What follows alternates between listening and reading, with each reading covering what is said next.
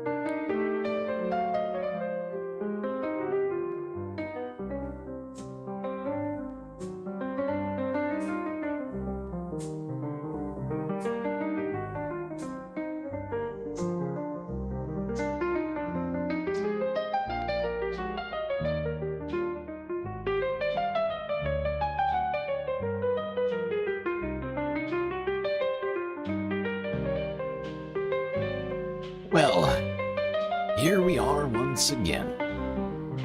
Floating somewhere between Earth and space, just trying to figure it all out. Got a hell of a lot to talk about, so I guess we better get right to it. As always, do not forget to buckle up those seatbelts, otherwise you might go floating off into that deep dark void, never to be seen again.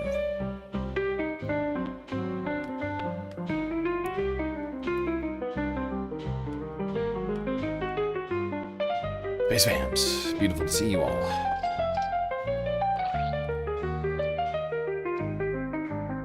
It's Saturn Day. Yes, indeed. Week is ending, and a new one is beginning. A lot to talk about, but first some shout-outs. Young Chris, Trevor Borings, and Joe47771 in the YouTube chat. From our horologist, a close fourth, Cthulhu, also here. HBX, Glitchmaster, Carl Schmidt, Big Jerry, Sudden Apollo, Rogue Gerb, Green New Deal,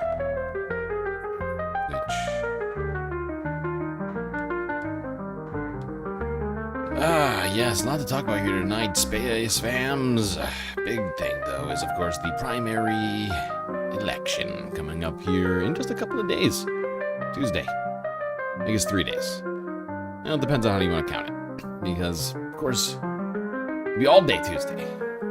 Polls be opening 6 a.m. across the country in most states. Not a lot of time to make up your mind if you're somehow still undecided. That's not all, though. We're going to talk about the economy, Trump's corruption, and what the bounds are of his powers might be. Can he perhaps bulldoze the Statue of Liberty? A lot of other things to talk about as well, but first, let's start in the United States. America. By the way, everybody, I almost forgot. Happy Pride Month to all you guys, gals, and non-binary pals. And what better way to start off this day here amidst this beautiful Pride Month? It's heating up. So hot right now. Wait, what's up with my sound? Why can't I hear? So hot right now. Oh, it's because my soundboard is down. There we go. Now, sorry, my mixer is down. There we go. Okay. That's hot. A better way to start this show, this Pride Month, with a man who I think is becoming more and more lonely, realizing what his job is. The right-wing media ecosystem. I'm, of course, talking about the last liberal, David Rubin.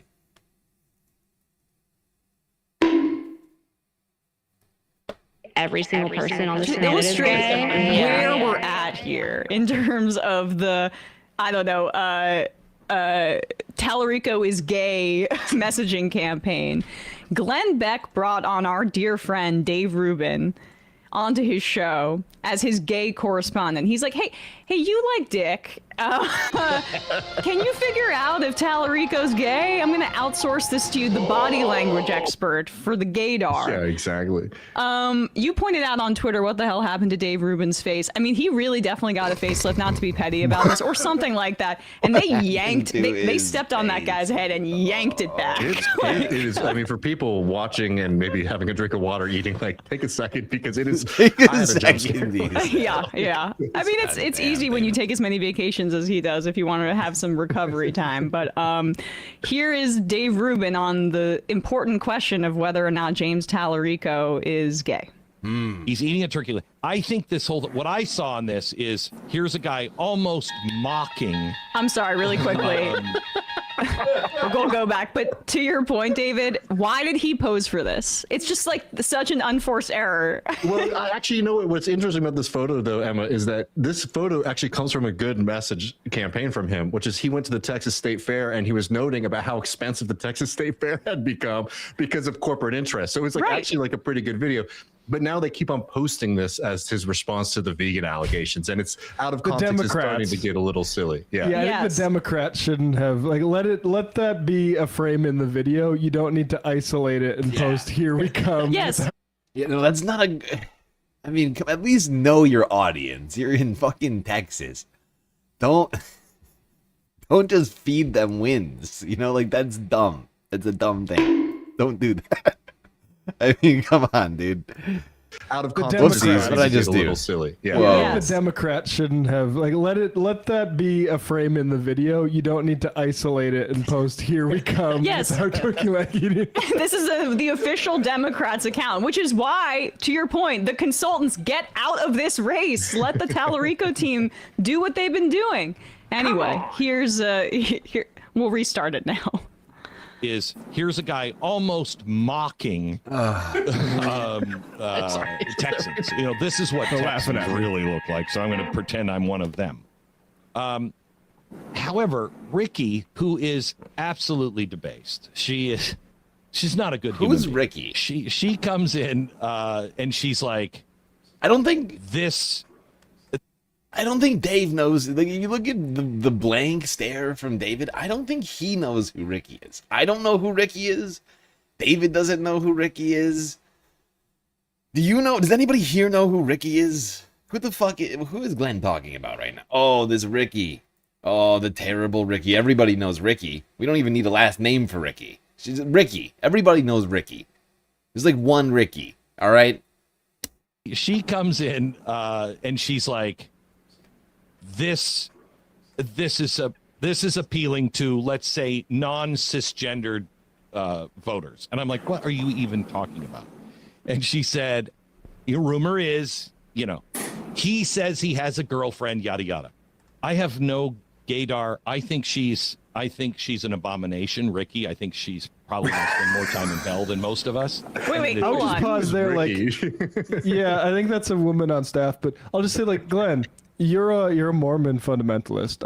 When you use the word abomination when discussing gay people, we're not sure what you're talking about. That's a great point. Also, he's talking all about, like, I looked it up. He's from the state of Washington, so I don't really get what Glenn's. And does he even broadcast from Texas anymore? I think he's in Dallas, right? No, I can't remember where Who knows? he's at But now. yeah. He has a girlfriend, yada yada. I have no gaydar. I think she's an abomination, Ricky. I think she's probably going to spend more time in hell than most of us. And in a deeper I've always level. liked her, but okay, you know. Wow, dude. Okay, so he knows who Ricky is. I see. What's Hilarious. your gaydar say on? Oh, so actually, David does know who Ricky is. That blank stare was because he was trying to not show his emotion. He likes Ricky. He's trying to pretend he's not feeling some way about this, but he is seething inside. How dare you talk about Ricky this way? Well, you know, it takes two to tango. What's Hilarious. your gaydar say on him? And what is she just going to hell, or does she have a point on this? What? You know, I must say this is very strange. I got a text from Billy Bush, broadcaster Billy Bush, yesterday asking me about my gaydar on Tallarico. This is what the remainder of my career is going to be. Wait, just I'm figuring sorry. out who- I'm sorry. You dug this grave, dog. Billy Bush, the Self-reflection. Access Hollywood dude, reached out to be like, "Hey, dude, you're the first gay guy I can think of. I've worked in Hollywood, but God, it is hard to summon any amount of what's the word? Empathy, I guess. Sympathy. I guess I can empathize, but I can't sympathize. Or is that right? Or am I switching it? I'm trying to figure that out. But it's like difficult to feel bad for old David here. I mean, he did, as I think Matt just pointed out, he did make his own bet. right? He literally made his entire career leaving the left, the people who who were actually like welcoming of his personal identity, and then went and embraced the people who are literally spending all of their time trying to make him not exist. And now he's sad that he's become the personal gaydar of the right wing. It's all he's left. Like his audience is dried up. You know, after he told them all about his surrogate child with his husband. They really didn't like that one. And now he's just been reduced to being the gaydar of Republicans. It seems like a sad existence, I won't lie.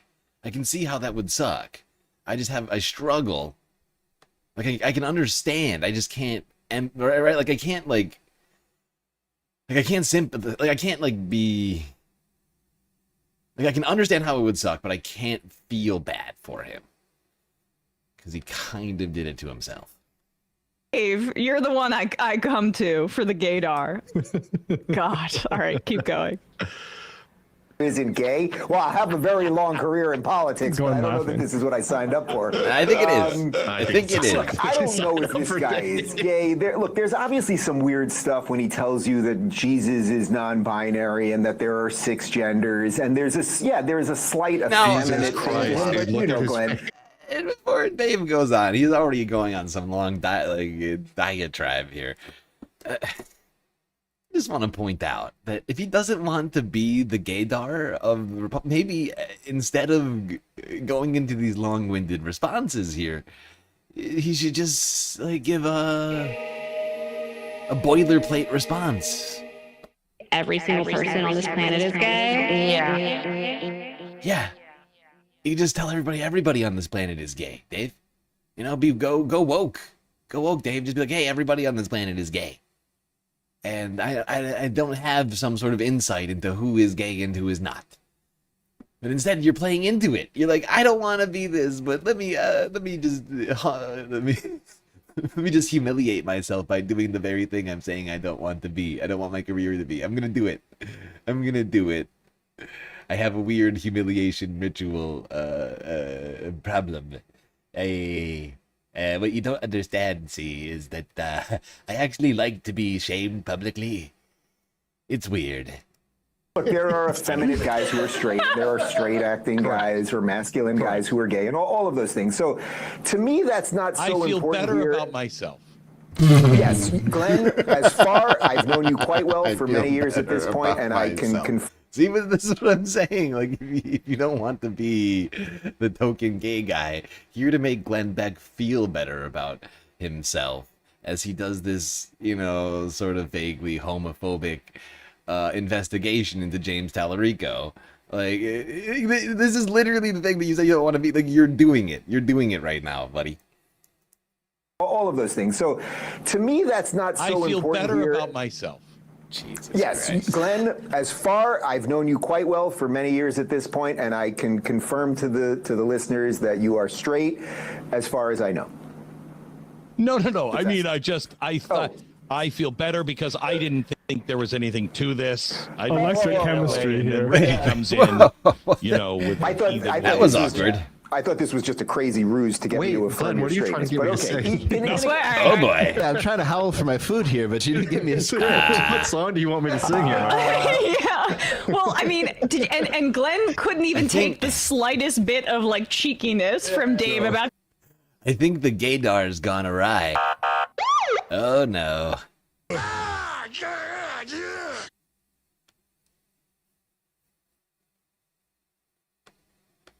Sexuality. Oh yeah.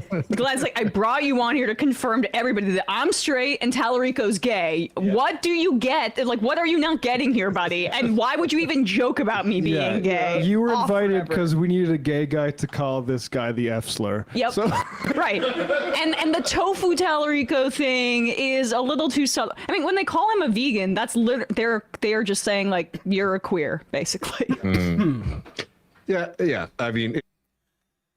Yeah. And actually, I think... Hold on. I believe there. Yes. Actually, I think we should stay on the topic of vegan. Can we go? Let's go to this clip. Hold on. We're not done with this situation. Liberals were just speaking about us, but it's this entire kind of coastal elite class, which both Ruben and Glenn Beck are part of. And, it shows that these are folks who are out of touch. They don't understand Texan values. And I hope that we can kick them to the curb pretty soon. Can we just also play how Trump says vegan? Yes, please. I've been looking for this clip. You have it, Matt? Oh my God, I love this. I haven't heard this yet. Oh no, you're not It's ready. incredible. He doesn't know how to say it. Oh, that's so good. All right, let's go. I mean, this guy is bad news with his mask from relatively recently. And he's a vegan. He's a vegan. All of a sudden, he's not. He's a vegan. He's a vegan.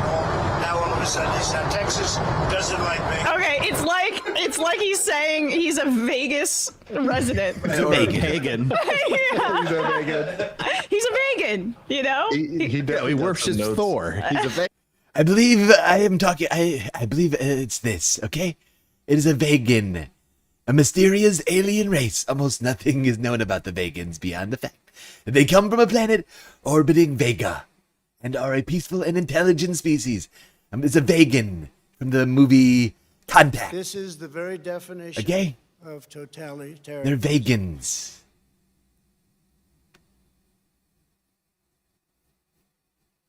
It's confusing, okay?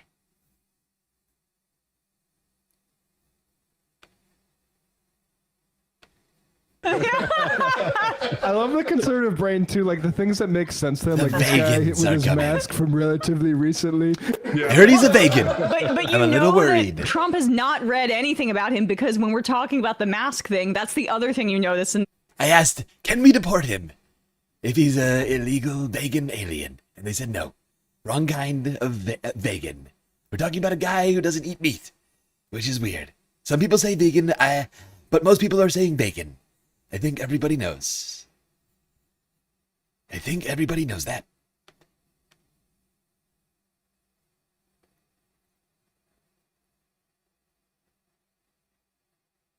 Very normal. Am I a vegan? No, I am not a vegan. Nope. Not a vegan. Just a guy. They once sent us plans to build a ship to visit them. It's true. It's very true. Now if you missed this yesterday, we're going to hit this up in this 30-second clip from NBC Montana regarding a federal appeals court ruling on the Pentagon policy banning transgender service members from the military.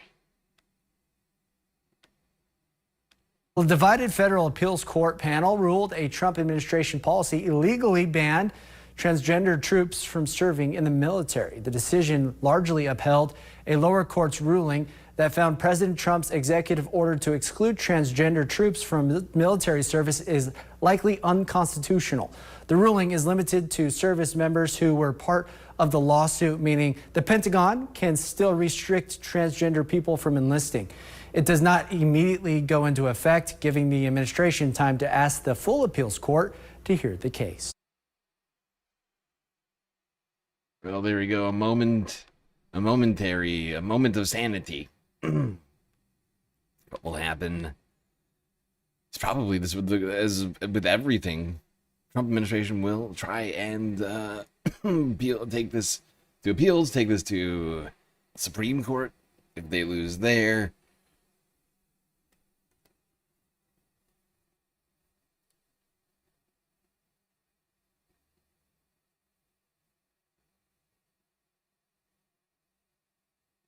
now, while this, for the moment, this policy is banned or been blocked, the immigration policies of the Trump administration continue, and people continue to feel the effects of the horrifying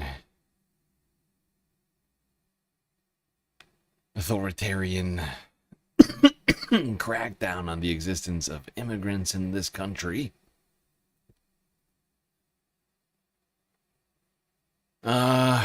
where was this again? I can't remember where this was.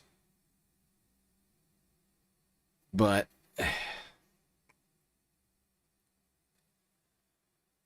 this is what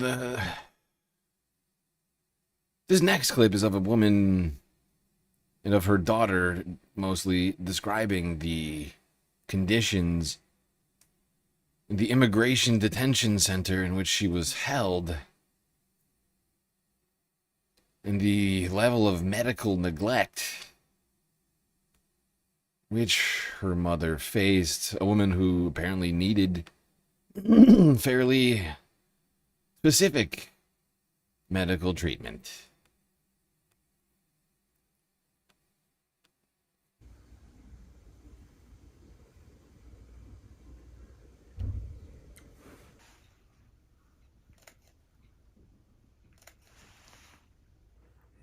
Protect from the glucose. Her medications were given intermittently. She got them, and then she didn't get them, and then they gave them to her, and then they tried to deport her, so they took it away again. Yeah, that's my law school card. You know, they're giving people with high blood pressure just Tylenol for the headaches, because when you have high blood pressure, you get headaches. They're giving people Tylenol. Same thing, like someone took a fall, Tylenol. No actual. I'd point out that's medically dangerous, right? I think, if I'm not mistaken, this isn't medical advice, but if I recall correctly, this is what I've been doing for myself. Like, is that you don't take Tylenol unless you have serious inflammation or or a fever, right? And you use Advil otherwise for pain, if you're just trying to treat pain. But of course, she's not talking about people who are just dealing with pain. They're just treating it as if it's something that's just pain. And the whole thing is fucked. Because like, I'm fairly certain you can get like liver damage if you take too much Tylenol. Something like that. Don't quote me on that. No actual medical attention. Look at this. I mean, they need more doctors, not just one doctor. Look at this. It's an entire tray of medicines this woman's supposed to be fucking taking.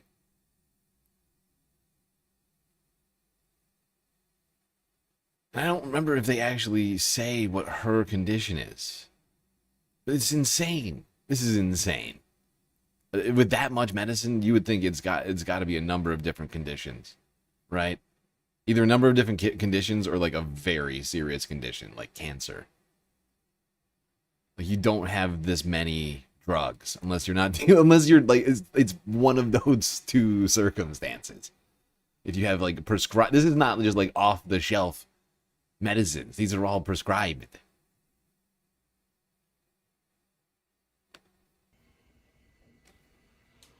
I mean, they need more doctors, not just one doctor for this many thousands of people. More doctors that actually carry out the oath that they took to do no harm, and not talk about, we're going to send you back to your country, you'll get medical treatment there. That is not a place, that is not a doctor's place to say. Yeah, no, exactly. This shit is fucking insane. Did you hear what she just said? Did you hear what she just said? She said that they were withholding medicines as leverage, right? With keeping from people what in some cases may very well be life-saving medicine under the threat of deportation, right? Saying, look, or as a leverage point in trying to get them to self-deport, right? They're trying to get people to sign papers to self-deport. In some cases, people who can't read English. And, I mean, this woman's daughter is speaking on behalf of her, so you would expect that maybe her English is not very good. Right? They're trying to force a woman like this and countless others just like her to sign papers to self-deport while simultaneously holding their medicines over their head. I mean, this is beyond anything. I can, like... In the United States of America, Like, that is so wrong on so many levels. You might as well just hold a gun to somebody's head. There's really, in some cases, there's no difference. Right? Some people will die without their medicines. It is a threat of death or of serious bodily harm. That's fucking insane.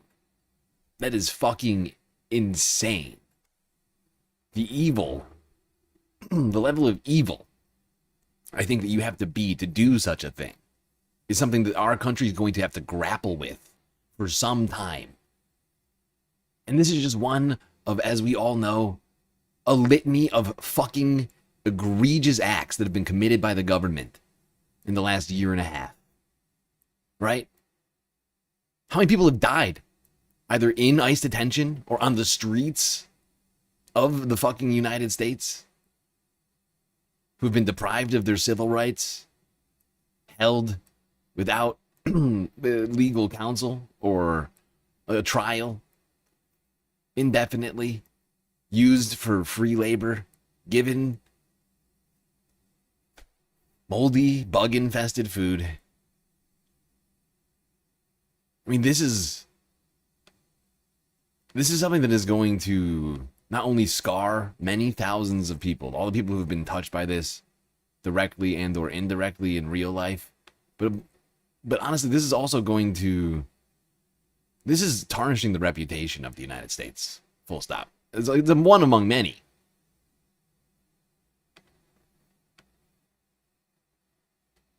And it's why we need to do something to put an end to all this. That's why we need these fucking elections. I think this is the lawyer representing this woman, or at least representing immigrants in a number of different cases.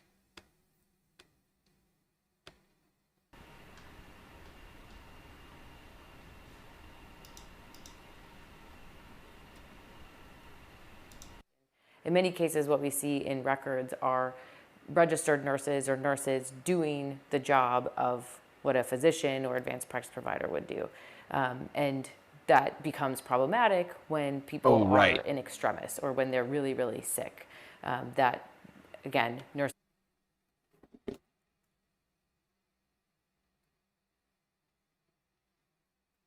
I can't remember if they actually make it clear. I think she might actually...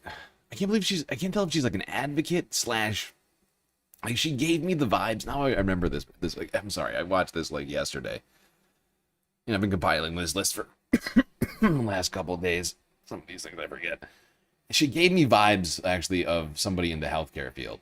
So she may be like an advocate or something like that. Oh.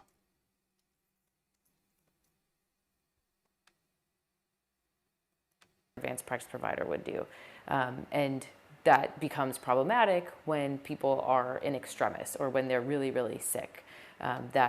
Unfortunately, it's an AP archive vid, so some of like they didn't do like with the AP archives. Like honestly, I love these because oftentimes this is stuff that we would otherwise miss if I just subscribed to the AP like normal site. Like this is like stuff that's just getting like sidelined and not getting like the regular attention. But then we'd like miss out on like certain details. Actually, you know what? I think I might be able to figure this out. Hold on, I just realized this. I'm a dummy. If I open this in a new window, in the description, oftentimes the AP describes what we're looking at.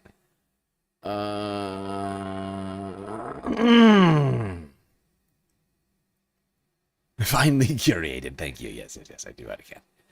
I do what I can. Okay, hold on. No, I don't need to. Please don't play this on top of this. That's not helpful. Thank you. All right.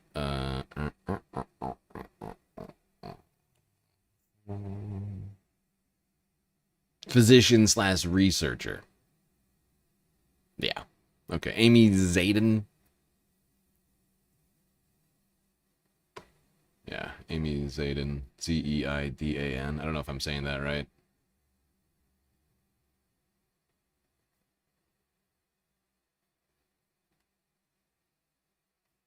again, nurses do amazing things and they have amazing roles, but when you're asked to do something that is a bit beyond your level of training, that's when things can go wrong.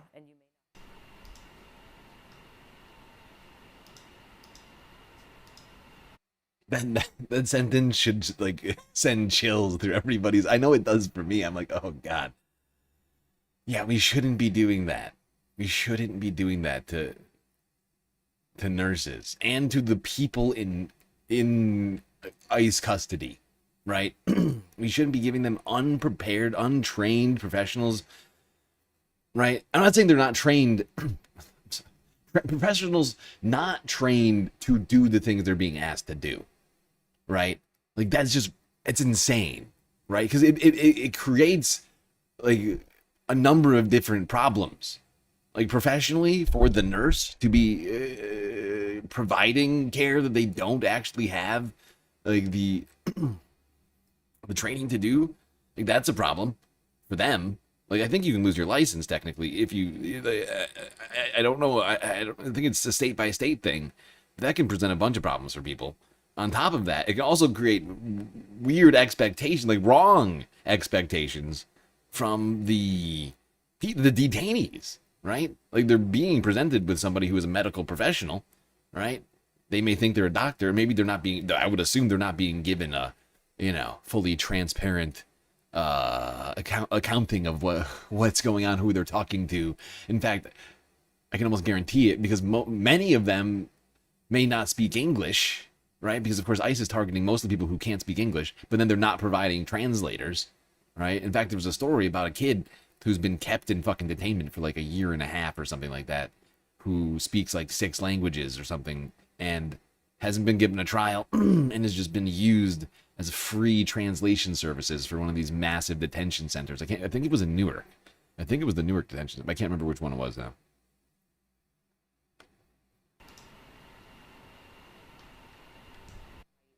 you may not have enough workforce, healthcare workforce at the site. But then there's also this systematic problem of having a lot more people in detention. So, in some cases we have seen, the number of individuals at a detention center increased by 1,500. And in some of those facilities, they don't really have the capacity, the healthcare staff, to absorb that.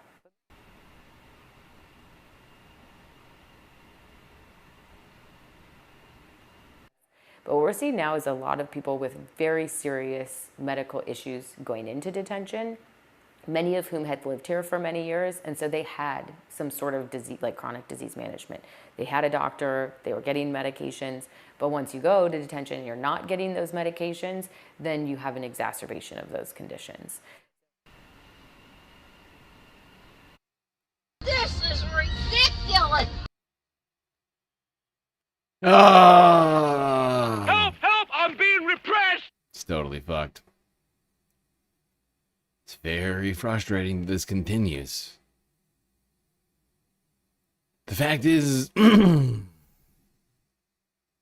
ICE detention centers, the activities of ICE have gone out of the media, certainly out of the mainstream media's eye. Although we still have outfits like Status Quo, Mercado Media, who are still covering this. But we cannot forget that this is all still going on. And just because Greg Bovino is gone and Kristi Noem is gone doesn't mean that Tom Homan isn't the fucking demon. And the rest of these people aren't fucking just a bunch of psychopaths. Because you can't sit there and watch and look at these fucking the conditions that people are in and not be one of those fucking things. Okay?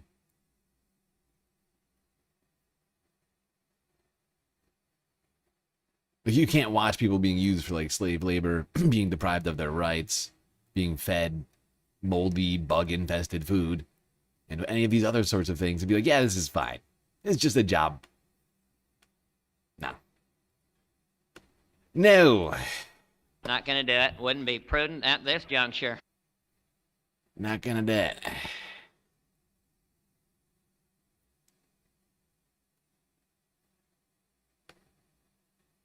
Let's go to New Jersey, as protests are continuing. At least local media is covering them. CBS New York here from 10 hours ago. A developing story in New Jersey. Protesters once again took to the streets outside Delaney Hall in Newark last night. The demonstration comes as the city begins scaling back its police response after weeks of... Look how many of these fucking goons there are. Although I would point out, it's actually less. They're just geared up like it's a fucking war. It makes them look more intimidating and larger in size than they are. There's what, like 2 dozen, not even there. And without the help of state police, they are a much smaller group, I would point out. You know, there were dozens and dozens and dozens and dozens of officers on the scene. As we saw, like over the weekend, I think it was. Like it was out of fucking control. There must have been like 100 officers there.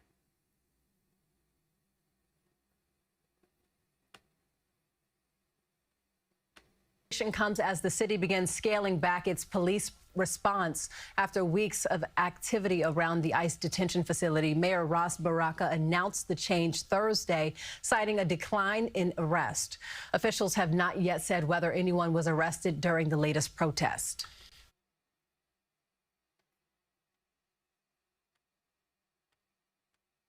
Yeah, and I actually I don't know for sure whether or not there was any arrests there. I didn't get a chance to watch the Status Quo news stream. They're just so long that I have to like watch them intermittently, like once a week right now. Because there's been so much other fucking shit going on, and it's the elections.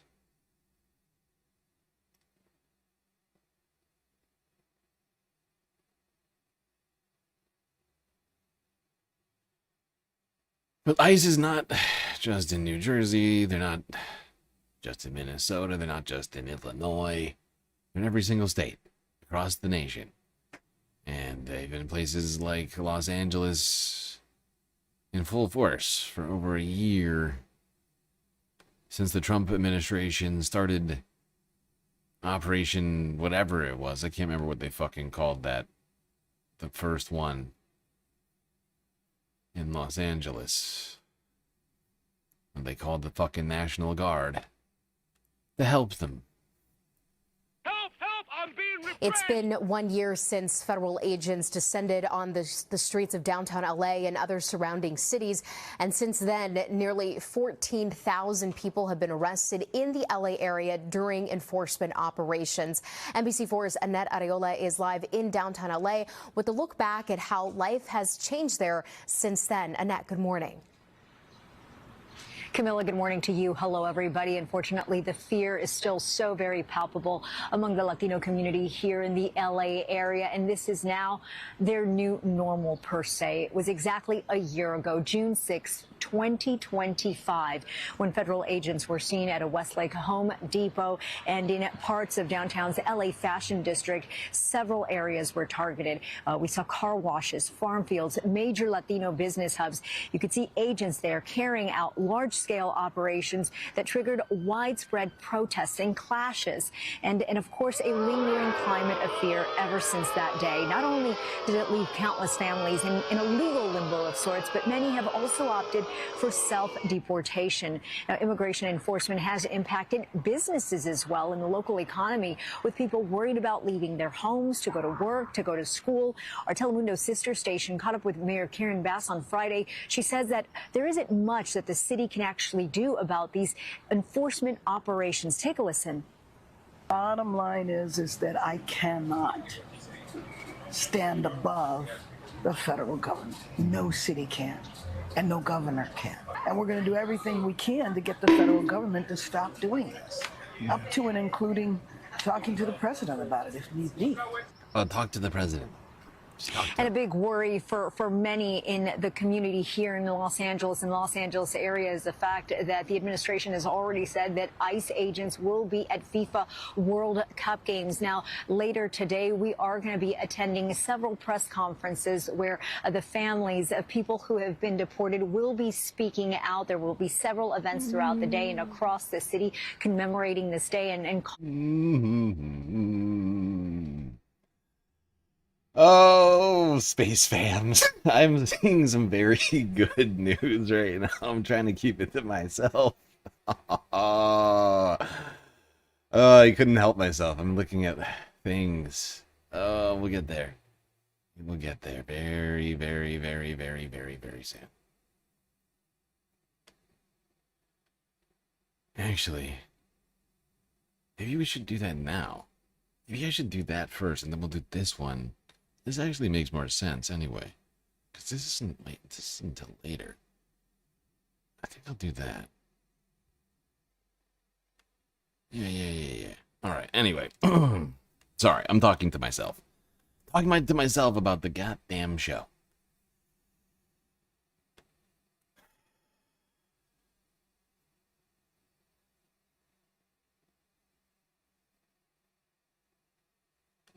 I am having trouble doing the show.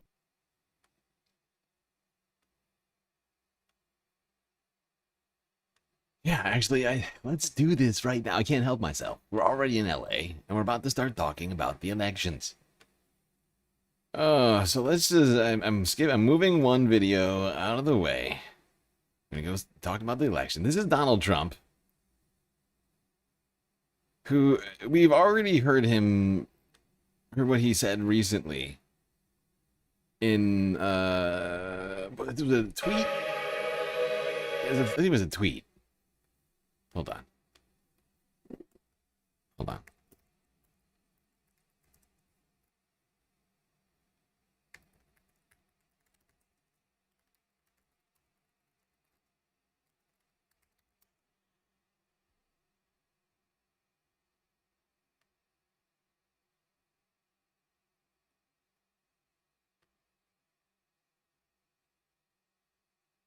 Where's the tweet? It's not even in the article? You guys didn't even put a picture of the tweet in the article? That lazy.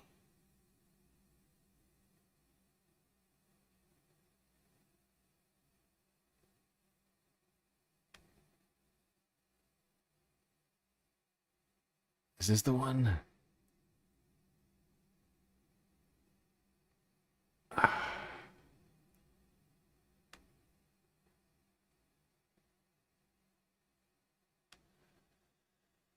Oh, I can't find the actual tweet itself. But, as we all know, Trump in a tweet, we talked about it earlier this week, without proof, claimed that cheating was happening in California. I don't want to subscribe to the LA Times, thank you. The Democrats are at it again. They're trying to steal the governor of California primary and the mayor of Los Angeles primary away from two great Republican candidates. Here we go with the very late and massive numbers of mail-in ballots. Trump posted to his social media website. Now, he reiterated some of these claims while at a Fighting for American Farmers rally in the Chippewa Falls, Wisconsin. A place that I'm guessing feels pretty left behind by Donald Trump at this point. I think he starts talking about it. Remember, I inherited these prices. I didn't No, start. My prices were I great. forgot about this. They Wait, rigged the actually, this is election. worth it. Okay, so for the beginning, we're gonna listen to this. I mean, it's worth it. Like, he doesn't get on point about. He doesn't talk about the rigged elections. It's actually kind of funny how he even gets into talking about the rigged elections. But let's just take in the context of this comment. I also signed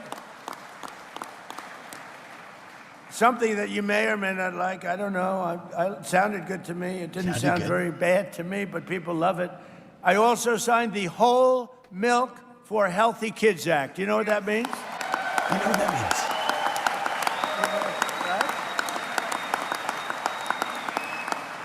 means. Nobody. That was another one. I had a big.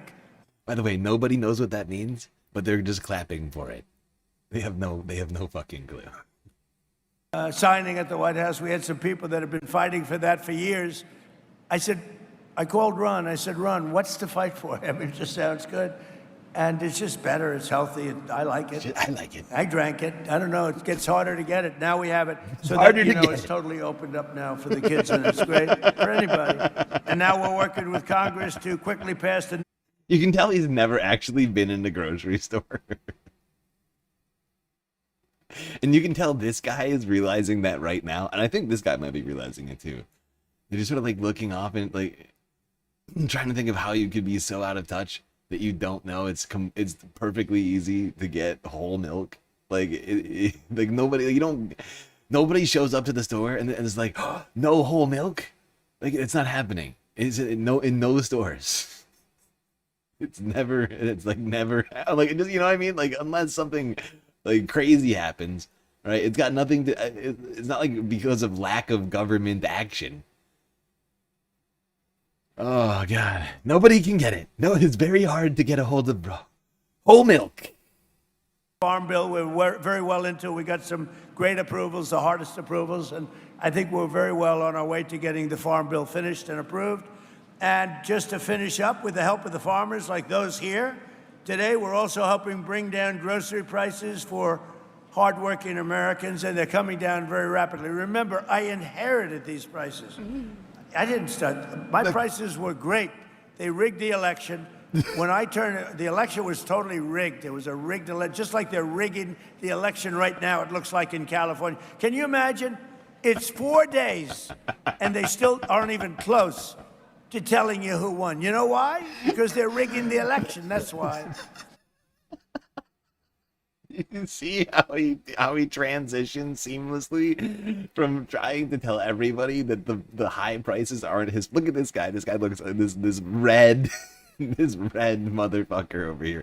He looks uncomfortable as shit. I feel uncomfortable listening to it because I know this man is just incredibly out of touch. He has no idea. He's never been in a grocery store. Look, I inherited the high prices, okay? I didn't do this. It is the elections were rigged. The elections. Look, listen. I inherited these prices, and it's because the rigged elections happened. And they're rigging them again in California. I mean, you can tell how deluded he is. Like, you can tell that part of the problem for Trump is that his ego, the more I've sort of done this show and tried to like get inside the mind of the president, the more I've realized that I think to some degree his ego is what keeps his mind, his brain and or mind, right? Smartest brain and mind. Like I feel like to some degree his ego keeps it together, right? And the more that he feels shitty about stuff, right, the less he's able to handle it, right? The more that he just sort of loses his grip on things, right? Because without him, the world just doesn't exist. Because he's such a fucking narcissist that like he can't grasp things. Like it makes it like even harder for a man who already struggles with simple concepts, right? When things are going bad for him, that's when things just implode.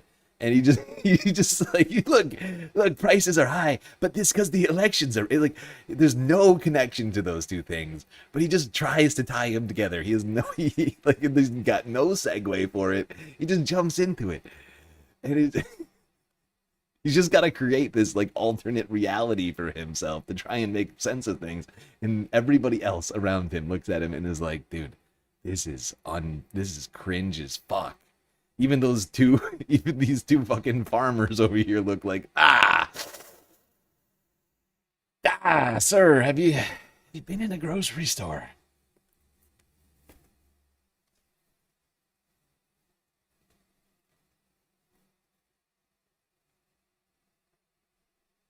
It's hard to get whole milk. You need ID to get it. Yeah, right. Yeah, right. I hear you need your driver's license. Everybody's saying it. You need 2 forms of ID and your latest electricity bill to buy whole milk. I thought this was America. I thought this was America. Huh? Isn't this America? I'm sorry, I thought this was America.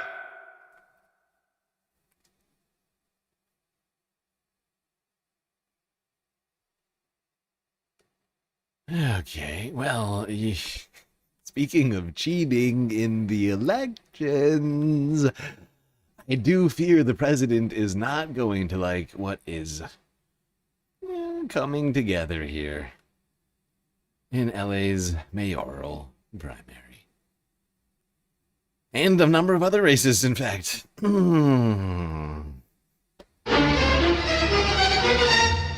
What? Looky here. Does everybody remember? You know, somebody needs to clip.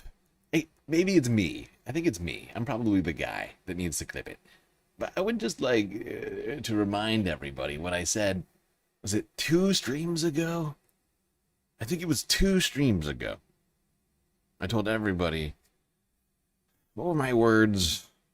It was, Never give up. Never surrender. Shut up. That's right. Never give up. Never surrender. That was me. I was saying that. Well, Tim Allen also, but that's just because I have the sound shot. But the point is I was the one who was saying it. Okay, I was saying don't you give up, don't surrender. Spencer Pratt is trash, and the rest of these mail-in ballots are heavily Democrat. And while President Trump might not like that, that's just the facts. And lo and behold, looky here, Nithya Raman behind by 7,000 votes. With 194,000 left. Spencer Pratt now in second place. Karen now in first place. By a massive margin, right? like Spencer's way down here. He's about to go out of the general. He's done. Spencer, like I was saying, we did a little math, right? We did a little math. We broke it down when there was like 330,000 votes left. And I said, look, at the current percentages, right? Karen was in first then too, actually, now that I think about it. Karen was at like 35%. I think Spencer was at 28, and Nithya was down at like 24 or something like that. And I was like, wait, just hold on. If we just assume the ballots are more to the left of the center, right, than anything else, right? And we just go by these random, I just split up 100% of the vote between the 3 candidates. Let's just say it goes this way, right? Well, look at us. We have 200,000 votes left. And Nithya Raman's behind by 1.1%. Spencer Pratt, 7,000 votes. I mean, this thing is as close as it could get. It was looking, she was like 30,000 votes behind. Do you remember that? Like, she was like 30,000 votes behind, like 2 days ago or something like that. Like Thursday, and now it's Saturday all of a sudden, and blam. I'm staying in the race.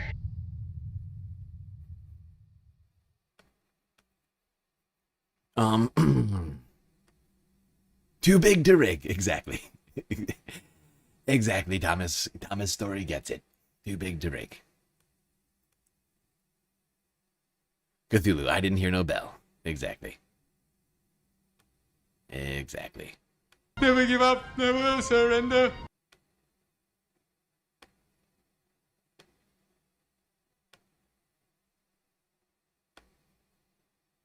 Okay, we're not done with the California elections. I'm just trying to reorganize my shit so that better.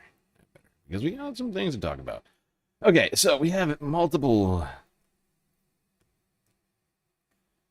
things to talk about with California's primary results. Things are continuing to shape up here.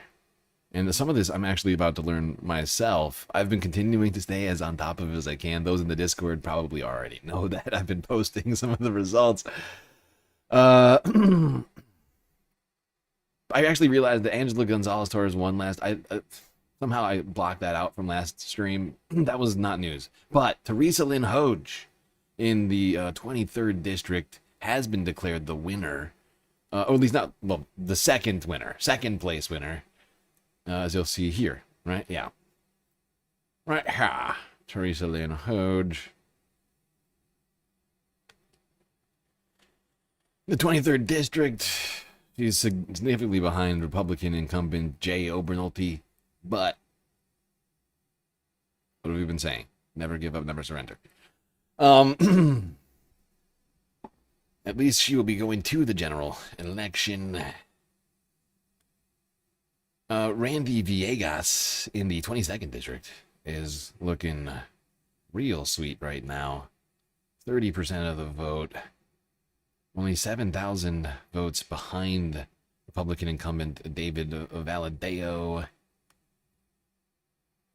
Looking like he's going to be going all this. For whatever reason, they still haven't called the race there. Eric Jones in the 4th district could go there. He could do it. He could go all the way. Only 53.8% of the vote in. He is now in 2nd place right now. 25,000 votes to 28,000 votes, which is, I forget this guy's name. Richard? I can't remember this guy's first name. Republican by the name of Real. Spelled R-I-E-H-L-E. He's like less than 3,000 votes behind this guy, with 53.8% of the vote in. And once again, same dynamic happening in every single one of these races. Mail-in ballots are what are being counted right now. There seems to be a lot of them. And they're heavily Democratic, center-left leaning, right? This could spell good things for Eric. And we could have a Dem on Dem, another GOP shutout. Or Dem shutout, I guess. Dem shutting out the GOP. How do you say that in sports? I'm just trying to remember. How do we... Oh no, my brain just broke. Someone help me. My Vang here. 7,600 votes in the lead. Still 33% left to count. But it looks like she is going to the general. I haven't yet counted that yet for her or Eric Jones. Rose Yee is way outside. I just forgot about this one, but she is way behind. But it's a sea of GOP between her and Huffman. I think Jared Huffman is his name. But she's not actually that far behind vote-wise. Like, when you look at this, like, it looks insurmountable. She's got 3 candidates ahead of her. They're all Republicans. And there's 53% of the vote left to come in. And it's actually only 9,000 votes. Less than that. 8,000 votes. Just saying, crazy shit could happen here. Not a guarantee, but a possibility. I had almost given up on Rose. I had almost completely given up on Rose. She seemed like a great candidate, but didn't have the biggest social media campaign. But, like, she could do it. Now, Mitchell Maisler, probably not. Okay? That one's almost not, definitely not. Same thing for Matt Ortega, who's in the 14th district here. Sorry, I clicked the wrong one. As you can see down here, he really did not do well. His campaign, his strategy was not great. Like, his social media marketing and all that was not amazing. Oh, Sam Liccardo was already on. We looked at Villegas. Angelica Dueñas. Angelica Dueñas. We have to look at Angelica. All right, come on, Angelica. Okay, how much is left of the votes? All right, there's 28,000 votes left. Angelica Dueñas is behind the Republican candidate, Rudy Melendez, by 2,580 votes. Oh, Angelica, you can do it. It's getting closer and closer. I think the last time we talked about it, it was like 400 votes more. She's like slowly gaining on him. But the fact is looking better and better. We're greening more of these cells in California, and looks like there's going to be a green wave on the chart. Although the bottom tier not looking great, or like the bottom half. Although I think Marianne Shamma might actually have a chance. Where is she? 36. Where is she here? This is the same situation. I actually don't know how many votes are left, but considering Ted Lieu had 114,000, I'm trying to do the math in my head right now. Is that 55, 75, 8, 190? 23% of 200 would be like 45,000. The thing is, she could still do it. It would be crazy. It'd be crazy for her to pull it out. But once again, Marianne Shamma has 2 GOP candidates between her and Ted Lieu. She could still technically do it. It would be tough. It would be super tough. I mean, she's behind by 10% right now, 18,000 votes, but there's at least, if I'm doing the math right, there's still at least like 40,000 votes left to count. It says 76% in. I just quickly added this up in my head. I think it's like 190,000 votes have been counted so far, it looks like. I'm just saying, by the math, it's possible, okay? It's possible. I know you're like, Streamlord. Come on. Come on! But have you already forgotten? Never give up. Never surrender. Oh, shut up. Look, this is the time for optimism. All right, people. I know it's tough in these times. The primaries are time for optimism and big ideas. Speaking of those primaries and those big ideas, before we get back to talking about the big elections and that are about to happen, not just the ones that have already happened, let's talk about the current slate of Democratic leadership and how pathetic and feckless and terrible, and how many of them have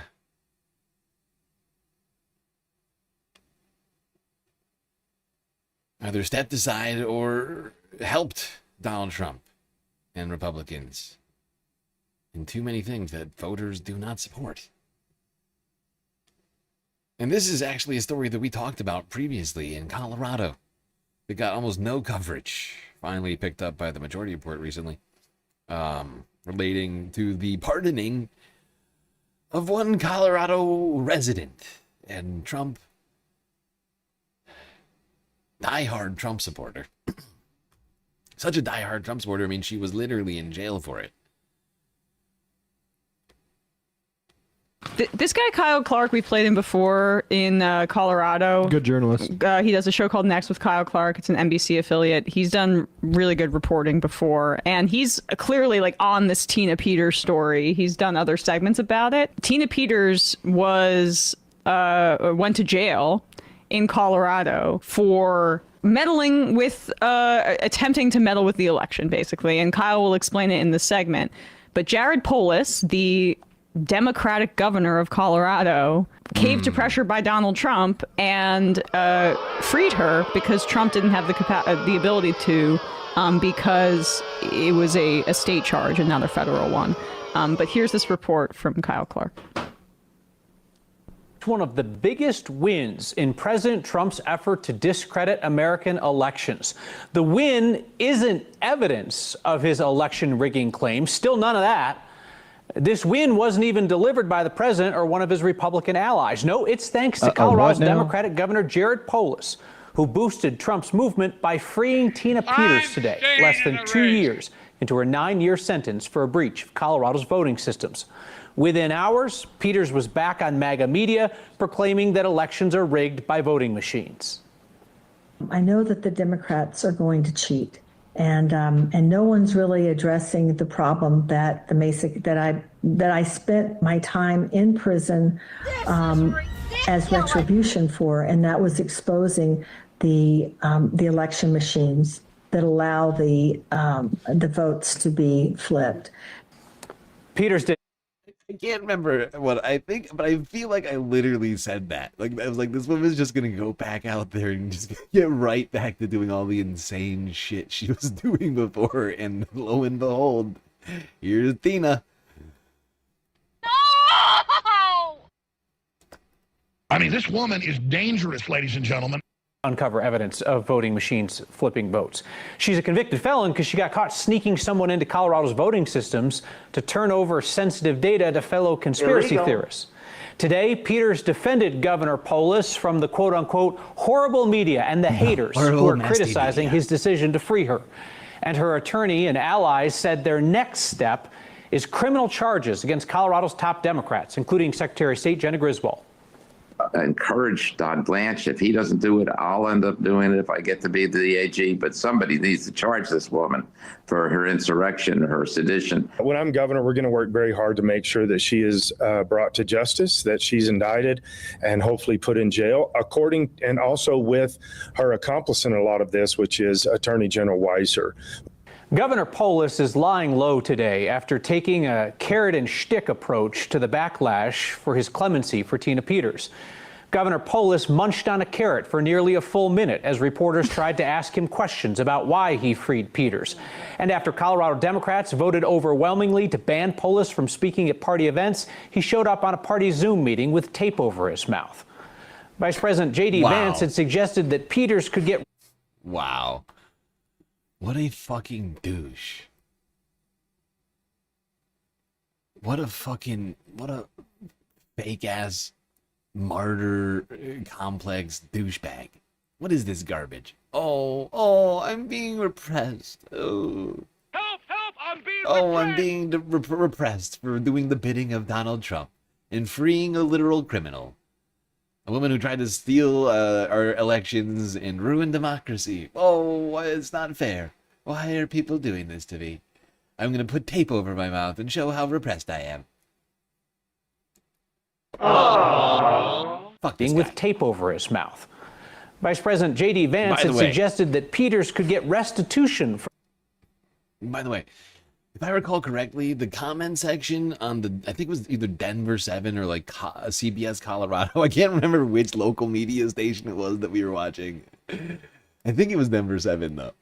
The comment section was brutal. They were like, "Fuck Jared Polis. This guy is a traitor and a coward. Primary this dude. This is your last term in office." $1.8 billion slush fund set up by President Trump to reward his allies who claim to have been prosecuted unfairly. But today, after strong bipartisan pushback and legal scrutiny, the Trump administration said it's dropping the idea of the slush fund. Yeah, it was a big political hit for them. That story traveled about like the $1.8 billion in taxpayer money going to his allies. I just like... We played Jared Polis initially when he was considering clemency for her. I think it was on the Thursday when you weren't in. And he said that Tina Peters needs to show contrition and apology. The quote is contrition and apology before he grants her clemency. Did that woman look like she had contrition? Well, Did it look like she learned her lesson? No. She's literally saying that she was persecuted by the Democrats. Right. I did everything right and they indicted me. Oh, she's so contrite. It's overwhelming. I just figured we would go to that and remind us of who's currently in charge of this country. It's not just Republicans we need to get rid of. It's also the weak, trash, do-nothing dino Democrats. And if anything, some of them are not just do-nothings. I mean, they're actively doing bad. They're actively doing harm to society. Releasing releasing a literal criminal onto the streets, my God. Oh, a woman who tried to steal our democracy for the president.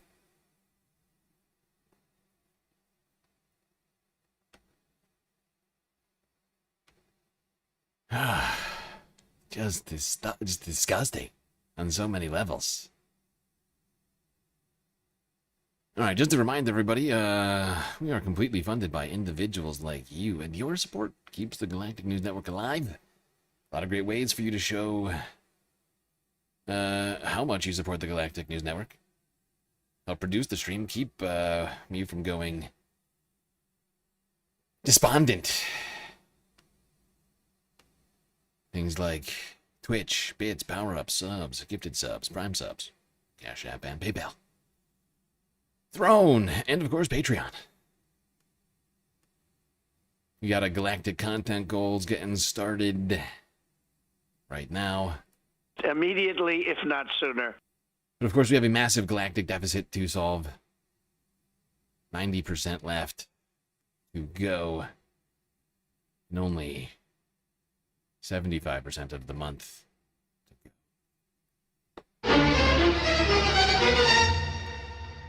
And just a reminder for anybody who needs it. Galactic deficit, galactic content goal, these are two different things. PCP is how you donate to the galactic deficit. PayPal, Cash App, Patreon. Twitch donations, and of course formerly YouTube donations, although we're no longer monetized there. Those do not count towards the galactic deficit. But here's the thing. Reverse it. If you contribute to the galactic deficit, it also contributes to the galactic content goal. You see here? 2 for 1. But it's only one way.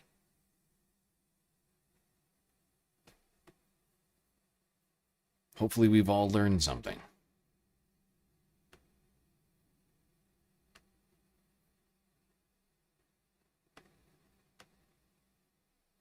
So we're all going to learn this together.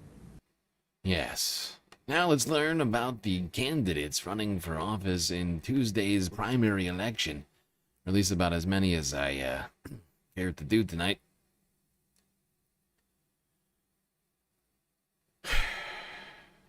Starting. Oh, right. I forgot to talk about the fucking... Oh, that's what I forgot. Damn it.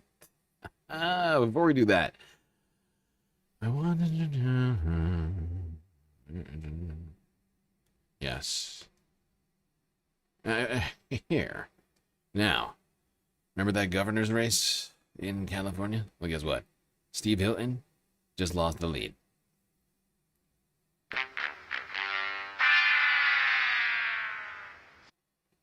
And with an estimated 2.8 million votes remaining, Tom Steyer is only 230 votes behind Steve. You see what I'm saying here? We got a serious race all of a sudden. We could have another GOP shutout. Dem v. Dem. General election. Steyer versus Becerra. Never give up. Never surrender. Look at it. Look at that number. We could do this. We could do the same math. I think you all get it, right? You're all. I think you're all starting to get what I've been trying to get at here, in this mail-in count situation. This is a very doable race. If in fact there is an outsized portion of Democratic votes in these remaining 2.8 million, I think it's highly likely that Steve is shut out with that case, right? Because, I mean, like, I almost want to do the math, but you know what? We got time. I think we got time. I almost want to do the math right now to prove it, but we got a lot to talk about here tonight. And we already did this in a different race, and I feel like it totally transfers. If we just transfer the same math we did the other night from the mayor's race to the governor's race, and I think you'll see just what I mean, right?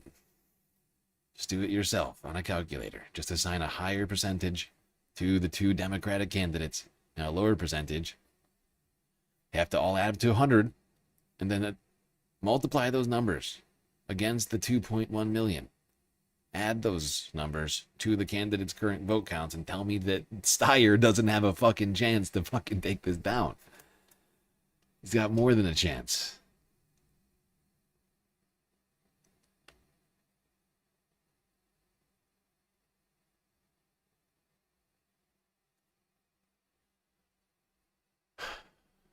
All right, let's go to the first date that I've got on our list. First date is... Wait, where's my... Huh? No. Ah. Too many windows up. There we go. Okay. Whoops. I don't need that. All right. Yes. First date on the list is Maine. Like I mentioned, there are 4 primaries this Tuesday, June 9th. Maine, Nevada, North Dakota, and South Carolina. And we are going to go through them in alphabetical order, starting with me. Now, there are two candidates here in Maine's... Well, I'm sorry. Sorry, there are two districts in Maine's House race. The first one, the Democratic contestant... Columbiarican_9505 just cheered 100 bits. Got to love all the winning right-wingers are getting, from the election races to court cases, cough Ethan Klein, to So much debates. Looking at you, Dave Rubin, Jillian Michaels and PBD. So much winning. I'm like PBD. GSL is like PBD. He's a numbers man. It's true. I am a numbers man. Except I actually try to get the numbers right. And I'm pretty sure... I could be wrong. I could be wrong. I feel like PBD didn't take calculus in business. Did he go to business school? I don't even... Actually, I shouldn't say that. I don't know anything about PBD. He's probably a genius. He's probably a genius. You know, probably a smart guy. Probably a very smart guy.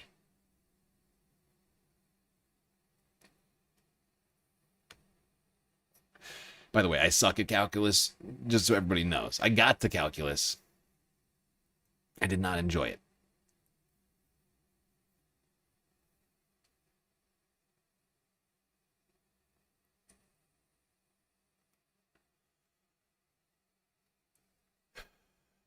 It was also in college. Like, I started, that's where I was at in college, and I don't know, wasn't all that focused on it.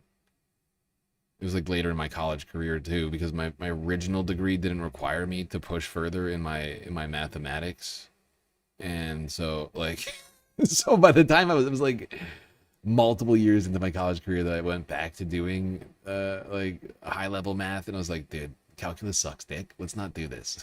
Let's not fucking do this.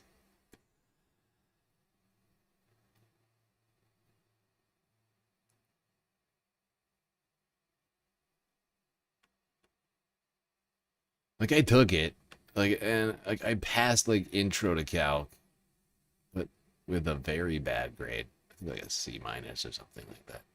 Very, very mediocre grade. By the time I got there, I was like, yeah, this is, yeah, you know, I was focused on other stuff, you know. I'll be real.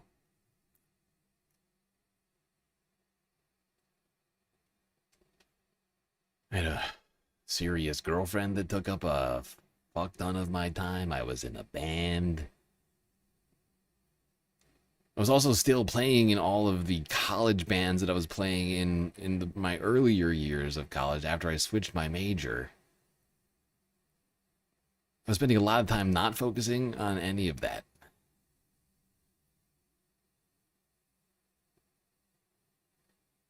So I think that's partly why I didn't enjoy it. It's because I really didn't apply myself as much as I should have. And felt like I was constantly just trying to just get by. And that's not a good place to be. Learning wise, I'm saying. I don't know why we're talking about this. How did we get on this? Oh, right, because we're talking numbers. Numbers. I'm not, yeah. I'm a numbers guy.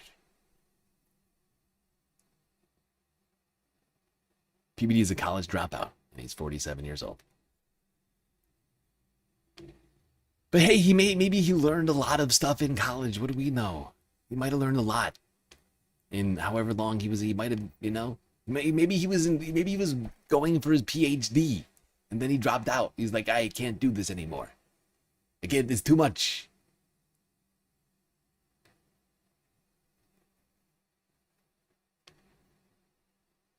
All right, mains.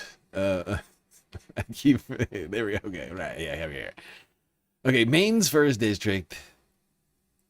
Yeah, no primary for Democrats. I am afraid. Yeah, incumbent Democrat Shelley Pingree.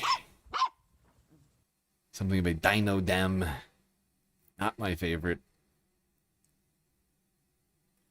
She's okay. She's like, but she's not great. There should be a primary, but there isn't. And the person who was trying to challenge her dropped out. So she's going to the general. No challenger. Now, in the 2nd district,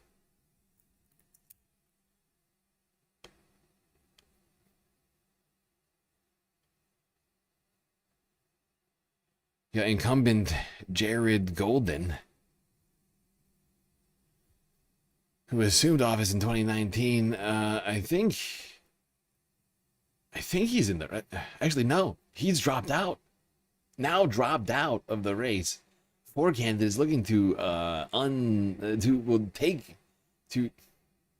take his old seat. Jordan Wood, Matthew Dunlap, Joe Baldacci, and Paige Loud. Paige Loud is the one you see before you now. It has the galactic stamp of approval. This is her 3 months ago. My name is Paige Loud, and I just launched my campaign for Jared Golden's open seat in District 2. I am a 29-year-old social worker. I'm running against 3 other people. In those 3 people, I don't see anyone else that goes into people's homes every day and sees what's actually happening.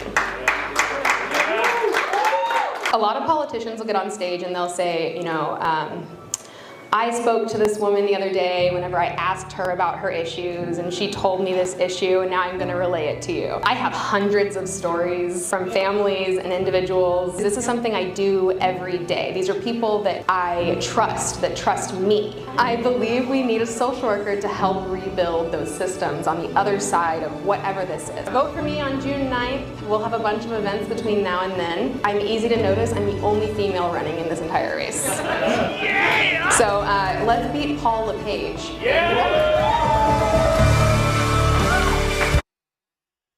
Okay, now here is her campaign website. Me, Paige. I wasn't supposed to be a politician. I was a social worker, and I spent years in rural communities watching people struggle, not because they failed, but because our system did. I realized it wasn't just broken healthcare or underfunded services hurting families, it was broken politics. I'm running for Congress in Maine's 2nd district because life in America shouldn't be this hard. I'll fight for a government that works for people, not corporations, billionaires, or party insiders. Every day on the job in northern and central Maine, I sit in living rooms, and this is where the American dream is supposed to happen. And the American dream is not there. Today's Maine has never been better for politicians and out-of-state millionaires. But for those of us that actually live and work here, it's never been harder. That's because the system was never built for us. It was built by the rich, for the rich, not for those of us actually keeping it running. And Mainers have had enough. I've had enough. I'm Paige Loud. I'm running for Congress. But I'm a social worker, not a politician. I see parents choosing between feeding their kids and heating their homes. I see spouses forced into caregiving because the local hospital doesn't have beds. I see teachers and nurses having to work extra jobs because they don't know if their rent will spike.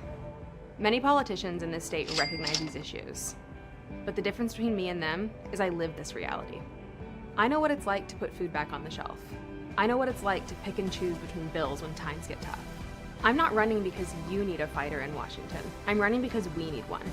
When politicians shut down the government and food assistance and heat assistance go away, I'm the one that picks up the phone. When someone's healthcare disappears, I show up at their door.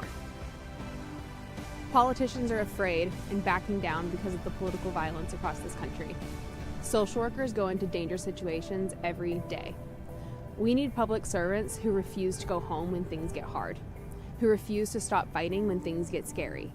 That's why I'm running for Congress. I'll support Medicare for all because healthcare is a human right. Housing that people can afford or is provided if they can't. Protecting Social Security and disability justice. Ensuring no one goes hungry. Empowering workers with rights and dignity.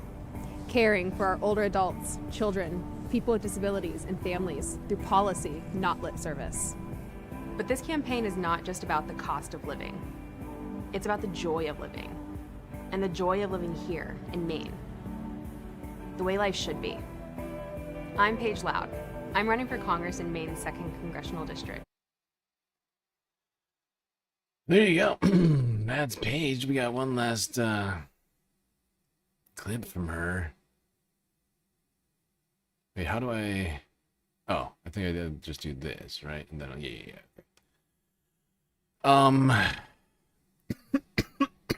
Sorry. Yeah, she's got some great policies. You may have noticed she's got tattoos. And, you know, that's actually fairly unusual for a politician to have tattoos. Apparently, she's got a whole lot of them. Paige likes to show people. When I'm elected, I will be the most tattooed person to ever make the Congress. Also, my favorite tattoo. It's a hippopopsicle. If I win this general election, I'm getting finger tats. I do plan on being a congresswoman that has finger tats. I can vote just for that, almost. Congresswoman with finger tats? Hell yeah. Okay. That's one of her campaign promises. Okay, we have to hold her to that. Now, if Paige gets elected, we will be going on Twitter and Blue Sky, right, everybody, to make sure that she gets those tats. Because I want America to have a representative with finger tats, okay? Now, of course, the rest of her policies are even somehow better than that one. MS-13 says you should get an MS-13 tattoo. She should get the same, honestly, she should get the same tattoo as Kilmar Obrego Garcia, and then the MS-13, like the photoshopped MS-13, or just, maybe she should just do the photoshopped MS, the exact same font that Donald Trump did with the, you remember that? The fucking thing he pulled up? The stupid ass picture that he, oh my God. Oh, it was so stupid. Oh, God, it hurts. We live in such a fucking dumb timeline right now. That was the President of the United States who did that. That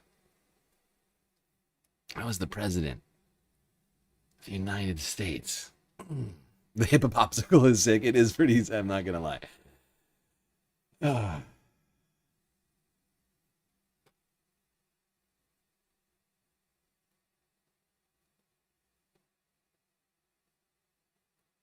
All right.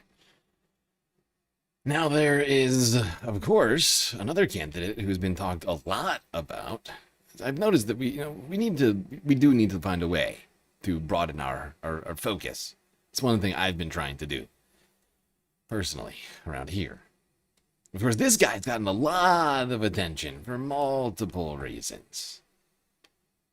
First off, I think for his great policies, but also for a number of different scandals. I'm, of course, talking about Senate candidate Graham Plattner. Let's start here with the majority report. From yesterday, where according to them, smears against Graham are getting a little desperate. Awful, awful, awful. Weak. Didn't see this tweet from Lindsay Fiffield saying that she seems very upset about the Times coverage. She supposedly gave them sources that could corroborate her story, even though they couldn't corroborate it. Do people think, like, you maybe pulled this up? This tweet's worth running. I know I wasn't planning to do this, but it just popped up in my feed in between the fun half. It's sort of fascinating. Is this the one that begins, I bucked all advice? Yes. Let's just watch this. And I mean, I'm sorry. I'm fascinated by this, both because, I mean, I think everybody understands stakes here, right? Like, there is virtually no way to contemplate taking back the Senate without winning Maine. It's literally possible, but it's highly unlikely because the states that you'd have to win are just, further out of reach. And I'm also fascinated by the way this story has developed. Like, who is doing this? Because the timing of this stuff is strange. And suggests that it's not just a question of Republicans, because if the Republicans had this stuff, they would drop it, in October. But why?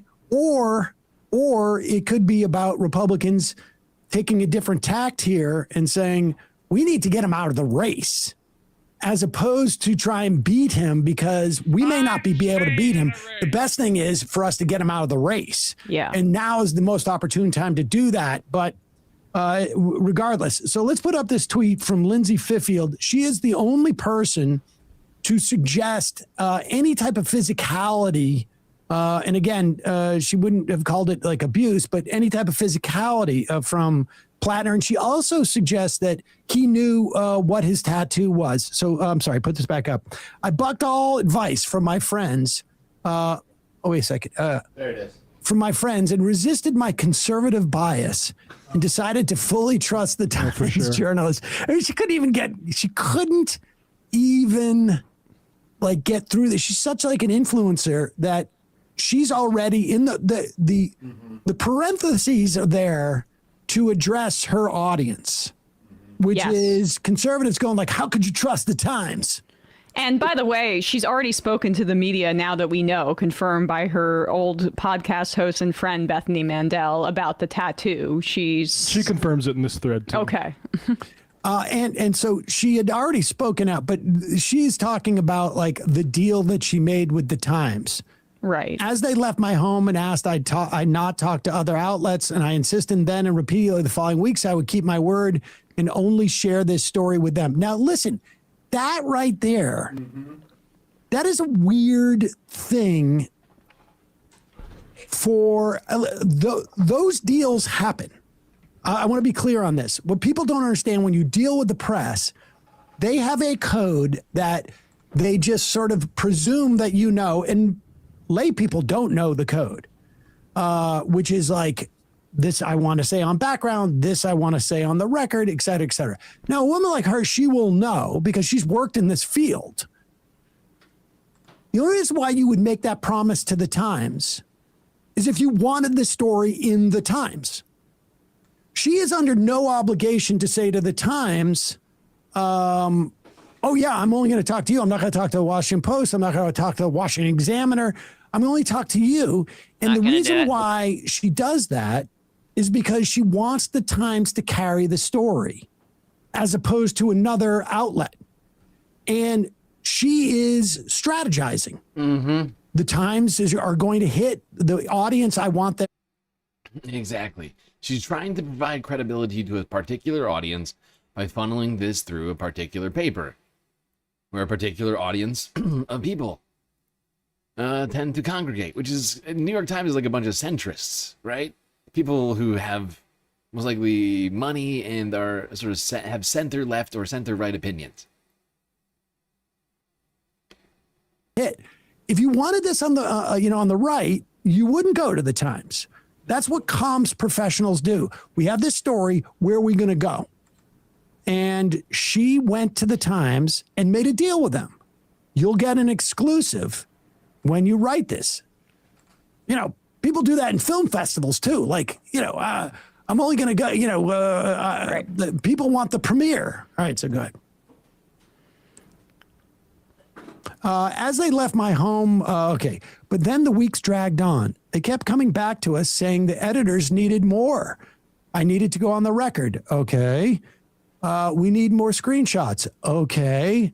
I met every benchmark they set, eager to provide more sources or evidence as needed. I don't know why you wouldn't do all of that from the beginning. After the story went up, I began to ask them, wait, where are the stories from the other women?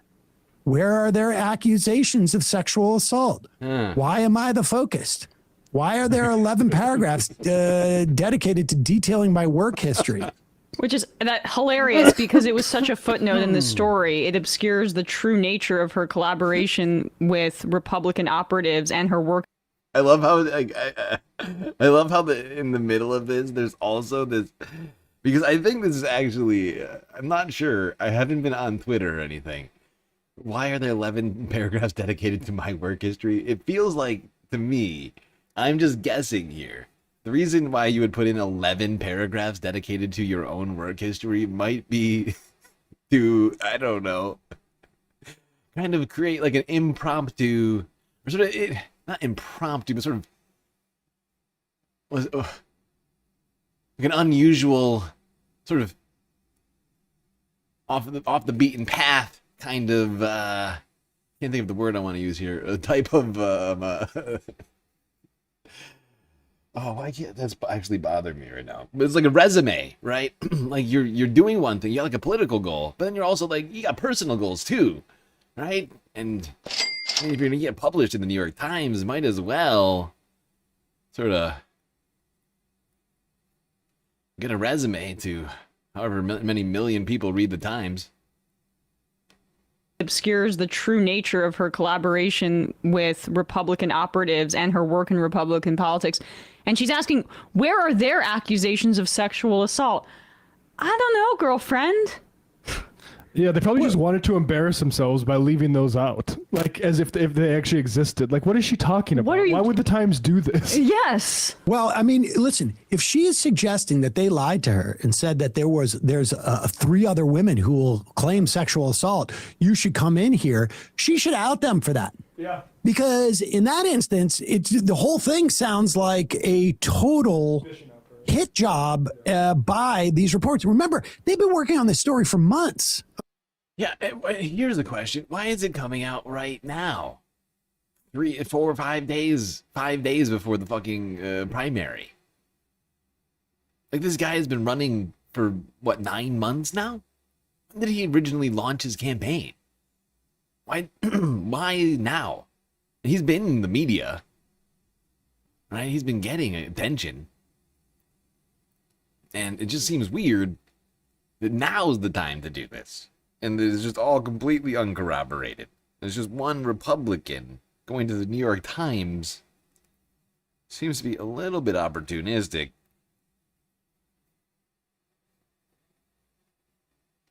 It's got vibes. It's got vibes is all we're saying, I think.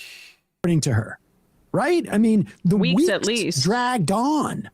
And that's just when they had her stuff. Why does it say nobody could corroborate when I offered them sources that could corroborate? They obviously went to these sources, and those sources could not corroborate. They may be saying to her, well, I'll corroborate, but they couldn't do it. Why did they include an out of context quote from a friend joking, do not call Graham after I called off my wedding? Because she knew I would never. That's interesting, by the way, because as our friend Ryan Grimm has pointed out, the timing of this so-called relationship with Graham seems to potentially overlap with, and she said this publicly, she was engaged to a man who ended up being gay.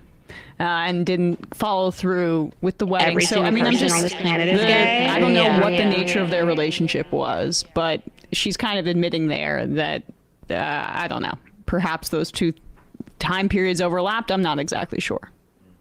She goes on to say, like, where's the mention that I'd supported local Democrats and most of my family and husband are liberal? I wonder, what they think about women for Kavanaugh. Yeah, exactly. I'm sort of curious where their positions on Israel are. And I'm only asking this because she's raising it as being exculpatory or somehow burgeoning her legitimacy. The Times also failed to include my mention that I did confide in multiple friends through the years that Graham has been abusive long before he was running for office. Those friends confirmed they told the Times so. Now, this is very suspicious because there's nothing in that Times piece that suggests that they're looking to protect Graham Plattner. No. It is not inconceivable to me that the Plattner campaign had attorneys going like, you haven't really corroborated this, that there's some really shoddy reporting here. Yeah, if you control F the word corroborate in that piece, there's a couple different times the New York Times is taking pains to say, yeah, nobody would corroborate this violent stuff. People will say, like, yeah, they had a emotional relationship, but the violent stuff is entirely uncorroborated. It is Jay Tingle, burnishing, not burgeoning. Sorry, I don't know what I said in that context. Yeah. Anyway, I mean, Graham Plattner, here's the thing about all this. I just want to bring this up now.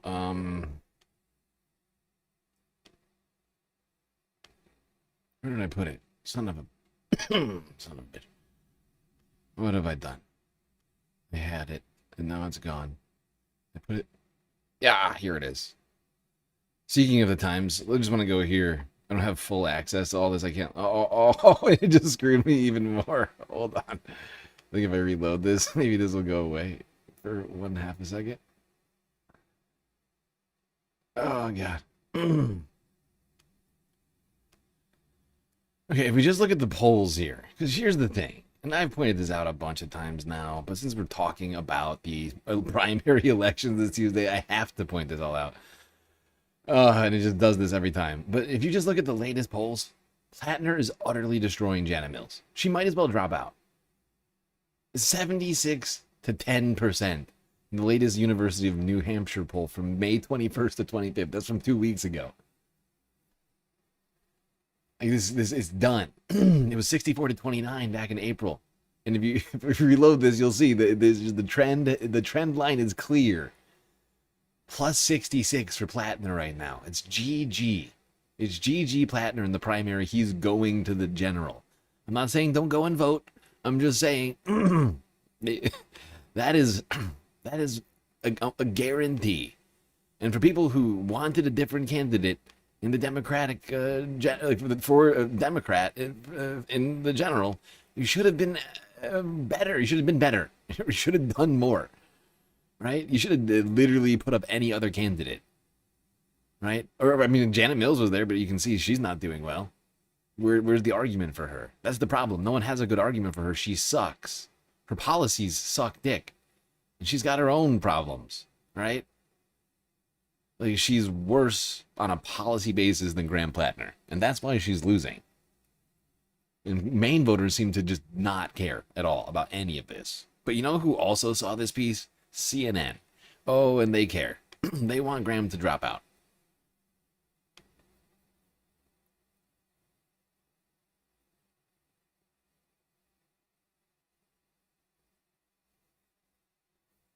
If your house is on fire, you don't ask whether the firefighter has problematic DMs. We're not hiring a priest. We're hiring a senator. The choice that voters in Maine have, and voters in Maine... Me and Scott Galloway, we have our own personal difference. Oh, not personal. I have my own differences with his opinions and things like that. But that's actually the best take that you're going to hear for like the rest of the show. Well, the rest of this clip from CNN. Oh, whoopsies.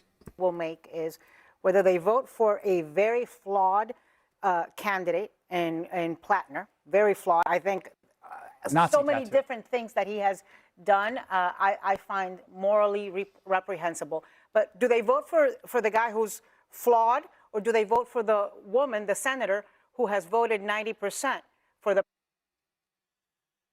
So here's the thing. All of these fucking douchebags at this fucking table are accepting all of these claims at face value. They're just accepting all these fucking FIFIA claims, whatever her fucking name is, at face value. They're being completely ungenerous on all the things that Graham has come out and explained. They're acting like he's never come out and explained any of it.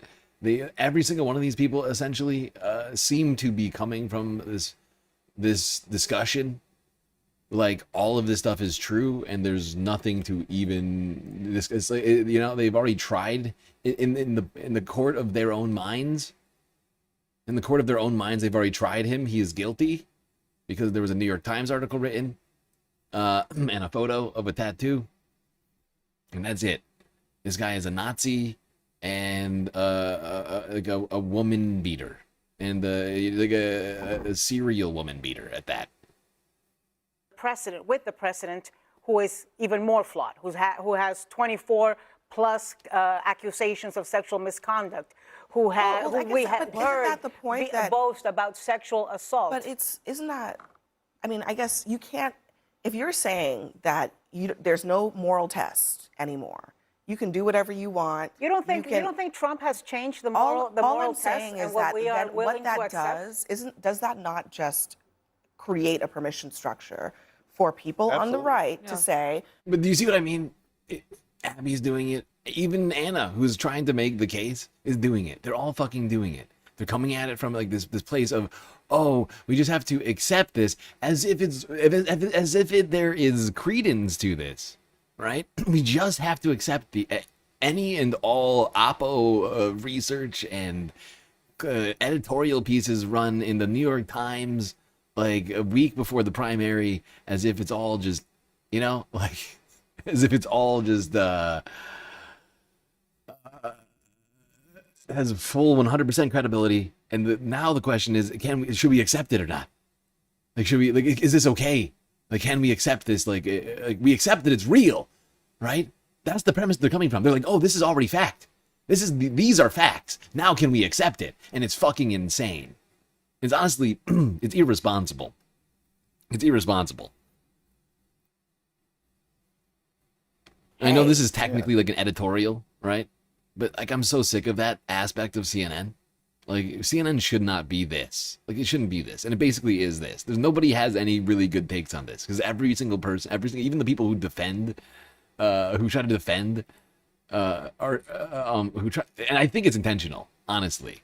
Because, you know, CNN is very much like a centrist news network, centrist Dem type of people. And they want Janet Mills. She has no fucking chance, and they're just hoping he fucking drops out. And they had this was a hit conversation. Okay, they talked about this. Every single one of these people talked about it as if it was a done deal. This happened, and it's fucking insane.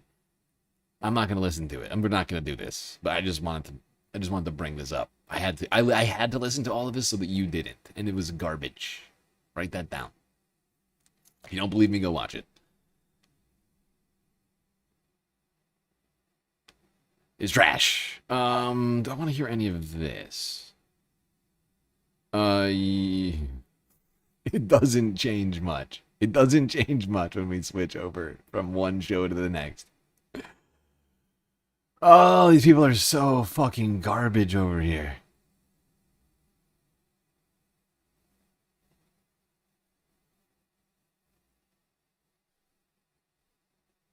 Honestly, I'm just going to keep moving on. We're like 2 hours into the stream. We got a lot more to talk about here tonight. Gonna move on from the Graham Plattner situation. Dude's going to win in the primary. Okay. I almost feel confident enough to make his cell on the galactic spreadsheet green. Like, that's how I'm almost that certain. I'm not going to go that far. That would be perhaps a bit hasty, but like, this dude, did you see it? He's up 66 points against fucking Janet Mills. She's done. This is the last gasp of the fucking centrist damn establishment trying to do a fucking hit piece on CNN. The New York Times thing, clearly, they're like, oh, maybe we just double down. Maybe we just double down. It's garbage. Complete and total garbage. Now, there's one more candidate we still have to talk about in,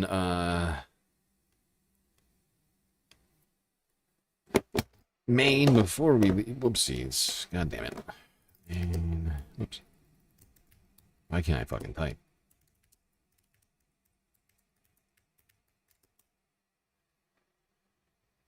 Maine gubernatorial election 2026. We got a hot governor primary going on here. Oh boy. You got like five candidates in the Democratic primary. And for governor in Maine, it is gonna be crazy. I haven't even looked at the polls yet. I did look through people's I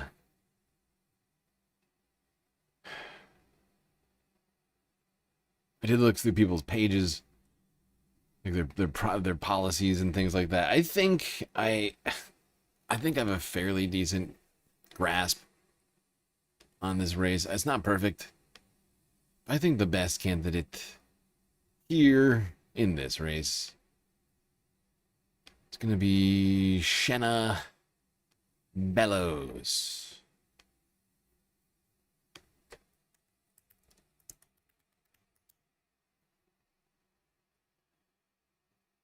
A civil rights advocate who served as the 50th Secretary of State of Maine since January of 2021. The first woman to hold that position.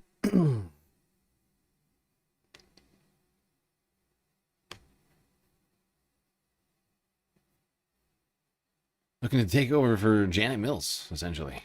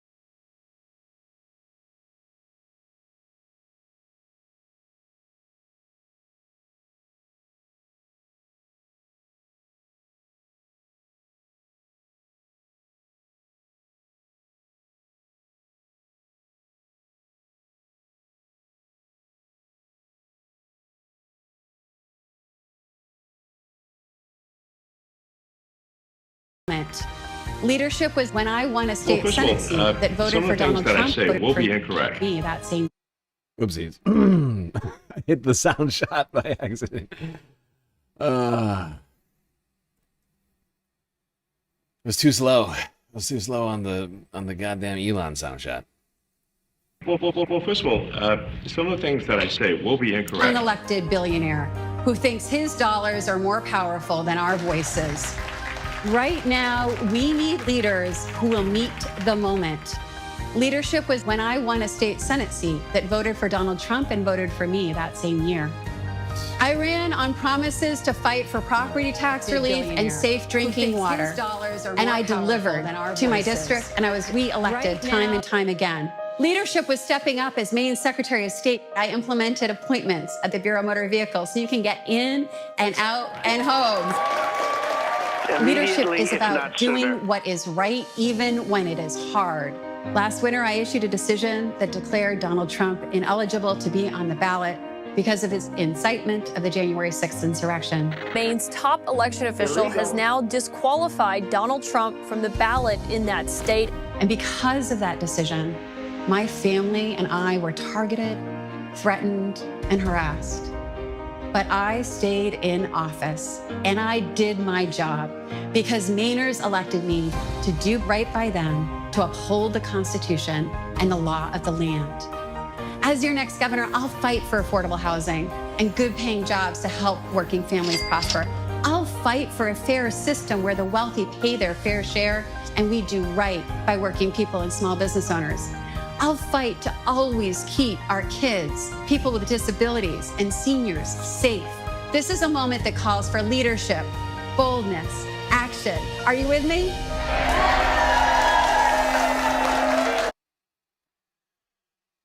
Okay, here's Shanna's website. Bellowsformaine.com, a new deal for Maine. A student of history, I'm drawn to the past for inspiration in challenging moments. I've been thinking a lot about the 1930s. When FDR took office, the shadow of fascism was lengthening across Europe, and at home, the United States was gripped by the most devastating economic depression we'd ever faced. The future of America was uncertain, to put it mildly, and then one Maynard changed everything. When FDR asked Frances Perkins to be his Secretary of Labor, she didn't just accept the honor, she arrived at his home with a list of practical possibilities, quote-unquote. A bold, non-negotiable agenda. She told him she wouldn't take the job unless he committed to a federal minimum wage, unemployment insurance, and a program for Social Security. Together, they created the New Deal, reshaping the American economy and ushering in the largest period of economic growth since the Industrial Revolution. That's why I'm proposing a new deal for Maine. Over the next few months, I'll share ideas about ways we can reshape the future of our state. Ideas that came from Mainers themselves. Together, we will create a new deal for Maine where Mainers don't have to choose between paying for heat, feeding their families, or staying in their homes. A new deal for Maine where everyone has access to health care that they can afford and a doctor within reach. A new deal for Maine where every child has access to a quality public education and teachers don't have to work 2 or 3 jobs to provide for their families. And there you go. That is the galactically approved candidate for Maine's governor's race.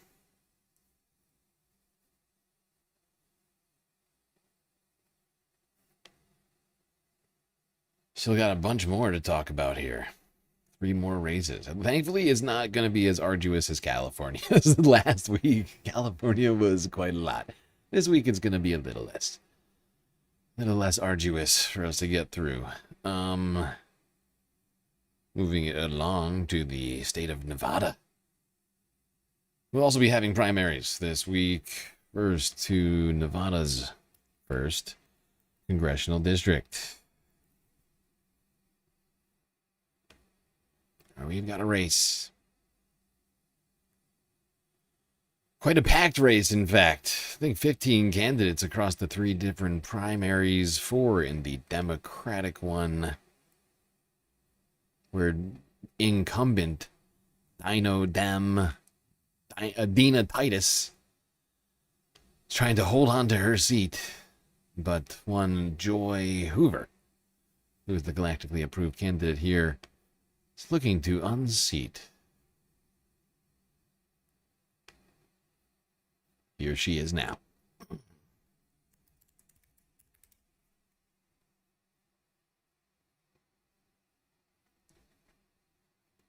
I am Joy Hoover.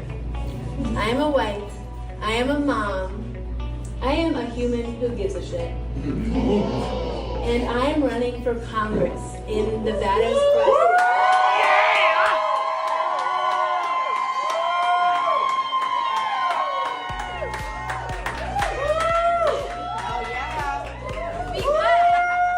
Joy for the people, because the people deserve joy.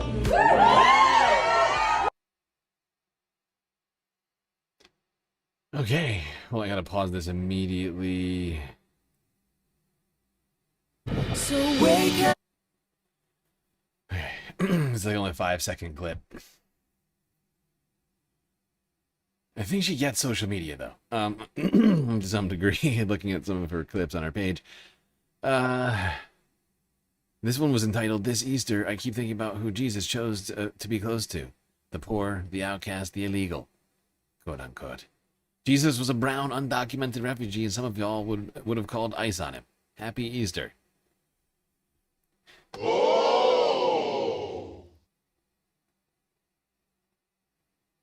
That's in the Bible. Let's hold on. Where did I put it? Yeah. Here is Joy's campaign website.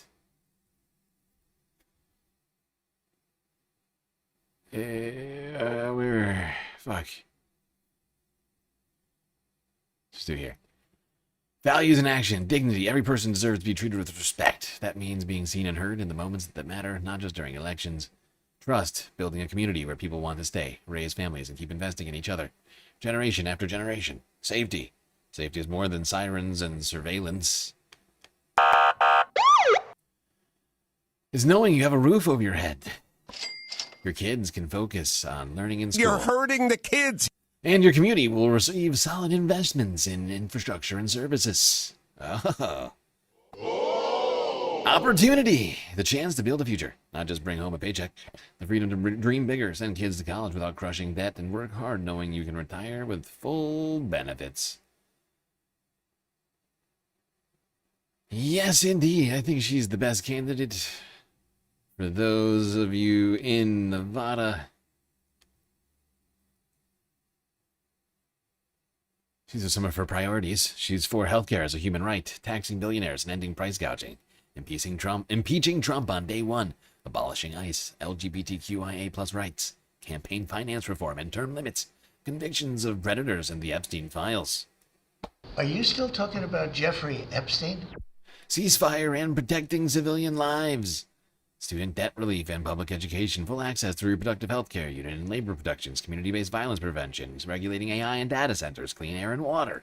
These are all great things. I think we can all get behind that stuff. Okay.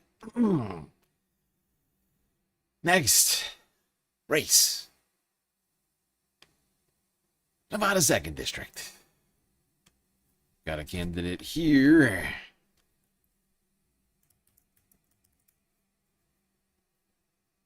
Another pretty crowded primary, if I recall correctly. Actually, no, small. Well, no, it's actually more crowded. Yep, I'm right. I was right. Here it is. Oh, God. This one's even crazier. Yeah.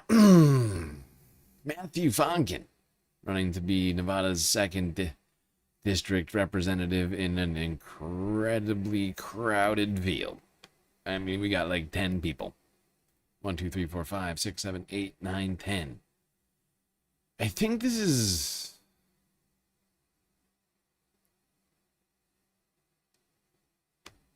Is this Nevada? Is this Reno? Yeah. It is Reno. So this is Reno. And others. I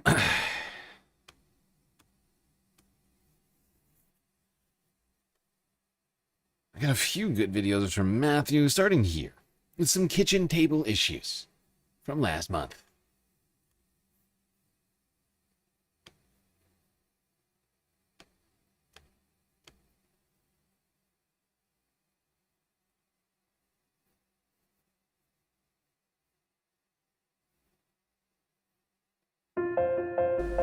Every family in Nevada knows this feeling. You stand in your kitchen, look at the bills, look at the groceries, and wonder how the hell everything got so expensive. Working people are doing everything right and still getting squeezed on food, rent, healthcare, and gas. I'm Matthew Fontaine, and I'm running for Congress because these are the fights that matter. Lower costs, better wages, affordable healthcare, and an economy that works for the people who do the work. This campaign is about putting working Nevada families first. Okay, I'm going to keep just going through these. This is another one from Matthew from 3 weeks ago. Good afternoon, Mayor and council members. My name is Matthew Fonkin, for the record. Wait, actually, this was at a city council. This is a local city council meeting in Reno. He was speaking at this special meeting regarding an AI data center being built here. I think, or already built. No, it's a pending moratorium on conditional use permits for data centers. There we go. I'll let him say the rest. Good afternoon, Mayor and council members. My name is Matthew Fonkin, for the record, and I am here today to urge you to pass a moratorium on AI data centers in Reno. But I also want to be honest about why many of us are frustrated that we are even at this point. This council had the opportunity to slow this down before approvals were handed out. Some of us raised these concerns privately. We asked for a pause. We asked for environmental impact studies, water studies, energy impact studies, and real public accountability before Reno opened the door to massive data center development. Now, in an election year, it is convenient to consider a moratorium after some of the damage has already begun. I support this moratorium, but the public deserves honesty about how we got here. Nevada is the driest state in the nation. Reno is already dealing with drought pressure, rapid growth, wildfire risk, rising temperatures, and neighborhoods that are becoming hotter and harder to live in. Every major land use decision this city makes should begin with one question: does this serve the people who actually live here? AI data centers are not harmless warehouses. They require massive amounts of electricity. They can place serious strain on water resources. They add to heat island concerns. They require infrastructure upgrades that the public may ultimately help subsidize through higher rates and higher costs. And this is not hypothetical. We are already seeing the warning signs next door in the Tahoe region, where roughly 49,000 Liberty Utilities customers face uncertainty because Nevada Energy is ending a power supply arrangement that provided most of their electricity. This is what happens when a massive corporate energy demand starts competing with the needs of real communities. So when people say, don't worry, the grid can handle it, residents deserve more than a promise. They deserve proof. Because working families understand what happens when public infrastructure is redirected to serve massive corporate campuses. Bills go up, reliability gets strained, and communities are told to wait while billion-dollar companies get served first. This technology is not going away. Artificial intelligence will be part of our future. But Reno does not have to accept a model where innovation means private profit and public burden. Yes, indeed. All right. Got two more clips from Matthew here. This one is on his thoughts on immigration enforcement from 2 weeks ago. What is happening right now is demonstrable, and ICE must be dismantled, defunded. We must dismantle and defund ICE. We do not need to be militarizing our communities, killing American citizens and immigrants in this nation. I signed the pledge to dismantle ICE because our immigration system should be rooted in dignity, due process, and human rights, not fear. ICE has targeted families, profiled communities, and operated without real accountability. We need a humane system that protects workers, strengthens communities, and treats every person with respect. I'm Matthew Fonkin, and I'll fight to make that happen.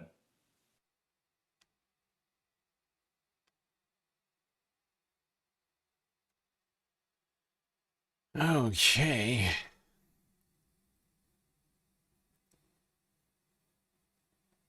Now, before we go to the last clip from Matthew,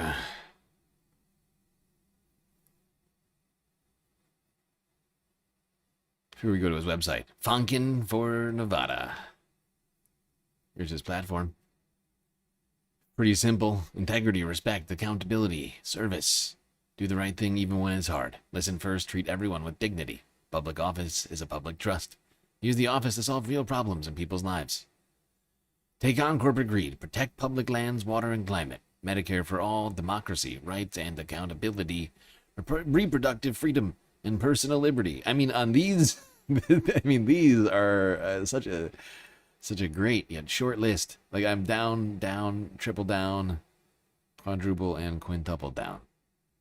Get Matthew in there, people. Nevada's second. If you're in Reno, come on. Come on!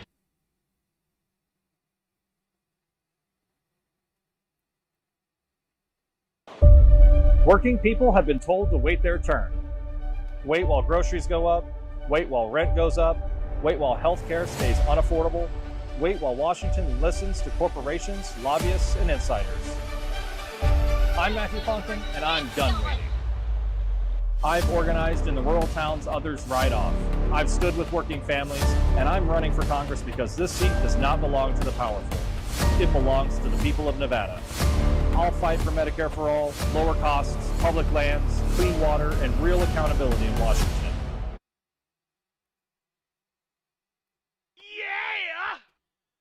Account of what? What you talking about? What is this accountability you speak of?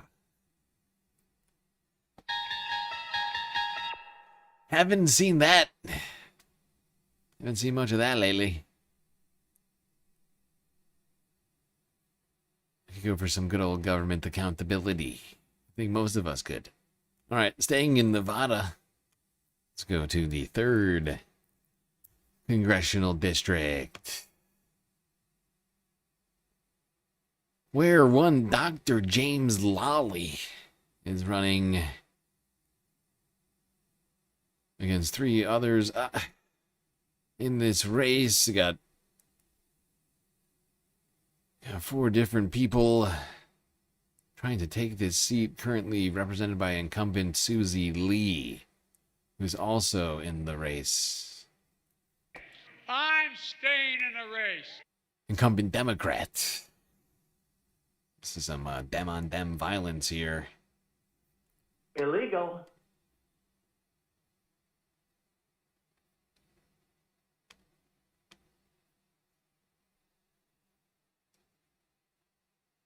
Susie Lee calls herself the most bipartisan member of Congress. What does that mean? She voted to let Donald Trump spy on your phone and emails without a warrant. And she voted to unleash ICE on our communities, disappearing hardworking immigrants and even citizens right off our streets. But Dr. James Lawley will never compromise our democratic values. To fall in line with Donald Trump, it's time to choose a real Democrat to represent Nevada. It's time to choose Dr. James Lawley. Okay. Let's take a look at this guy's website, Dr. James Lawley. Lawley for Nevada. Dr. James Lawley for Congress, Nevada's 3rd. Issues. Nevada's becoming unaffordable for far too many working families, seniors, and young people. That didn't happen by chance. It's the result of a political system shaped by billionaires and corporate interests. An economy built to benefit the wealthy and well-connected, while everyday Nevadans struggled to keep up. I'm not just running against Susie Lee. I'm running against a political system in Washington that is dominated by corporate donors, APAC, special interests, and lobbyists. One that consistently puts profits and power ahead of people. Help! Help! I'm being repressed! Nevadans deserve more than vague talking points and empty promises. We deserve clear positions, honest leadership, and real solutions to the challenges that we face, from fixing our broken healthcare system and making housing affordable, to advancing humane immigration reform and pursuing a foreign policy rooted in peace and human dignity.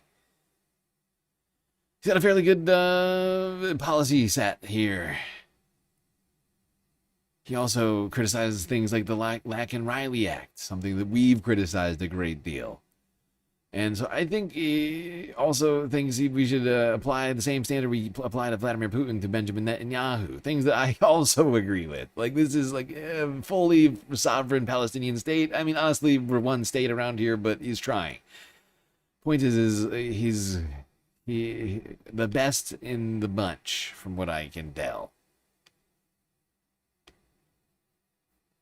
Certainly better than Susie.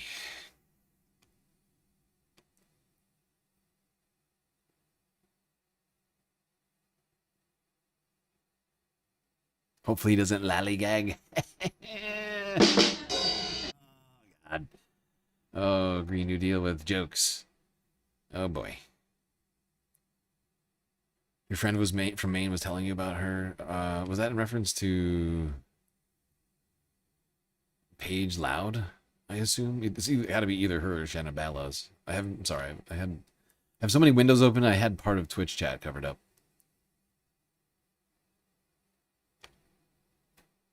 I have too many windows. Let's go. What's next? I lost my place. Nevada's 4th. Nevada's 4th congressional district. Got another race. Actually, we don't have a race here. We don't have to talk about this. I take it back. Nevada's 4th congressional district. No race.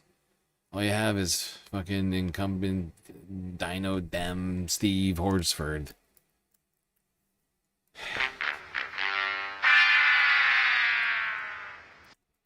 Who's staying in the race. I'm staying in the race. Look, I mean, Steve, he's better than some. I'll give him that much. Steve is better than some. He's not great. Not even good. It's just okay. But in the general, he's going to be your option in the 4th district in Nevada. I'm afraid you don't get an improvement. I think there was a challenger who dropped out, if I recall correctly, but he's in there. He's going. No challenger. All right. Now, unfortunately, in North Dakota,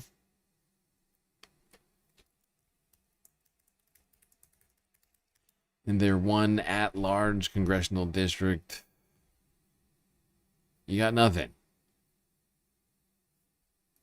Aww. Well, I mean, it's the same. You got one candidate in the Democrat race, two in the Republicans, with Trygve Hammer looking to unseat Julie Fedorchak, who's looking to defend her seat against some guy by the name of Alex Balls. Alex Balls. What a terrible name.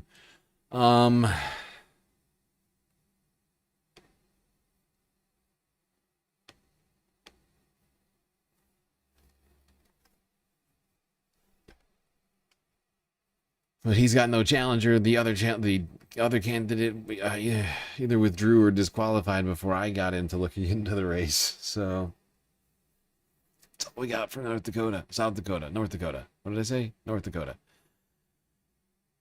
Honestly, it hasn't been that exciting in either Dakota this year. South and North is the same. It's the exact same situation. A not so great Democrat running unchallenged. And that is all. Thank you. In the one congressional district. And unfortunately, there's no governor or Senate seat up in North Dakota that I'm aware of.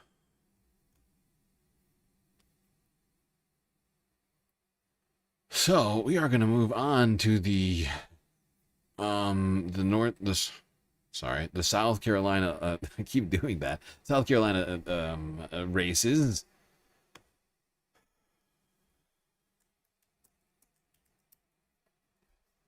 Starting in South Carolina's 1st congressional district, where we got one guy looking to unseat Nancy Mace, fighting in a very hotly contested Democratic primary.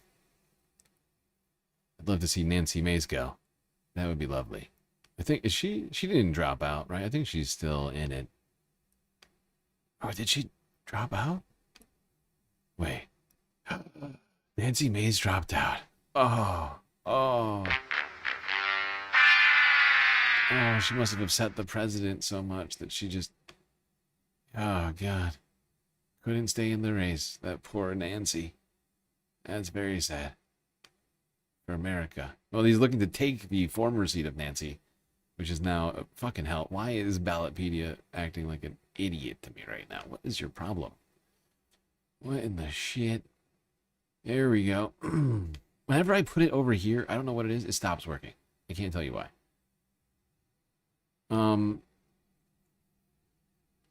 So you got 7 different people running here in this Democratic primary.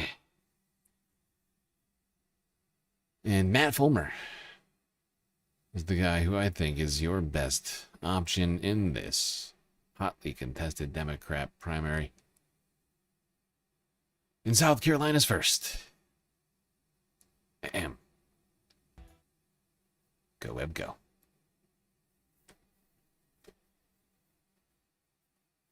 I'm tired of politicians that ask us to fall in love with them and not the solutions that they are running on. Right now in countries like Germany or Finland, students are going to college for under $500 a semester.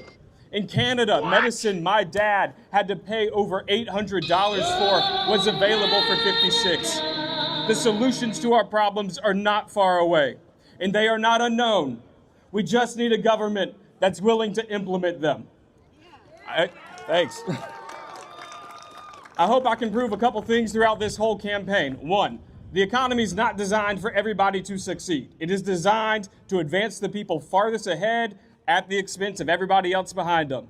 2, as long as that remains true, no party can build lasting political power. Because when people wake up on election day and they're having a hard time making rent, when they can't take their kid to the doctor because it feels like a luxury, it's difficult to come to the polls and vote to keep things the same. And 3, we got everything we need to fix this, and it's each other. The greatest obstacle we have to overcome is a nation that rewards ownership before work. A nation that prioritizes return on investment, not the personal return on people's own personal labor. And this allows the people that have the greatest ability to invest to turn around and start buying up all the stuff everybody else needs to build their own wealth and security. When your nation allows those that own the most to buy the most, you can't be surprised when they eventually own nearly everything. When you've created an American aristocracy, a moment where a small portion of your population has an unacceptable amount of power over the prices you pay, over the candidates you elect, and over the laws that you follow. The vision that I support to resolving this is going to include tax the rich already, tax wealth, not work, shift taxation onto passive income streams away from the active labor most people rely upon to build that first foundation of security. Combat the corporate monopolization that is driving inflation. When you have less people to buy from, they get to charge you more. And also, let's do what's working for other nations. Let's have national payment programs in healthcare, in childcare, and advanced education. These things should not be products. They shouldn't be purchases or future bankruptcies. They should be the foundation of a virtuous society. Yeah! All right, here's Matt's website. And honestly, I think Matt's running a great campaign. His policies certainly are very good. And I could read this off, but he spoke with local media WSAVE, or WSAV3, sorry, WSAV3, 3 days ago. So we're going to go to that. I think that's what's up next, right?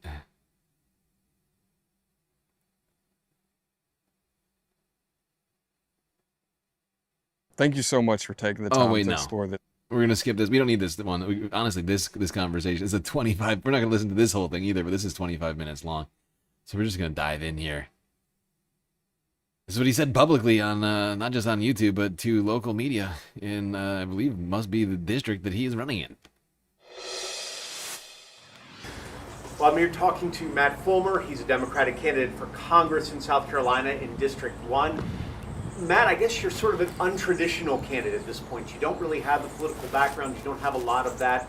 But you felt now was the time and you wanted to run. Just talk to me about that decision and where you came from. Absolutely. We need an economy that works for working people. And right now what we have is a government from... Okay, this claim, I've never seen you before, but this claim is untrue. This is an untrue, this is Republican framing, Democrat Bob. Let me just point out to you what the framing, you've been tricked by Republicans. Like, I don't know if I'm assuming this isn't intentional. I've never seen you before. But the fact is they use the 10-year outlook for the, for how much it would cost to do healthcare, because you would pass it, right, in like an omnibus spending bill, which would be a 10-year spending package, right? That would cost... It would cost over a 10-year period. Yes, it would cost more than the military budget currently, but actually the yearly military budget is actually starting to approach exceeding that, since it's now at 1.5 trillion. But on a yearly basis, no, not even close. It is absolutely minute in comparison. Actually, it's like 1/6. It's like 1/6 of the current military budget, or the current. Actually, if you go by the 1.5. Not the whatever 1.2 that we're at right now, or what is it? 1. Fucking hell. Point is like, no, wrong. I'm sorry.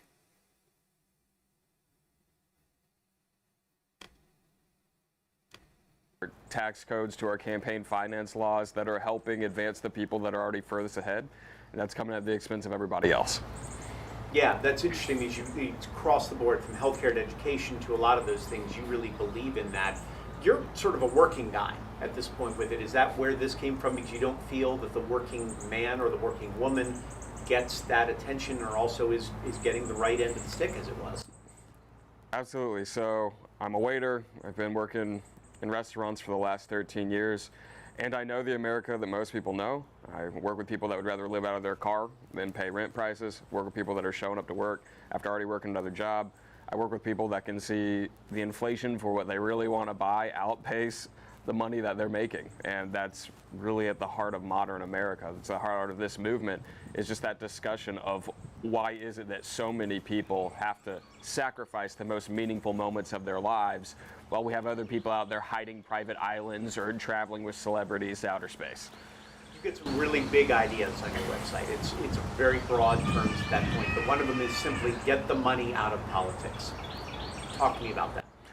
So we have to move towards public financing of campaigns. In my movement, a lot of people see Challenging Citizens United as sort of the holy grail of getting corporate money out of politics and out of political spending. But I think that there's two good options for us. One is just a block grant for elections, where if you're a qualified candidate, you get a set amount of money. Everybody has to play with that amount of money. You know, there's no independent expenditures. There's no $100 million super PACs. And then the other option is if candidates forego the big organized money, they can have a matching fund system where for every small dollar donation you raise, you get a certain amount of money from public spending, and that's just meant to equalize the influence of the wealthiest people and corporations in American politics. To play devil's advocate with you, you're the small town candidate, though, yes. in this case. So obviously all this big money goes somewhere else, so you're directly affected by it in your campaign right now. We are. I mean, there's someone in this race who's been chosen by powers beyond me, but I mean, it's okay. You have to fight for the future that you believe in, and every journey of 1,000 miles begins with a single step. So this isn't sour grapes from that level of being a candidate at that point. You're feeling this for the future as well as for now. This race it's about more than just myself as a person. You know, I really stand for a movement that's happening across the country, and we recognize that this conversation so far has been about campaign finance reform, and we do recognize that the wealthiest people in America can put their finger on the scale to make sure our government passes regulations, tax policies, other legislation that's favorable to them. But this movement is also connected to things. Yeah, so this guy wants money out of politics. He wants, single-payer health care. He wants, so many good different policies that are exactly what we need in this moment. And he is running in, as I said, South Carolina's 1st district. That was Matthew Fulmer. All right, moving it along now. South Carolina's 2nd. Now, this guy, I would say this much. This guy does not have as good policies as Matthew. But as I've been trying in all of these different races, I'm trying to bring you the best possible candidates, not just the perfect candidates. And in this case, I had to make some whoopsies. I just searched SC2CD, and it gave me StarCraft 2.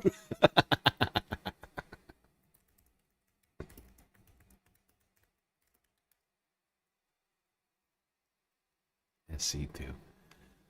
Yes, not South Park. No. StarCraft 2. Yeah, all right, so there's 4 people running in the race here. And, unfortunately, you would think you'd have better options in this race. You have 4 guys. Zion Khalifa, Roger Pruitt, David Robinson II. I don't think he's related to the first David, the David Robinson everybody's thinking of, although I could be wrong. And Daniel Shreve. I think I went through all these guys' fucking websites, the ones that existed. Some of them didn't even have websites. I think Shreve didn't even have. I can't remember which one of these guys didn't even have a fucking website. I think the best candidate here in South Carolina's 2nd is Zion Khalifa. I don't have a video for him, so I'm just gonna pull up his webpage. KhalifaForCongress.com.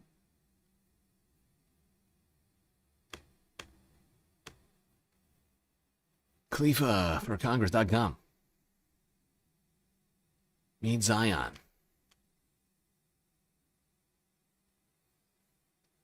A lifelong South Carolinian problem solver and servant leader running to bring bold, common sense leadership to South Carolina's 2nd Congressional District.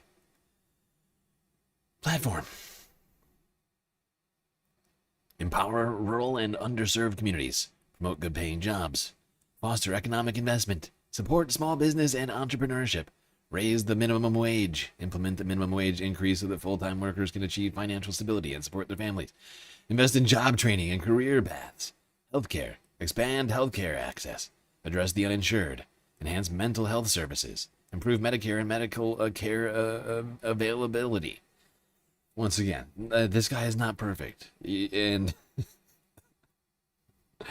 I wish he went way further on a bunch of these things. I would point out that the 2nd District is currently represented by this guy, Joe Wilson, Republican. So they're fighting. He's fighting to unseat a Republican, which in theory would be good regardless, right? And I think of all the possible people to unseat Joe Wilson, I think Zion's the best.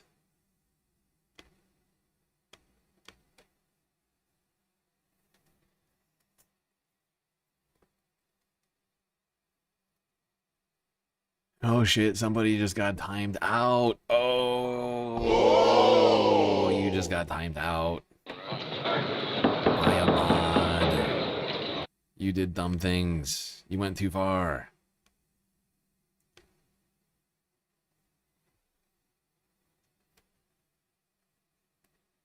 You went too far, sir.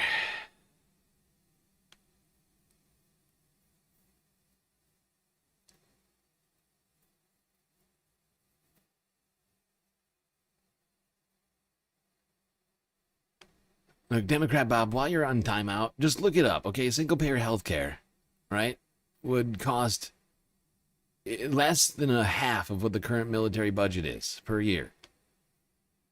You're very upset right now. You're yelling at everybody in chat. I just need to chill the fuck out.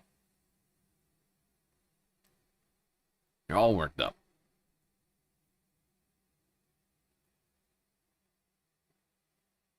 You're all worked up, son. You need to take a second. Little break, little breather. All right, let's go now to South Carolina's 3rd district. Wait, is these out of order? Don't I?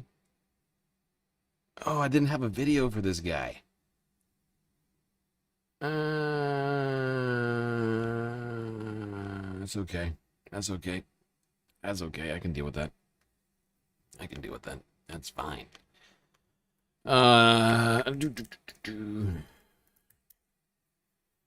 Let's move on to South Carolina's 3rd district.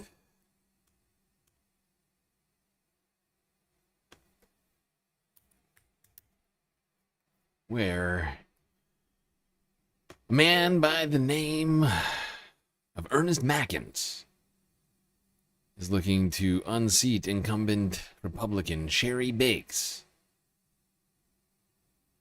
He's in a fairly close primary race, I think. I actually haven't seen the numbers. I'm assuming it's close. I could be wrong. Doesn't matter. I looked at their policies. I think this guy is the best.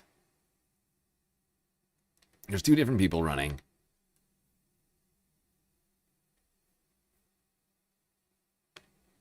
A woman by the name of Eunice Lamacher and a guy by the name of Ernest Mackins.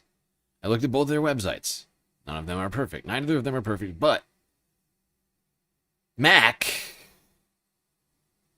Ernest Mackins here, he seems to have the best policies. Perhaps not the best website. Eunice seemed more funded. Her website looked a lot cleaner, but her policies were less complete and less along the lines of what I liked. Here's Mackins for ushouse.com.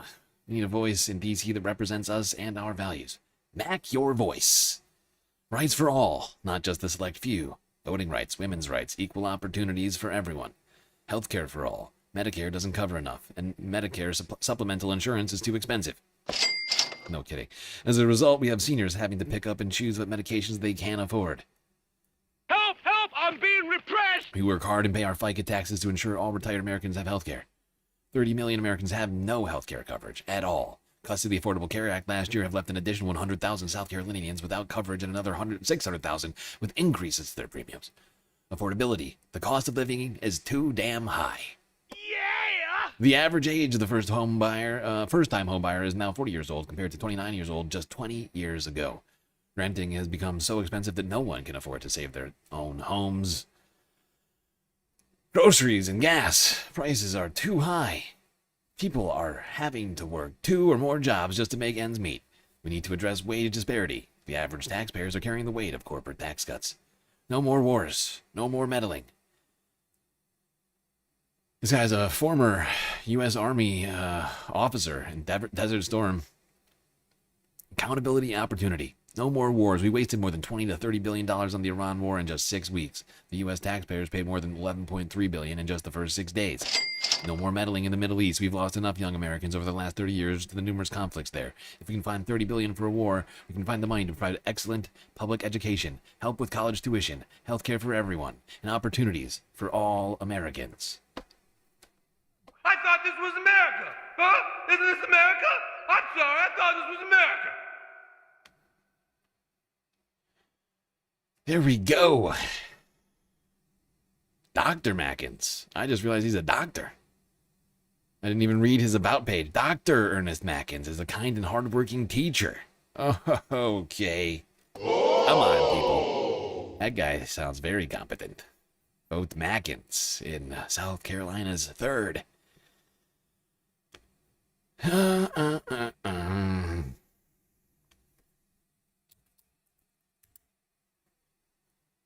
All right, moving it along to South Carolina's 4th Congressional District.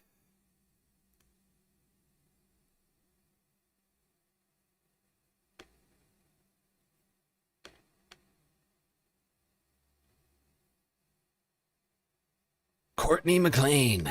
We do have videos for Courtney. Courtney needs to be, in my estimation, Courtney should already be in the House, goddammit. I think this is her 2nd congressional fucking run. Just pull this up before we go to that video. Courtney is looking to unseat incumbent Republican William Timmons. This guy who looks like 20 but is also balding. Like, look at they cut off his hair, but like you can clearly see his hairline. He looks like he's 21 and he's like already got the thinnest hairline of all time. Jesus Christ, pal. But yeah, he's yeah, right. Here's Courtney.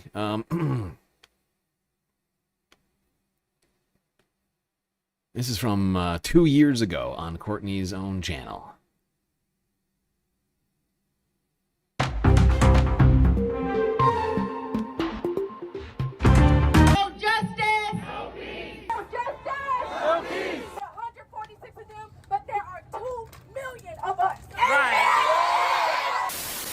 My name is Courtney McLean. I am a student at the University of South Carolina, Columbia, and I'm also the president of the NAACP Youth and College Division for the state of South Carolina. Black students matter. Who matters? Black students matter. We belong here. Black students matter.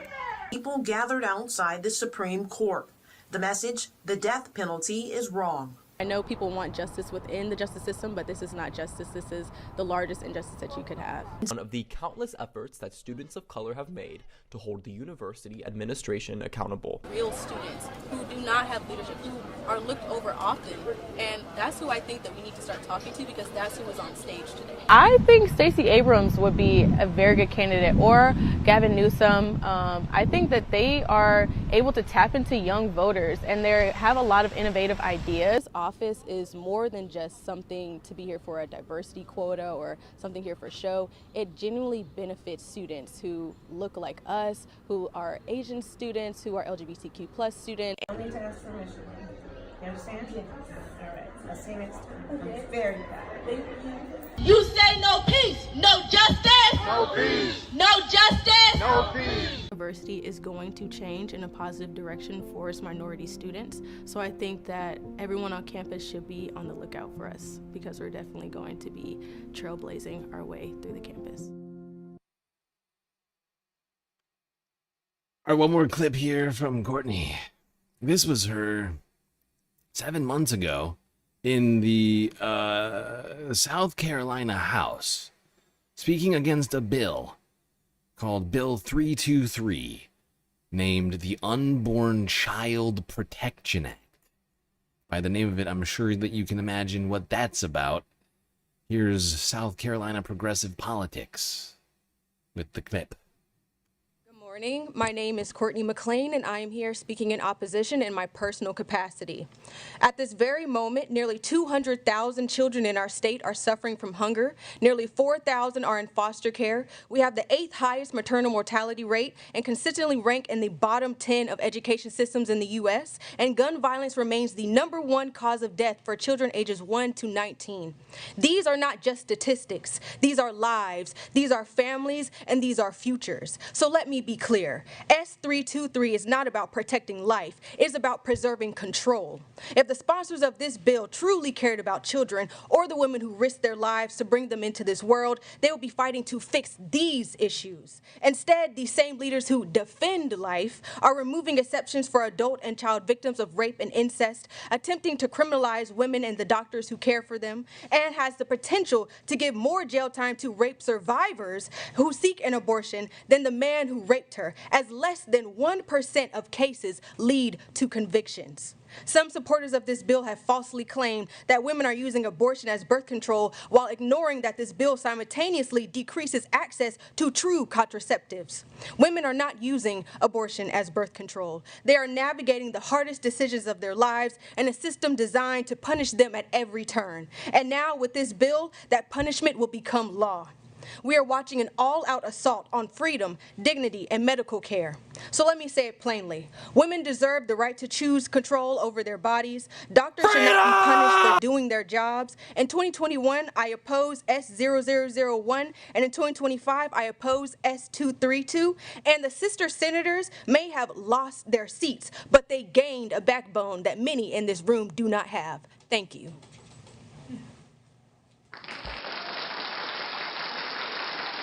Okay, wait, Mr. Freeman, given South. Okay, before we move on from Courtney here, this is her website. McLean4SouthCarolina.com. Courtney McLean is running for South Carolina's 4th Congressional District for the United States House of Representatives. Courtney is a proud daughter of the South, born and raised in Spartansburg, South Carolina, a city that shaped her deep-rooted passion for civic leadership. Courtney holds a Bachelor of Arts in Journalism and Communications. She also completed her master's degree in political science at Howard. Her political journey began at just 19 years old in Spartanburg. From that moment, she spearheaded transformative initiatives that improved the lives of students across South Carolina. As president of the South Carolina NAACP Youth and College Division, she led over a dozen youth and collegiate chapters, increasing the number of active chapters at universities and colleges across the state. Courtney played a pivotal role in increasing national relationships with the South Carolina NAACP Youth and College Division through strategic mobilization, consistent engagement, and training a new generation of civil rights advocates across the state. Issues. Tackling the housing crisis. Restrict corporate landlords and private equity firms from buying up single-family homes and removing the tax advantages that large corporate buyers currently have over individual home buyers. Oh yeah. Repurpose vacant or abandoned buildings such as warehouses or schools into safe and secure affordable homes and complexes. Our health, our fight. Advocate for a single-payer healthcare system that guarantees quality healthcare for all Americans. You see what I'm saying? She's great. Go vote. She should already be up in there. Got some great experience leadership-wise, doing on the ground advocacy and activism. She also has some fairly strong policies. You can go through the whole website. We don't have time for all of it tonight, but I did a pretty good look over. It's quite good.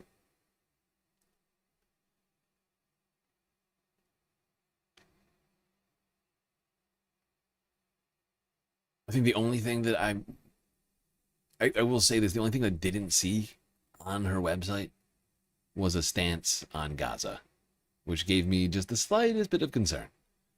But honestly, she does appear to be the best candidate in this race, and it'd be good to see her unseat a Republican on top of that in South Carolina's 4th. Now, moving on,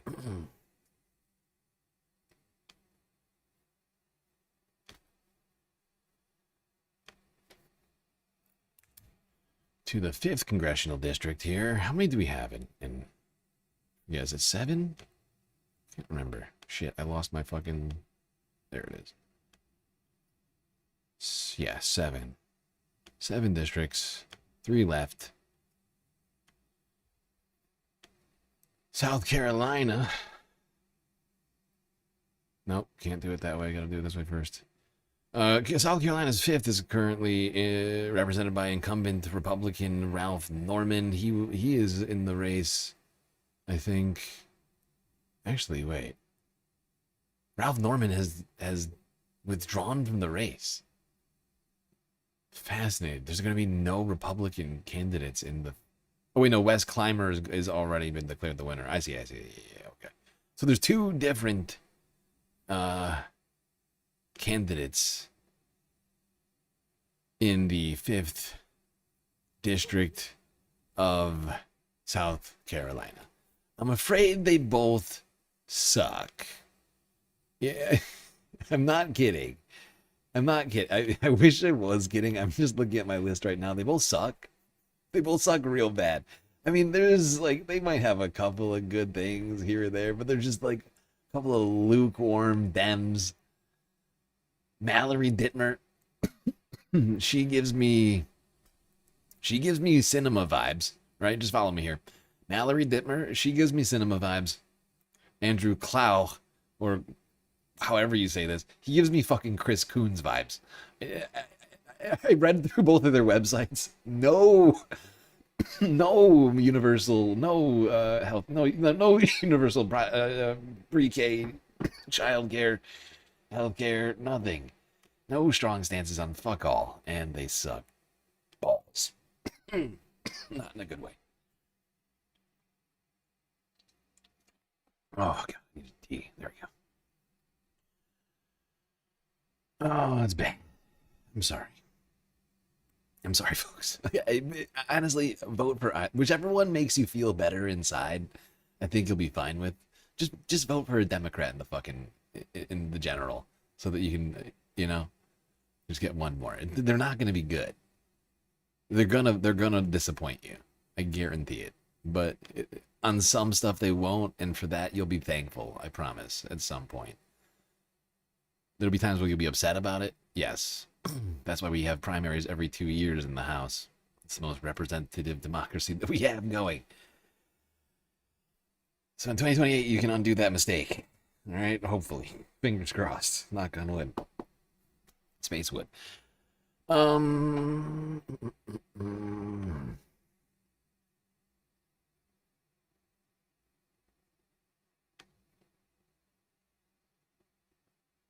We got bots up in here. I mean, we have a big primary coming up Tuesday. I'm not shocked. I'm not shocked that we would have something like that going down.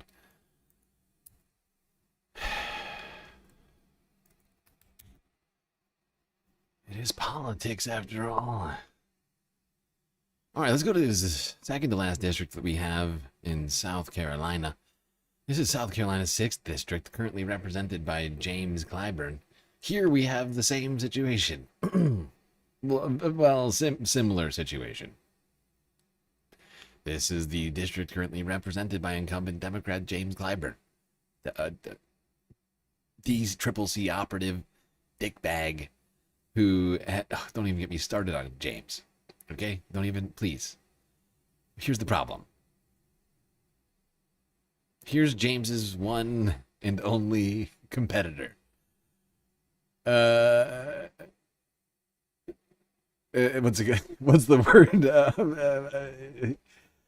Default profile picture haver Frederick Goodwin, who I could not find on the internet. So this is basically a win for James. Like, you could vote for this guy, but you'd have no idea what you're voting for. Like, and the fact is, I won't be shocked if Frederick gets some votes. Because people hate James Clyburn. Like I hate him. Like, I hate him almost so much that I'd be like, fuck it. Anything's better than James, but I can't in good conscience say that. I can't. I just say fuck it. Just vote your conscience. Close your eyes. Close your eyes and vote your conscience. I don't know. How bad do you think James Clyburn is? That's really up to you. That's not a decision for me to make. Oh, God. So, yeah, the unfortunate, it is South Carolina. I kind of knew when I approached this race, or this state, that this would kind of be the story. Although we had quite a few good candidates there, right? I mean, Matt, Fulmer, Mackins, McLean... Those were good candidates. That's, 3 of 6 so far. Unfortunately, the 7th congressional district, it's the same thing.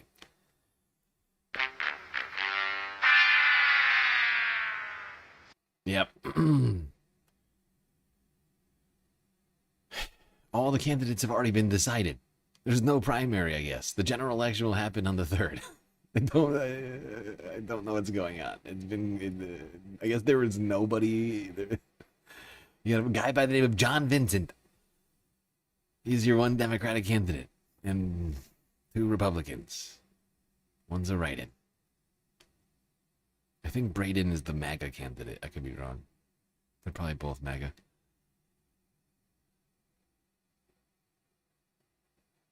Communist Chris and Socialist Sarah. Ooh. Socialist Sarah is not. Socialist Sarah's anti-tax. Nice. Nice. It's not obvious at all. Communist. Socialist Sarah says, we're taxing people too much, dude. Come on. Follow the rich white man.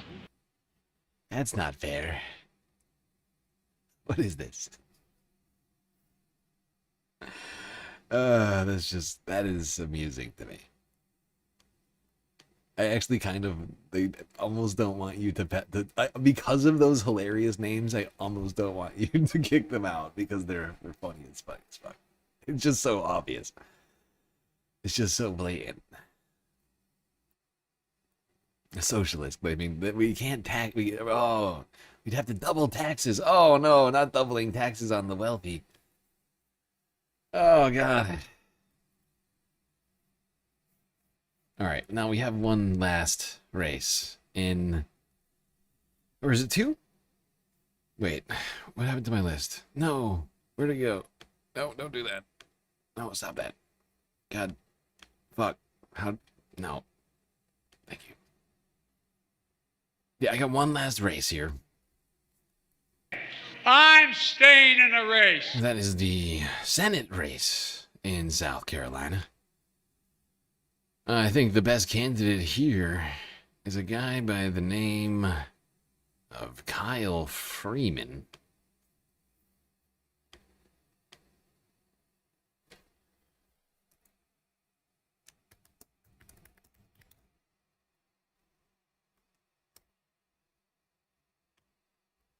There's 3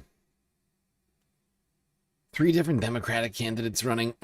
Annie Andrews, Brandon Brown, and Kyle Freeman, as you can see here. I believe this seat has been vacated. The former seat of Lindsey Graham, who quit.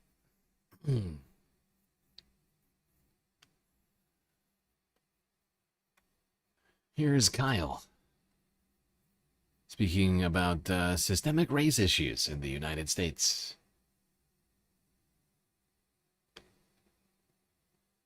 Mr. Freeman, given South Carolina's history and ongoing challenges with racial disparities, what steps would you take to promote racial equity, improve community relations, and address systemic issues at the federal level? Pardon me. I think we need to bolster our DEI programs, and the military was sort of the leading the charge of this idea of strength through diversity by having a group of people that come from different backgrounds with different mindsets and different perspectives, so they can all solve problems in different ways. And when they work together, we are always better as a team. It's not just a saying. It's not just some bumper sticker. Diversity is our strength. The movie Ocean's 11 would have been incredibly boring if it was 11 George Clooney's. You need all of these different people. You need the motley crew to come together. And our government is lesser if we don't have diversity programs that ensure that we're getting that wide berth. And our military is being hurt by these anti-DEI programs. We need to allow people that come from all backgrounds, from all races, ethnicities, from different ways of life to come in and help make these decisions.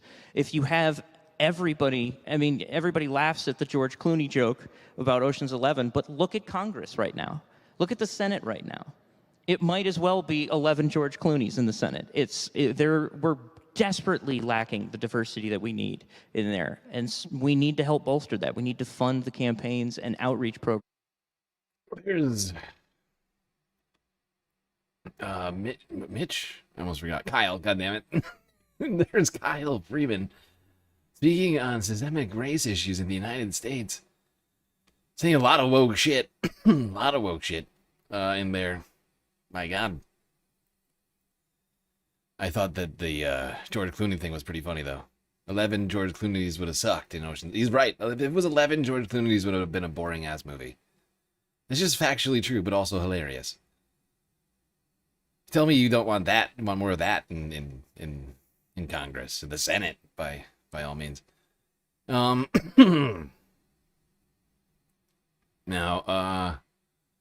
one more clip from Kyle at the same talk.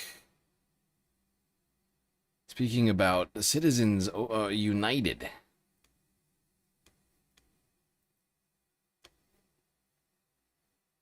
Prove it. Really? Prove it? No. I refuse. I'd just like to add, there we go. I'd just like to add to Dr. Andrews' point that getting oil money out of politics is extremely important, and that's why we have to focus on getting Citizens United overturned first, because that's step one, to get that bad money out of the system so that it stops tainting the results. And we have to take away the oil companies' power before we can have the room to breathe to actually make progress. So I absolutely agree, and that's why I think Citizens United is step one. Well, that's going to be a big change for a lot of the politicians because all of them are taking that money. Well, they'll have to get over it. No. The American people are sick of this. Well, they'll have to get over it. The American people are sick of it. It's true. That much is true. Now, here's Kyle's website.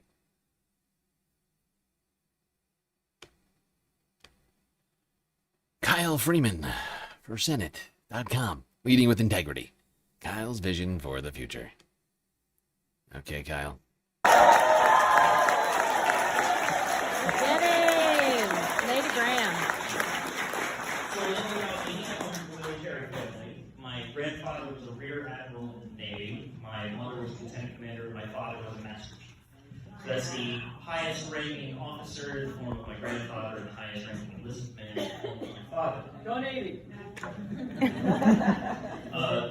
I've been working in logistics for the past 13 years, so even though I've chosen a different path, I still feel that same call of service that my family did, which is why I'm standing before you today and announcing my candidacy against Lindsey Graham.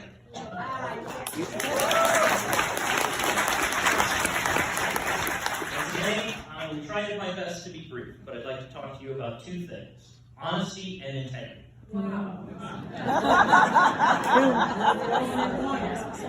Honesty. Ooh, what now?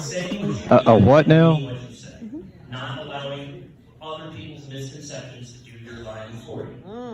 And integrity means standing by those principles even when it's inconvenient and it's not helpful. Our values and our morals don't mean anything if we abandon them when the pressure is on. And our political landscape is Okay, I'm going to read through a little bit of what is on his website here. Ultra-wealthy have accumulated unprecedented power, exacerbating income inequality. I will always stand up for the people of South Carolina, putting their interests first. I am committed to taking on corporate power, advocating for fair wages, strengthening antitrust laws, and restoring competition by breaking up monopolistic conglomerates. Standing up for the working class. The American dream should be about hard work and the opportunity to live a fulfilling life. Yet for too many, stagnant wages make that dream out of reach. Workers struggle to make ends meet while corporations rake in record profits, treating their employees as disposable. I will fight to raise the minimum wage, strengthen collective bargaining, and restore power to the people. Not the billionaire class. Excuse me. Education, healthcare, yeah. No one should have to forego life-saving care due to prohibitive costs. Yet the reality is all too common. 3D price hikes and skyrocketing insurance premiums have pushed our healthcare system to the brink. When your health is on the line, you shouldn't be forced to negotiate for your life. That's why the government must step in to negotiate on your behalf. I will fight for a single-payer healthcare system that reduces costs while ensuring fair compensation for the doctors and healthcare workers who are the backbone of our care. Seems like a great guy. A lot of great takes. A lot of great takes in there. And, he would be a good replacement for Lindsey Graham, who is now, of course, out of the race. Not staying in the race. That's going to be it on the election.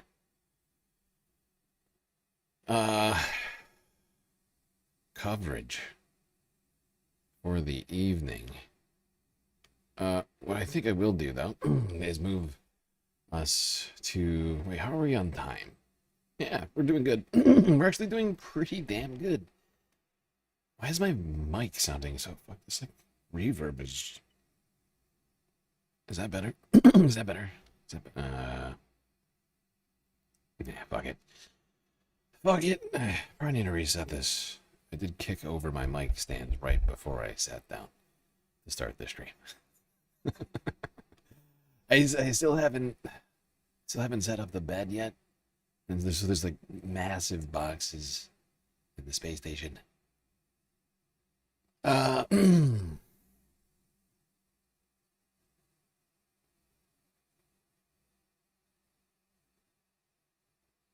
Not a fan of the military-industrial complex, but it's South Carolina. Yeah.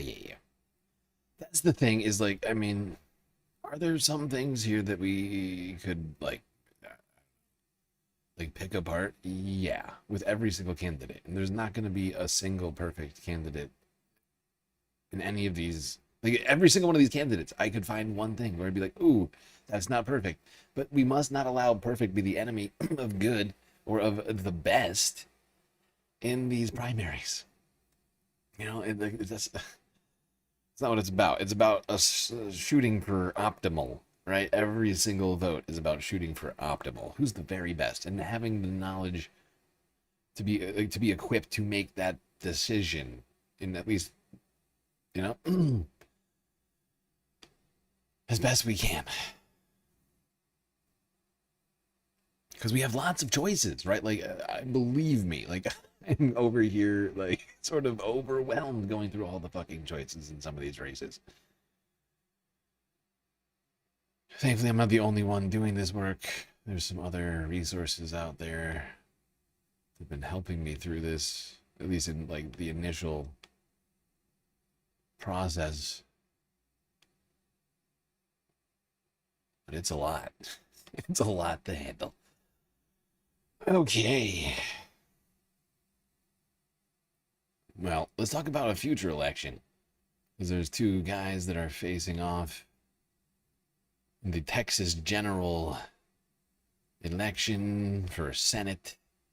There's James Tallarico and Ken Paxton. A terrible, horrible person I think most of us would like to forget about, but are being forced.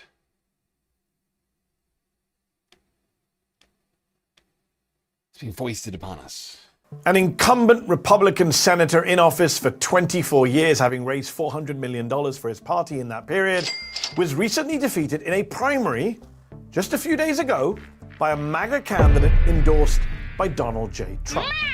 Yes, Ken Paxton, the Texas Attorney General, beat John Cornyn, the sitting Texas senior senator, in the Republican Senate primary in Texas last month in a landslide. And Ken Paxton is, well, perhaps the epitome of MAGA crookedness. Sorry, actually, I keep forgetting to do this because I've been so focused. So I gotta pause. I just want to say thank you first to Cthulhu for the $10 on Cash App. I think that's one of the only donos we've gotten tonight. The Galactic content goal has been going for a few hours. But thankfully we're making a little progress on the deficit as well. I think the other dono was some bits from Columbia Regan earlier. Anyways, we still got a lot of progress to make on that Galactic dono deficit as well as the content goal if we want to make sure that we get all of the content that I have provided or planned for us tonight. And there's still quite a lot. We're only... How far are we? Let me give you let's see, we're like 30, like 1/3 of the way. We're only like 1/3 of the way through right now. So yeah, we got, as usual, like an 8-hour stream planned. But this thing could end suddenly. Every dollar counts. Don't be discouraged if you feel like you don't have a lot to contribute. Even if you got like 30 cents left over from your last, Cash App transaction. Unless you need it, if you're holding on to it for something. Totally fine. I get it. Times are tough. Gas is like $1 trillion a gallon. MAGA crookedness. I mean, he's too scandal-plagued for even Fox. Well, what are you going to do about your own record and your own perception? The Wall Street Journal describes you as scandal-plagued. But the reality is they could say the same thing about Donald Trump. Yes, exactly. He is Trumpism. He is MAGA personified. Impeachment? Check. By the way, Socialist Sarah, you gotta answer Bad Lefty's question. Mono already said it. Otherwise, at this point, I'm gonna give full green light. I've lost the amusement of your name has sort of lost its shine, if you will. So now you're in danger. Corruption? Check. Adultery? Check. Pedophile protector? Check. Election denial? Check. That's Ken Paxton, perhaps the single most loathsome candidate running for the Senate in November. And I've got the receipts, so let's go through the list. Number 1, impeachment. Paxton, like Trump, was impeached. He was impeached on all 20 articles of impeachment filed against him, which covered everything from the disregard of his official duties to making false statements in official records, constitutional bribery, obstruction of justice, abuse of public trust, dereliction of duty. The list goes on. And a clear majority of Republican members in the Texas House of Representatives voted to impeach him. Luckily for Paxton, like Trump, there wasn't a 2/3 majority in the Texas Senate to convict him. But just listen to what a top Republican lawmaker and former ally of Paxton said about him during that impeachment. We each took an oath of office. Attorney General Paxton took an oath of office. He violated that oath. He put the interest of himself above the laws of the state of Texas. Number 2, corruption. That's what led to his impeachment. Where to begin with Ken Paxton's corruption? Let me take you back to 2006. As a member of the Texas House, Paxton voted on state spending bills that allocated millions of dollars to contracts with companies like WatchGuard Video, which supplied patrol cameras to police officers, a company which Paxton also just so happened to be personally invested in. He failed to disclose this to the Texas Ethics Commission, claiming he had no knowledge of the company's state contracts. That's despite selling some of his shares just 3 months after the company announced its net earnings increased by 250%. I'm sure that's just a coincidence. Good God. Honestly, this guy's gonna be so easy to beat in the general. It's insane. It's hilarious. He's so wildly corrupt. He's already been impeached once for like a litany of crimes. Oh, he's got like negative charisma. Like he's the most unlikable man. Like in person, he's like not better. He doesn't, doesn't win people over with his brilliant personality. He's not. He is the worst. So it seems almost like it'd be pretty crazy. I mean, but I wouldn't put it past Texas to do something real stupid. But it'd be crazy for him to go to the Senate. It would be pretty wild. And considering how unpopular Donald Trump is and how tied up he is with the president, it could be complicated for Republicans in Texas. That would turn basically, I mean, at least voting-wise, Texas into like a purple state in the Senate for 6 years. Dirt McGirt, thank you for the resub with Prime. Much appreciated, truly. Helping out with the Galactic content goal. That puts us at, let me think. I think we're at like 25%. If you count the Cash App dono from Cthulhu, and the bits from Columbia Rican. I think they're at like 25, like around 25%. 1/4 of the way through the goal. We can do it, people. We can do it. Oh shit, my phone's about to die. That was close. All right, moving on from Ken Paxton, a guy who I think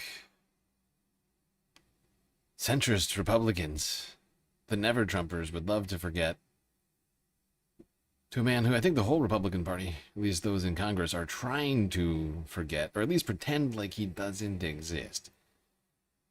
I'm talking about the president. Cyclone Cheeto.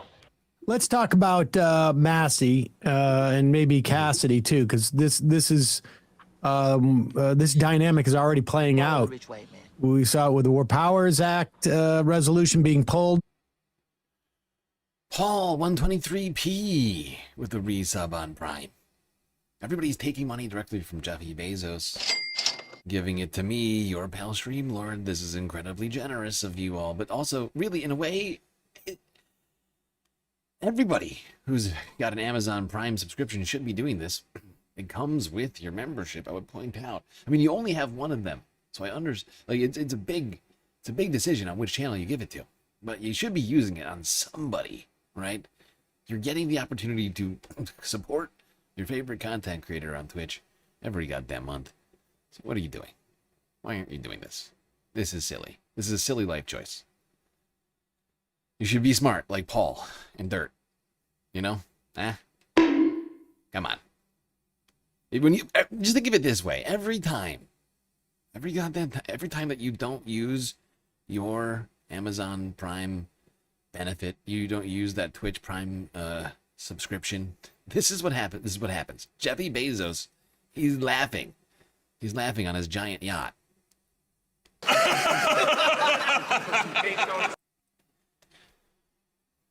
He's just laughing to himself. How much do you pay for your Amazon Prime? What is it, like $12, $13, $14? I forget exactly how much it is right now, but you're paying, like, you could be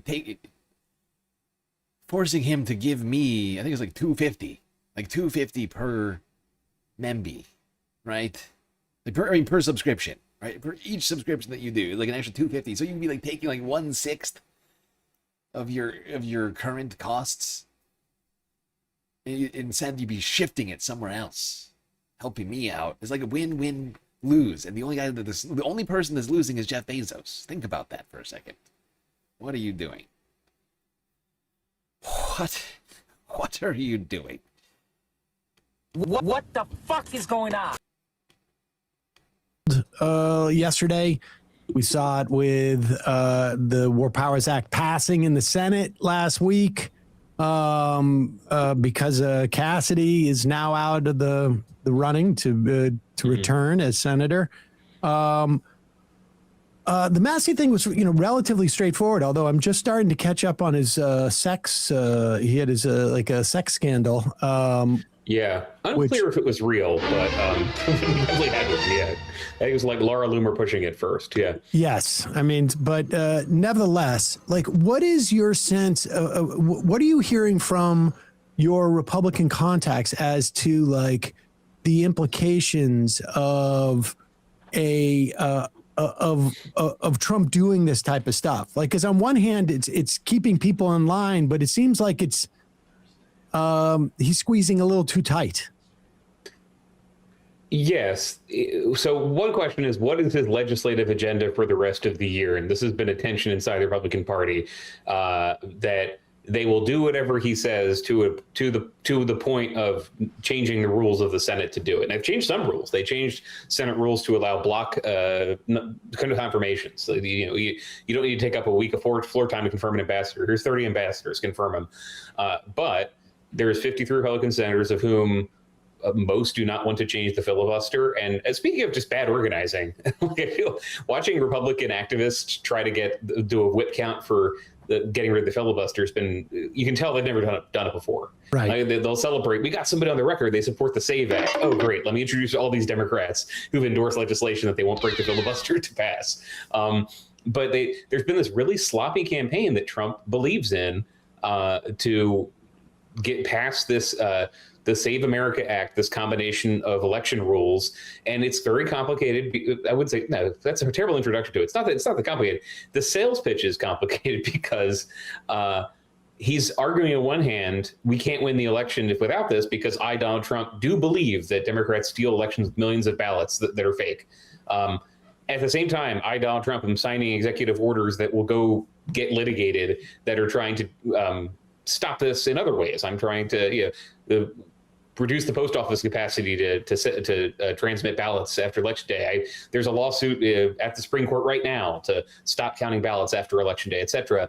So just the message to Republicans is, can we just ignore this? Do we need to actually get rid of the filibuster? Or is he going to figure out his election stuff on his own? This is the classic cowardly Republican stance of, I will just nod my head and not do anything, and maybe Trump will forget about this. But the rest of their agenda is... That's exactly what they're doing. Everyone's scared.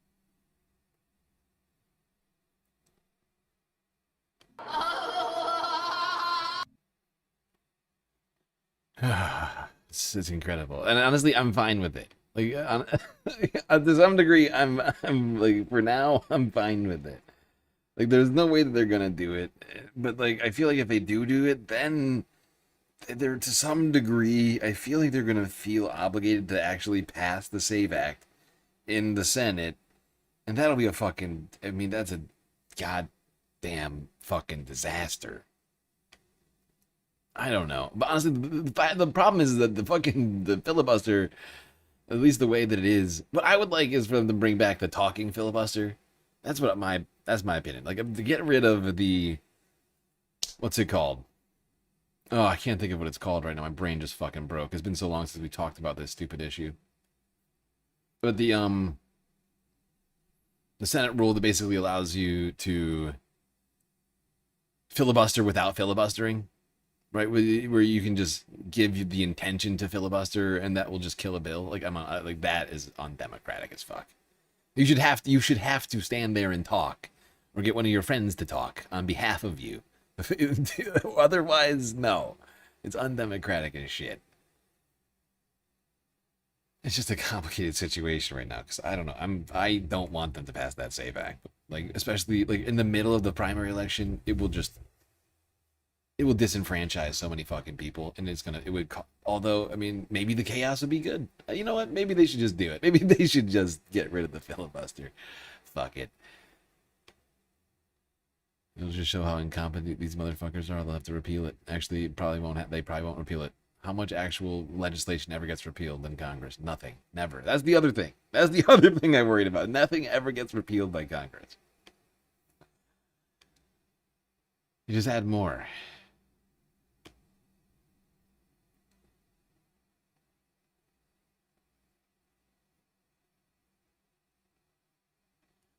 It's so hard to make friends these days. Look, we got space fams. And space friends. You know? That's something. And it's a group that's continually growing. You know, if you combine YouTube and Twitch, we're almost at like 3,500.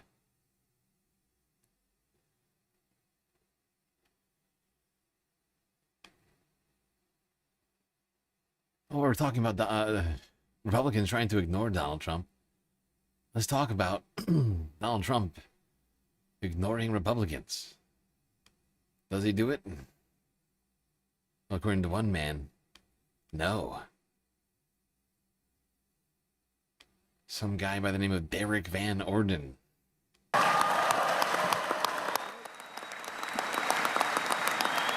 Right. He's right about that. He's right about that. Derek, please. Mr. President, yesterday we got to spend about an hour and a half in the Oval Office, and you announced the $50 million that you are sending to the state of Wisconsin for clean, beautiful coal. Thank you for that. Mr. President, you signed Climate a and $50 everything are the same billion word. rural healthcare infrastructure bill. Of that, over $200 million is coming to the state of Wisconsin to make sure that we have healthcare in our rural areas. Thank you for that, sir. You signed whole milk for healthy kids into law, sir. You just reopened every single domestic market in our schools, and that is amazing for the MAHA movement for our kids and for our dairy farmers. Thank you for that, sir. He's being so obsequious. It is painful to watch. I just want everybody to see this man's face because it's hard to see him. This is Derek Van Orden, representative of the 3rd District of Wisconsin. This guy, this obsequious brown-noser, whose face is now covered in Donald Trump's 30 diaper remnants, who continues to say over and over again, "Thank you, sir. Thank you, sir." Like some creepy, like some child talking to his daddy. I will say thank you very much. I love you, sir. Thank you, sir. I love you, says Derek Van Orden, 3rd Congressional District of Wisconsin.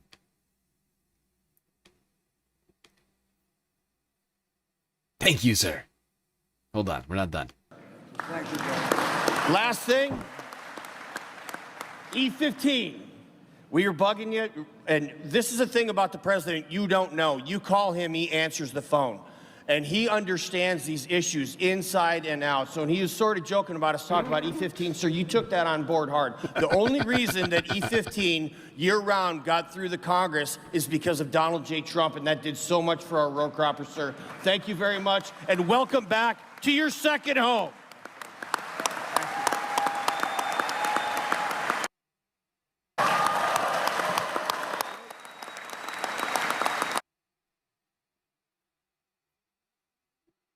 There you go. There's Derek Van Orden. He says, when you call Donald Trump, he answers the phone.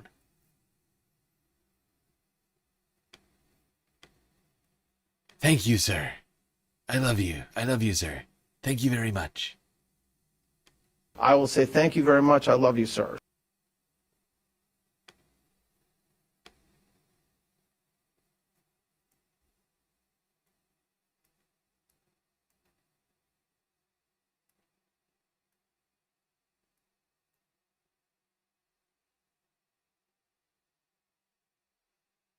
Didn't I add Holy Tamale? Oh, Holy Toledo. Yeah, where's Holy Toledo? There it is. No, that's not it. Holy Toledo. Holy Toledo. That was some serious brown nosing going on. I mean, that guy sucked up so hard.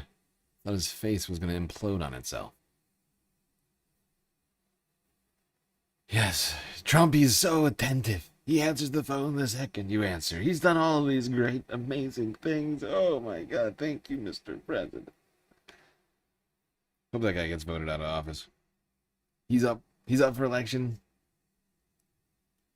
Every one of your representatives in the House is up for election.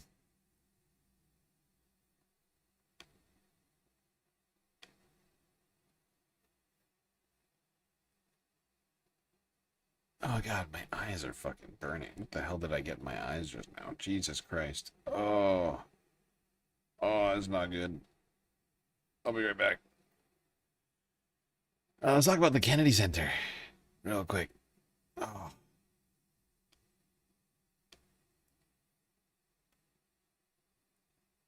The Trump Kennedy Center? No, sorry. The Kennedy Center.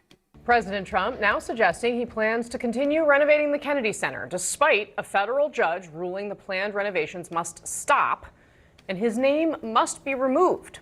After the ruling last week, President Trump said he had no interest in continuing what could only be a hopeless journey into Never Never Land. Yesterday, the Kennedy Center's general counsel ordered staff to remove President Donald Trump's name from the building by June 12th, complying with the judge's ruling. Earlier today, the Trump administration was in court trying to get permission to continue with the ballroom construction. The DOJ argued that no court would have the power to order Trump to tear down the ballroom. When did it become impossible for courts to stop this project? I think it would have been improper to enjoin it even on day one. So this is really something that can't be stopped in courts. It can only be stopped by Congress. I think that's right. All right, my panel is back. Elliot Williams. Yes, that's ludicrous. I don't know what the question was, but I will tell you the answer is that is ludicrous. That is incorrect. It just, one can support the idea of the White House having a ballroom. It can be something that is a welcome addition to the East. Fine. However, the courts have the power to enjoin actions by Congress and the president. That is how our courts have worked from the beginning. That's not about the activism of courts or anything else. The idea that somehow the president has unilateral authority that cannot be checked by the federal courts is just incorrect. And it's not, I'm not stating an opinion here. This is not a feeling or a vibe. That is simply how the separation of powers work in the country. That is incorrect. So just to take this like one step farther, the judge pressed the Trump.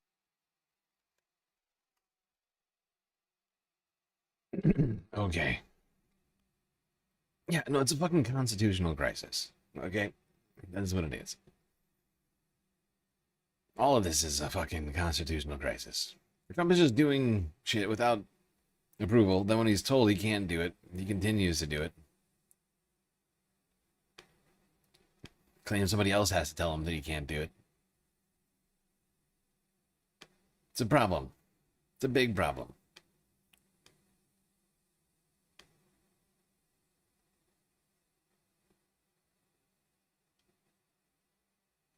She asked, and what the lawyer said back. The government decided to move very quickly and bulldoze the Statue of Liberty, the people whose ancestors, that was the first thing they saw coming to this country. But the government moved too fast. Nothing can be done. I think that's right. Yes. That is this is a fun exercise to have. That's the definition of what you would call a constitutional crisis, where one branch of government decides to do something that they wish to do. Perhaps they think it is in the public interest to bulldoze the Statue of Liberty. Okay, fine. That's what they want to do. Parties would sue and a court would tell them not to do it. And if they don't follow that court order, we are in a crisis as a nation. You have an obligation as the executive branch of the government to follow what courts say. I know this is, I'm sorry to go back to 10th grade history or 11th grade history here, but these are just such basic facts and we're. No, seriously. Here's a question. Can Trump bulldoze Congress? I think this comes to the heart of it. He's bulldozed part of the White House. This lawyer just claimed that he could bulldoze the Statue of Liberty in fucking federal court. Can he bulldoze Congress? Can he bulldoze the Supreme Court? Where does it end? Where does that end? Which public buildings are off limits and why? Is there a distinction? Why would? Because I know that I know that if this question was posed, right, I think everybody would be like, oh, right. No, I don't think he can do that. Because of course not. But it's the same fucking thing. And people are trying to act like, oh, it's not a big deal. It is a big deal. And it's a huge fucking problem. In the upside down right now, having to explain something so painfully simple that has become normalized in this country is not healthy. So that's the legal view that Elliot holds very strongly. I know he also, if we start to talk about the fact that the Kennedy Center was named as a memorial, he'll also get going on that. But since you're the historian that's sitting here, I'm going to give that one to you. I mean, it is Congress that named the Kennedy Center. And can you sort of speak to the historical significance of it and why that matters here? Absolutely. So we don't name monuments or any of these things after living individuals. We certainly don't name them after living presidents. The way that the Kennedy Center was endowed was as a monument, essentially, to the cultural and the artistic benefits in honor of a deceased president, right? And the family has been very open about this. The family was among the first to speak out after the president decided he was going to put his name up. And I have to say that the courts, agreed with this. This is part and parcel of, how these things operate. But one thing I think that is worth pointing out here is that history hasn't, particularly modern history, hasn't had a way of really dealing with these ideas of constitutional crises. Yeah, well, we need to. We need to deal with them. It's also not a word. Crises.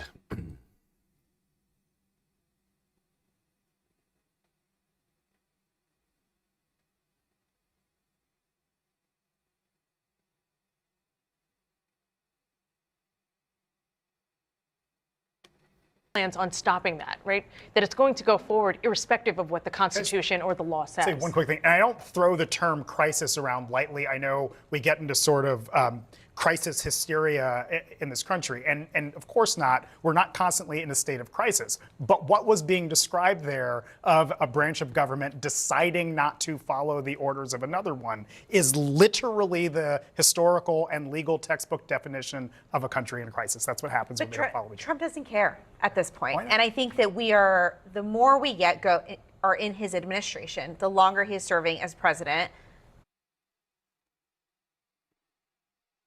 What a fucking useless comment. Oh, but Trump doesn't care.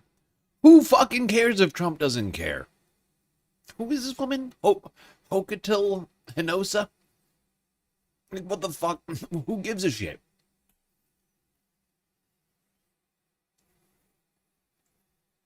The government, the rest of the government needs to fucking assert themselves. Who gives a shit what Donald Trump feels? Whether he cares or he doesn't care. What we need is a government that can stand up in a constitutional crisis, assert itself, and prevent that man from doing what he wants without anybody else's say so. That's what matters, not the whims of the fucking deluded, sundowning moron of a fucking president that we have. Who gives a shit if he cares? What does he actually even care about aside from himself? We all know that. By the way, did you know that JFK's sister sounds exactly like him?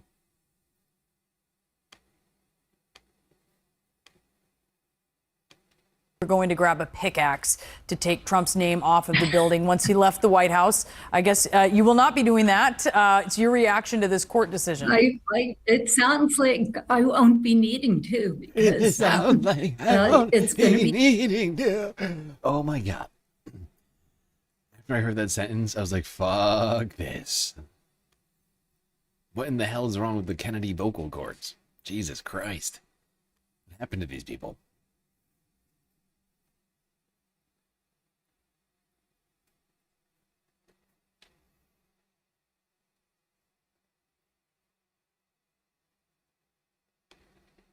I don't know if it's hereditary. I literally don't know, but after I heard that, I was like, yo, there's no way.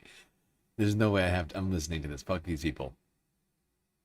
Fuck this dynasty that has done nothing for society. And they just live, they're just living on like privilege and wealth and political power, right? As a result of their name. This has been happening for too long. I'm sick of it. There's too many Kennedys. I'm sure she's fine. I'm sure she's probably a fine person. I just can't deal with it. I just can't deal with it.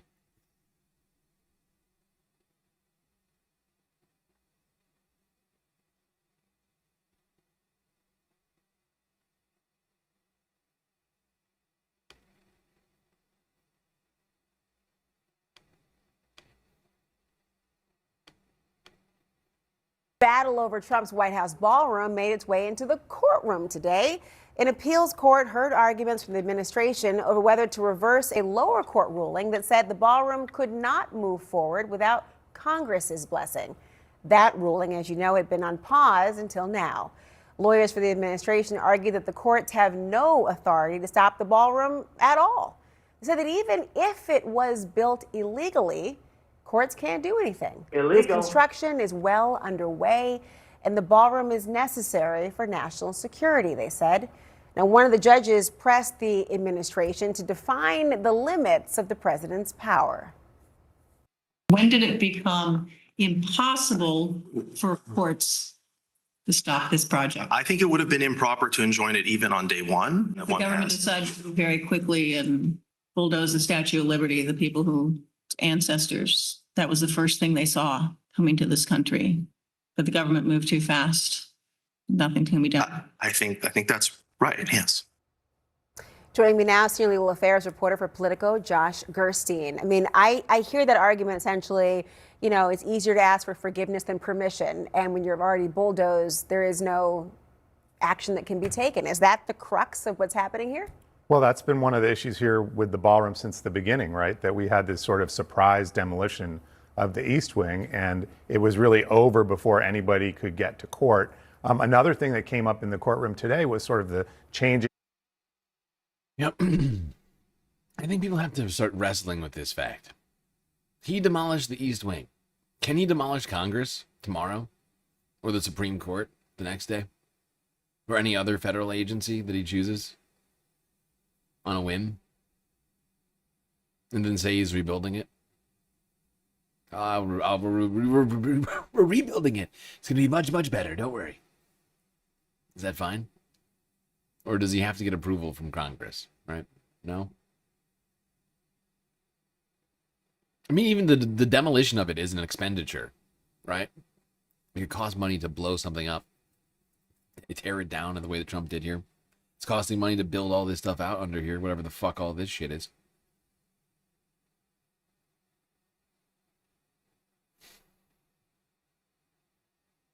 Like, if you decided to take down the Statue of Liberty and put up a new one, Christ Ablanti just shared 100 bits. We are also having somewhat of a constitution crisis in the Philippines as the previous Senate Majority Leader refuses to step down and hand the reins to the minority party, citing that their party only had less Senate members because one died and another was arrested on corruption. The Surgeon General refuses to enforce the Constitution without President Marcos' permit, and he refuses to address the issue so far. Ooh. Like, okay, here's the question. Like, if Donald Trump tomorrow, I think this is the best way to address this or talk about this issue. If Donald Trump tomorrow said that I'm tearing down the Statue of Liberty, and as he's saying it, they started tearing it down with cranes, whatever it would take to fucking tear this down. It's not as sturdy as it looks. It wouldn't take that much. Tear it down and then replace it with a very similar looking statue, but with him. Instead of Lady Liberty, it's him giving the finger. Or even not something as lewd as him giving the finger. You know, holding the American flag. Or even the torch. I mean, would that be fine? As long as he replaces it. And it's, you know, it's changed in a way that at least some people would think is better. Right? Do you see what I'm saying here? Because he's claiming it's an improvement to the East Wing. Right? By making it a ballroom. Like, would this be equally fine as the ballroom? Him just tearing it down, or like chopping the head off of the Statue of Liberty and replacing it with his head. Would that be fine? Is that cool? Without asking Congress? Like, you just, you know, who cares? Or like, what if he went to Arlington Cemetery and dug it up to turn it into like a data center, right? And then like relocated it to like Maryland or something? I don't know. I'm just like coming up with ideas. Would that be fine? Like, as long as he like dug up all the graves and like moved all the dead soldiers, would that be okay?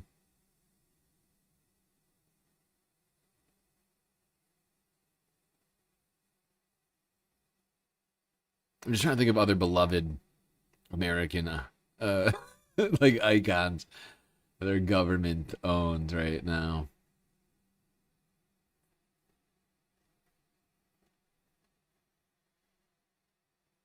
Mr. Bigfoot, thank you for the follow on Twitch.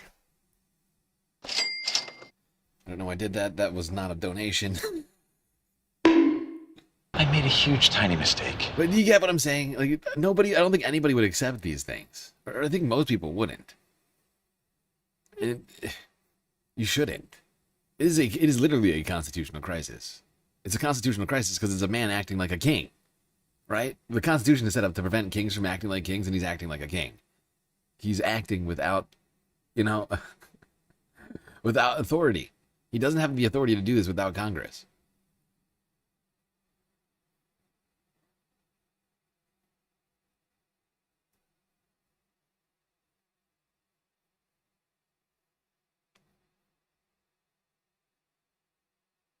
And the fact is, I know some Republicans would love this. Right? This is from Redbubble. This is like a right-wing, like Twitter. Or not a right-wing Twitter. It's like a right-wing Facebook. It's some sort of, I can't remember, is Reddit? No, that's 4chan. I can't remember who read Spotify, not Spotify. No, what's the other one? What's the one? Bumble? Not Bumble. No, the one where you use a click. I can't remember. It's been so long. Where you would just click and it would just give you some random new picture or video clip. What was that? Why can't I think of what that's called? It's is it Pinterest? Oh God, I can't think of it.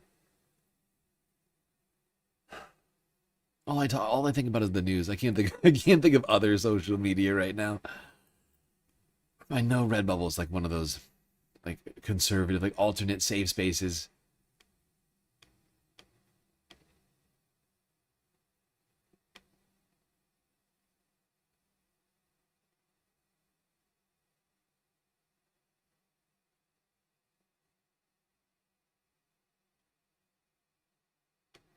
Obviously, people who do go down there on a regular basis and are invested, like the woman who's being used to establish standing in this case, who works on various historical groups and says she visits the area on a regular basis and is involved in historical preservation efforts. It's usually the kind of thing that's more than enough to get you over the relatively low bar to get into court in this kind of a battle. This is a battle, nonetheless. Of course, the timing of it. Wait, am I thinking of something else? Am I thinking of something else? That's not what I'm thinking of. Is this just a merch site? Hold on. Let me click it. It's just a merch site? Oh, maybe it's just a merch site. Okay, take it back. No, you're right. It's not. It's just a merch site. Huh. Okay. I could have sworn Redbubble. There's another site then that is got a very similar name that is a right-wing Pinterest that I've seen out there. And I'm just confusing it because I don't ever click those. I click those sites and I click off of them. I'm like, how did I find this? That's my bad. Thank you. Thank you for keeping me honest. The idea that, well, it's too late now, they've already bulldozed it, may not be that convincing to every judge on that panel. Josh Gerstein, thank you so much. Sure. They want to do it. Again, a vast majority of Americans are furious about the economy and they feel pessimistic about things getting better. But regardless, the president's big focus seems to be on his pet projects around the Capitol. A reflecting pool renovation, a marble walkway at the White House, a UFC cage on the White House South Lawn, the billion-dollar ballroom, and of course, a 250-foot arch, which, by the way, a Trump-backed panel voted to advance plans for that arch this week, despite public opposition to the project and real concerns that its height could be hazardous to air travel. Arthur, you were chuckling as he was talking about the Trump promenade. I mean, he really doesn't want it. I mean, he really does. And it's also But it's beautiful. It's going to be beautiful. But they're asking. But look, People are asking. Here's why we should not be surprised. And you left out Penn Station that he wants to do here in New York, which is a huge. I love how he can't even argue for them. He's got to argue about why we shouldn't be surprised. I forget his name. He's a Republican operative. I think he used to be the RNC chair of New York or something like that. And he's a real fucking turd. I think he's also a lawyer. He's a Republican douchebag, if I recall correctly. Arthur. He's also got a fucking show too. But this guy is fucking annoying. Why?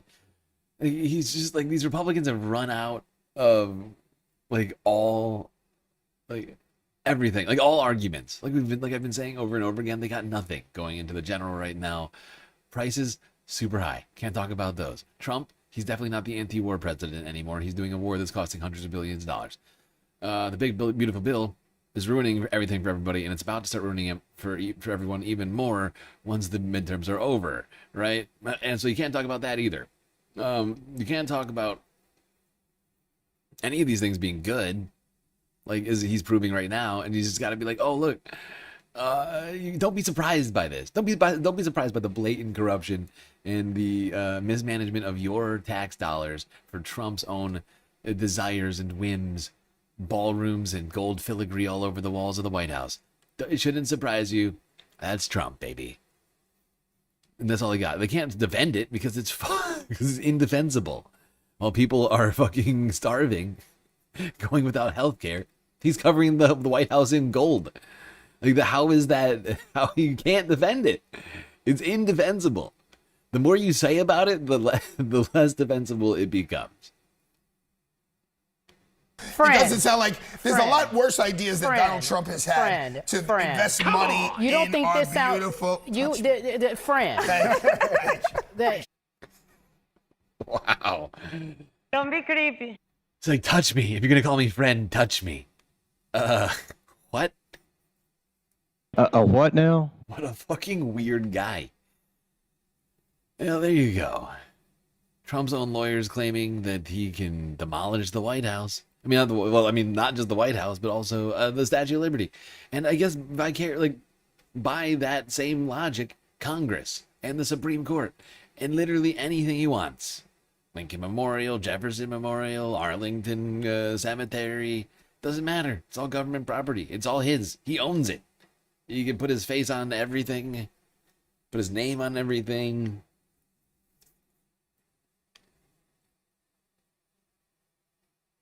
No, he wasn't upset that she touched him. I don't think he was upset that she touched him. I don't think she did touch him. He was like, touch me. He's like, I was like, wait, what? And maybe she like grazed him as she turned him, but like, I don't think she was touching him. And he's just being a fucking weirdo. He's like, touch me.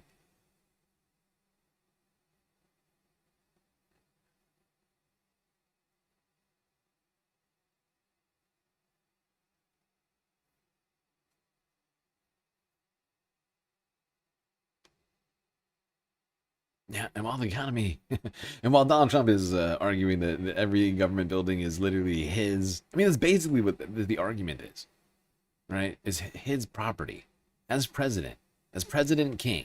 It is his property to do with whatever he wants, right? So, like, in theory, Barack Obama could have put statues of him on every single, like, on top of every single fucking government building from DC to Los Angeles, right? Like, he could have, done all sorts of stuff, right? He could have put you could have taken down all of those statues of all those Confederates that the like the daughters of the Confederacy. What are they called? I can't remember the name. It got put up. What was it, like 60? How many years has it been now since that happened? The Confederate statue thing.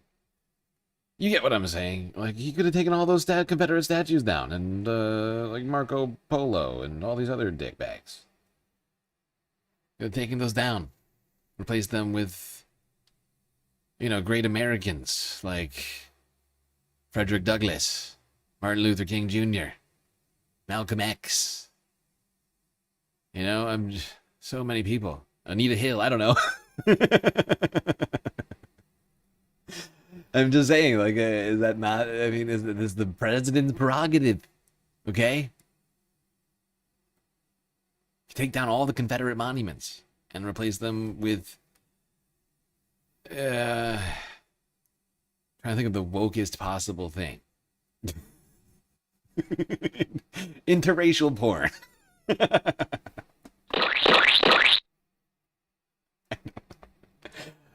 I'm just spitballing here at this point. I'm just coming up with, I'm really exhausting the list.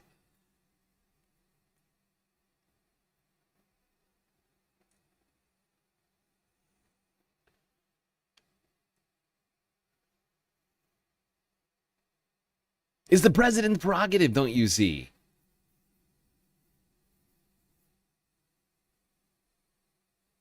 It's the same premise. You just, I'm just saying wilder and wilder things as I go. And I get... All right. Well, while he's doing all that, the economy is suffering. People are struggling.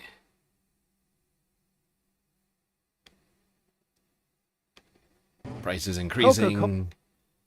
Inflation up. GDP down. Oh, not good. Coca-Cola is rethinking how to make its drinks more affordable, as the beverage giant sees some of its customers are struggling with rising costs. That's what Coca-Cola's CFO John Murphy told the Deutsche Bank Consumer Conference in Paris on Thursday. Murphy said the company, which raised its annual profit target in April, was navigating the disruption from the U.S.-Israeli war on Iran, quote, not perfectly well, but without fear, without trepidation. He called the outlook in the Middle East still not clear, and added it would be a focal point as the company goes into next year. Coca-Cola is leaning on a mix of pack sizes, formats, and price points, from smaller, lower-cost single-serve options to larger and premium offerings to cater to a wider range of consumers, while keeping prices affordable for budget-conscious shoppers. There you go, Coca-Cola coming up with all sorts of fascinating ways to try and increase their profits. Now, as I mentioned yesterday, amidst all this, they did project record profits, increasing profits for next quarter in their earnings call. So these guys are doing perfectly fine, but they're still trying to find ways to make even more fucking money. What happened to them passing those costs on to us, huh? What happened to that? I started laughing because I started thinking of different sorts of monuments that you could replace. If you know what I mean. I was sitting here, I was thinking of, like, what else could we add into this monument, replacing, like you know that Confederate monument that's like carved into a mountain? Do you guys know what I'm talking about? We talked about this a while ago. I think it's in like Alabama or some other stupid place. Georgia. That's close. One state over. Like, have you seen this? Do people know what I'm talking about? This is what I'm talking about. It's like a just stupid Confederate monument here, carved into the side of a fucking mountain. The NAACP has been trying to have it taken down for years. I think they wanted to turn it into something woke too. I think my idea is pretty good. I've got some other alterations. I'm not going to go into details. I was just thinking about it. Like, oh, we could do all sorts of stuff. So yeah, prices still skyrocketing. Wow. Corporate profits go right along with it. However,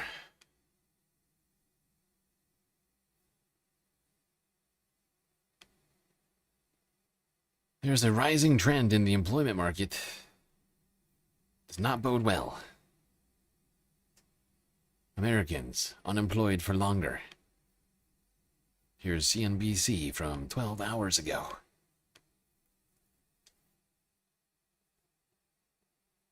Over 1.8 million Americans have been classified as long-term unemployed in a given month in 2026, meaning they've been out of work for at least 27 weeks. That accounts for about a quarter of all unemployed Americans.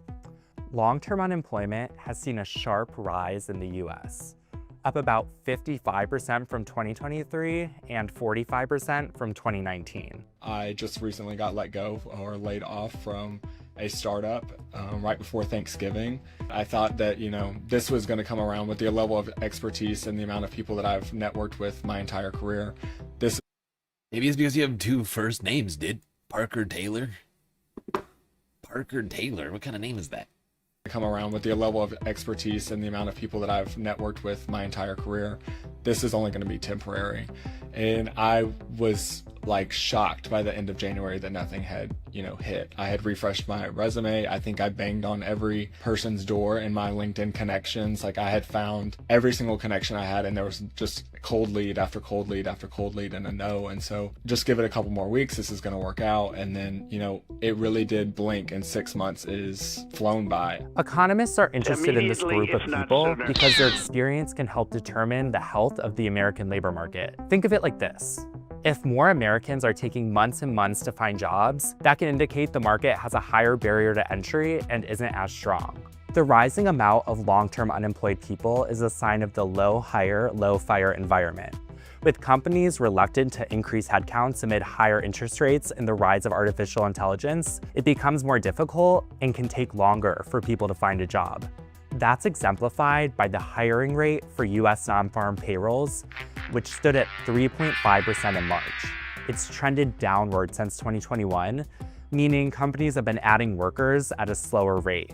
I've probably interviewed over 20 different times, and out of those 100 applications, I've probably been ghosted maybe 80 times. And so it's not that we're not trying, it's the fact that we're getting buried amongst each other because there's so many of us looking for jobs right now. There's only so much that talent acquisition and HR departments can do to find the talent that their companies are looking for. We are quite literally all drowning in the unemployment crisis right now.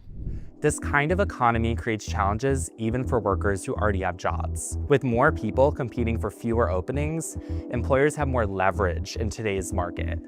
Year-over-year growth in wages has seen a significant drop from the highs of 2022. But just as costly is the hidden toll of long-term unemployment. First, there's the personal cost that extends far beyond a single missed paycheck. Research shows that after a decade, long-term unemployed workers earned about 32% less than non-displaced workers. Yep, stuff is getting bad in the employment market. In the labor market. And the numbers that came in last week were very, very mixed. We're going to look at them right now really quickly. Here's the Market Watch U.S. Economic Calendar. Let me just find the numbers. What's today? The 7th. So is this week here. Now, job openings were higher than expected and higher than the previous month of March and April. It was 7.6 million. That's 700,000 more jobs than people were thinking, which was good. And ADP employment was also higher than the month before, and higher than expected by 12,000. Screw ISM services, not important.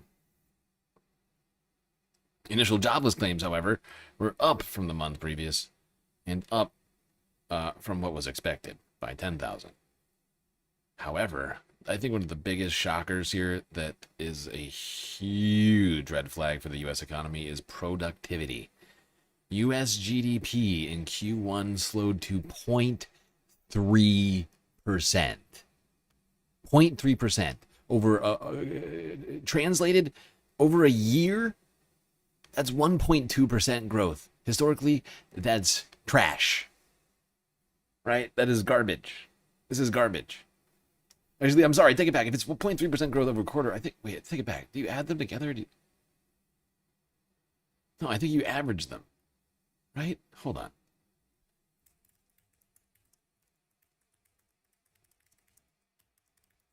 How did I forget this just now? Oh, you add them. Okay, right. Okay, you do add them. All right, so it will be 1.2. That was my initial thought, but then I second guessed myself because it's been, for whatever reason, it's already been a long weekend. But that's terrible. I mean, for instance, China had 5% growth in Q1 in 2026. 20 times as productive in China. China! And I mean, even under Biden.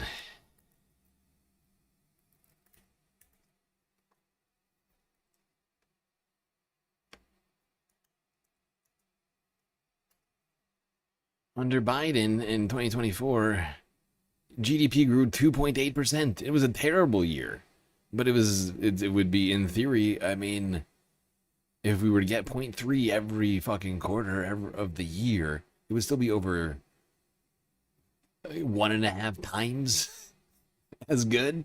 I mean, this is garbage. Complete garbage growth. Now, the employment and unemployment rate came in.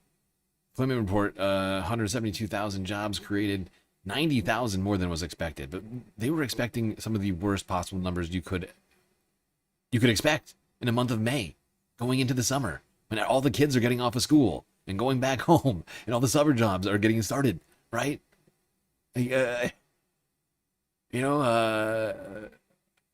Landscapers, marinas. I'm trying to think of all the summer. There's so many different summer jobs, right?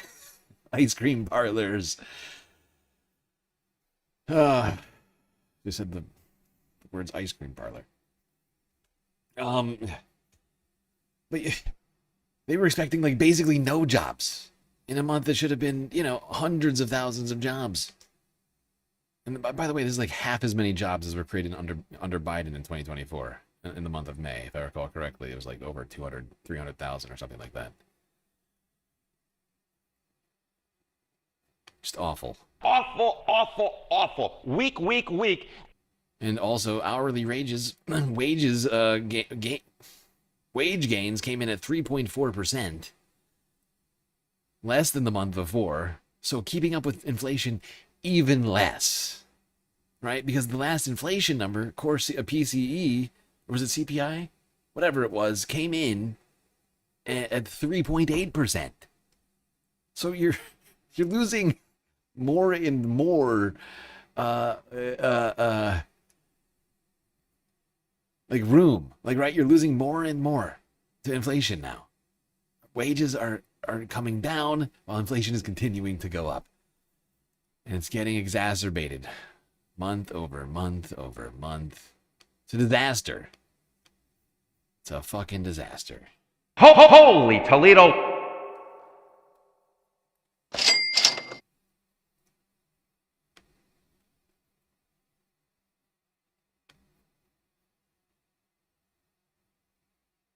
Hourly wages, did I? Yeah, no,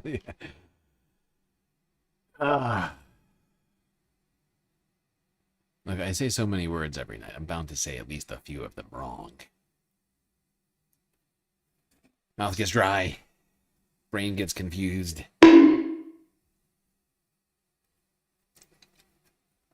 It's like every night I'm doing a goddamn filibuster. Oh.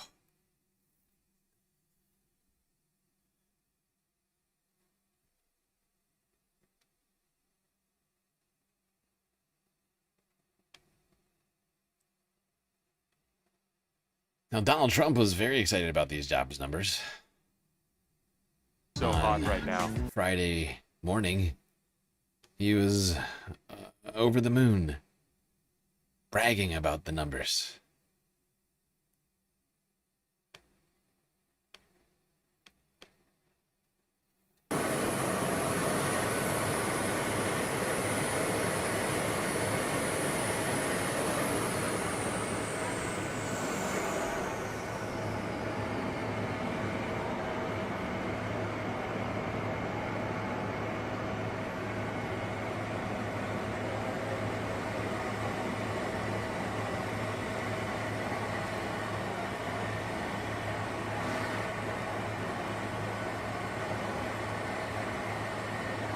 Why did he stop in the middle and start doing a fist bump? Why did he do the fight fist bump in the middle of the stairway? Who is he looking at? There's like nobody over there. There's nobody over there. Wait. So we're in Wisconsin. We have a big crowd. Look, there's nobody over. Who is he fisting? What just happened? There's no crowd. The job numbers were fantastic today. It's like nobody thought, many times what they thought they'd be. We have factories and plants being built all over our country at a number that we've never had before, ever, in our history, and we're doing really well. The situation with Iran seems to be going quite well. Thank you. When was the last time you had discussions? Perfect, beautiful numbers. The very best numbers, everybody say it. Oh, the very best numbers. So good. Great numbers. Now, unfortunately, while Trump thinks that those numbers that we just talked about are good, the stock market, the Dow, did not agree. The Dow right now is over. The Dow is over 50. Dow is over 50,000, but it was down 700 points. Earlier in the week, stock markets hit all-time highs. But then came back dramatically.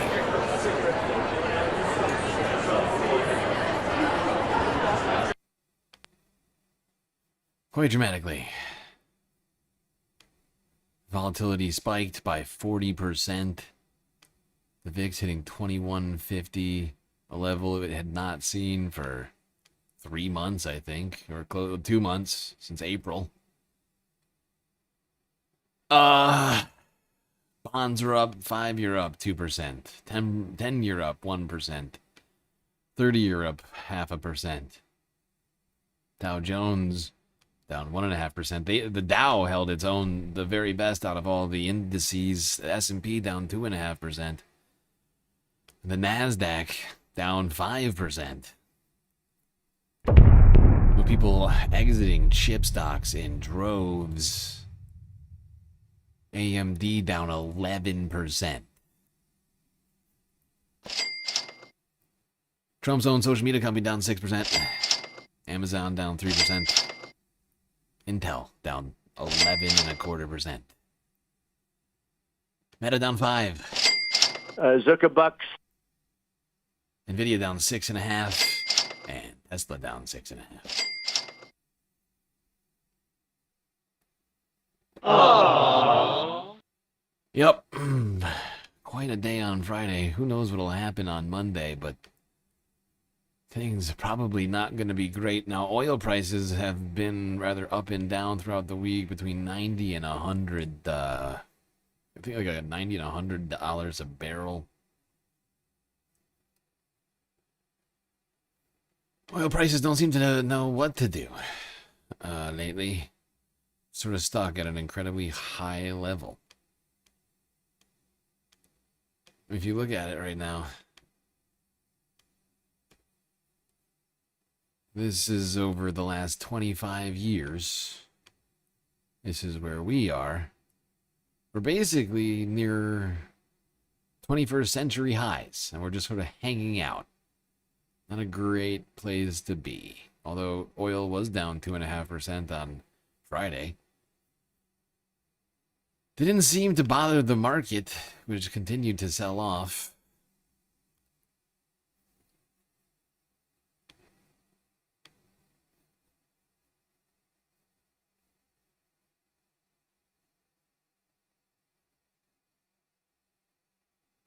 The tomb of the unknown Trump. Exactly. What if Trump did that? What if he changed the name of the tomb of the unknown soldier to the tomb of the unknown Trump, or Trump's tomb of the unknown soldier? Or like anything else that would be just like equally just despicable. Yeah, he's gross. Oh, he's a terrible man. Okay, we're going to go back to Wisconsin. Donald Trump had something fascinating to say over the weekend here. He was there doing like rallies for political candidates that he's endorsing. Including that Derek guy. Fucking weirdo who kept saying, "Thank you, sir. Thank you, sir." I will say thank you very much. I love you, sir.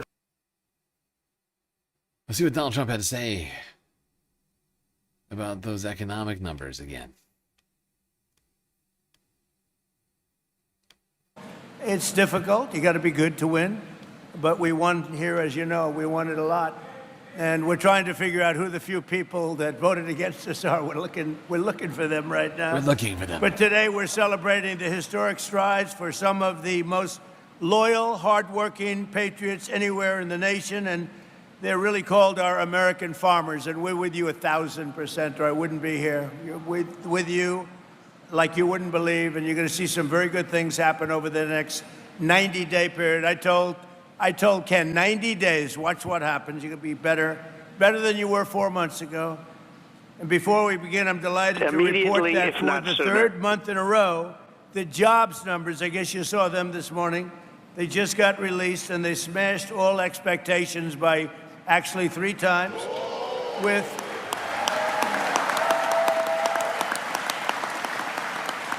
And this is during a military conflict. I call it that because it's really not that much of a war. Really that much of a war. But it's a military conflict. It's a practice. But this is 172,000 jobs were created in May. That's about 4 times higher than anticipated. And experts predicted 30,000 jobs. These are the strongest job numbers of the entire administration so far. And that's during this conflict on top of it. So it's great. And, you know, we have a thing, we have a problem in this country because it used to be, I'm a little older than a couple of you, but I don't feel old. I feel the same as I did 50 years ago. It's crazy, Mr. Senator. We got a great senator right here, Ron. But I do feel the same. But in the old days, you know, if you had good job numbers, like great job numbers, like they announced today, the stock market goes up.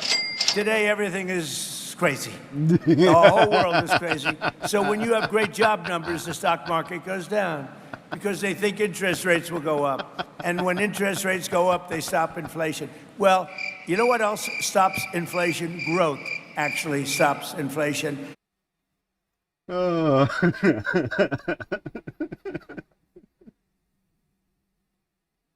He gets no applause or reaction from the crowd. Everybody at the table is just staring at him. He's just like, he's just sort of rambling to himself at this point.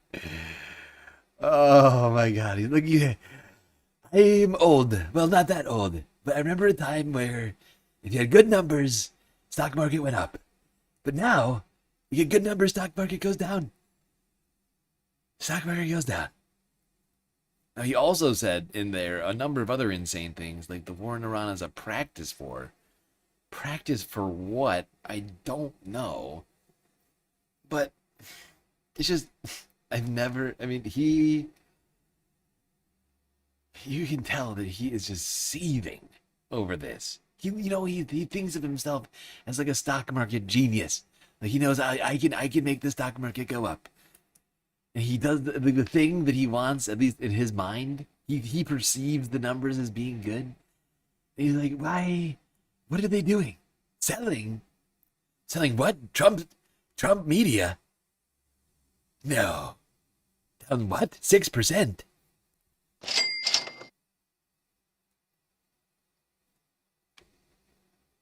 Of course, Trump media hasn't been doing very well, right? Right? I mean, it's not good. It's not doing good. If I had to say bad, if I had to make it, like, it's down 90% from where it was. It was 97.5 all-time high, I think. It hasn't been over $20 for like a year. It's just been plummeting. It's now at $8.20. It's just been a rocky road downwards, precipitous slide for the president. It's probably very sad. He doesn't get it. Why? Good numbers, but bad stock market. I don't understand. It's really weird.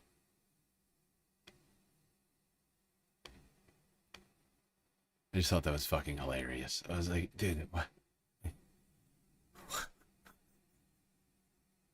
Like you can just tell how upset he is, and like you just can't deal with it.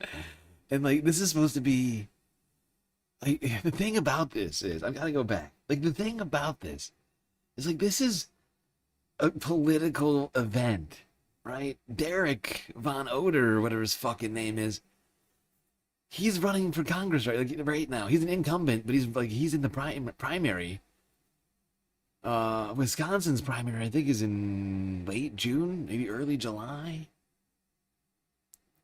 And Trump's out here. He's trying to, gin up this.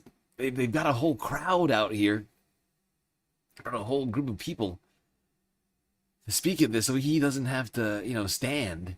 Everybody can sit down around this table, and he's just sort of blathering on about how the stock market isn't doing what he wants to do. Something that's only important to a small group of people, mind you. But it's also making him look weak, right? It's like a combination of things, right? First off, it's an issue that only affects a certain number of people, right? Like the top, 15% of Americans own like the vast majority of stock, right? And then the higher you up, the more technically you personally own of the stock market. But like most people don't. So it's already an issue that doesn't hit. And on top of it, he's like, it's not doing what I want. So it's making him look fucking weak. Awful, awful, awful. Weak, weak, weak. And vicariously, the candidates themselves. Do you see what I'm saying here? Like, it's a terrible political move to just sit here and talk about how the stock market's not doing what you want. Oh, what an idiot. Is it August 11th? Wow, that's a late one. Thank you, Tony. I closed the election spreadsheet. I don't have it in front of me. I was just guessing. Tony just coming out of nowhere with the Wisconsin primary date. Very impressive. Lurking, but with important information. Oh, fuck. We just crossed over 4 hours, Space Fams, and we only made it a third of the way through the galactic content goal tonight. We did a really bad job. Oh, I take it back. I take it back. A dono from Orb Rumor getting us to 75%. Wait, no. 80%. Orb Rumor. And a nice gross tonight, space creatures. Thank you, Orb.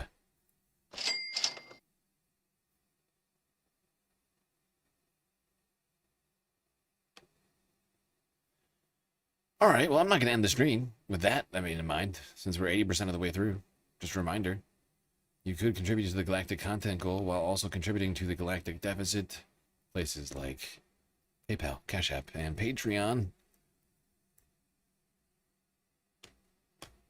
But we still got Twitch bits, power-up subs, gifted subs, prime subs. Contribute to that galactic content goal as well. You're in Wisconsin. You just got home from helping out in Pride Fest, Milwaukee. Nice, Tony. Awesome. Have you been doing anything politically there as well with like the primary stuff? Because I need help on the Wisconsin elections. I haven't gotten to them yet. And I would definitely love some input on that. So if you want to, I don't know if you're in the Discord or if you've managed to get your way onto the spreadsheet, the Google Doc, but do consider contributing. If you know anything, any information, either in the Discord or over there. I'll wind up having, I will have like the last say on which candidate I wind up endorsing, but, I've already had some help from people. Perhaps not as much as I'd like, but any help is helpful. Any help is helpful, everybody. Always remember that. Our powers combined.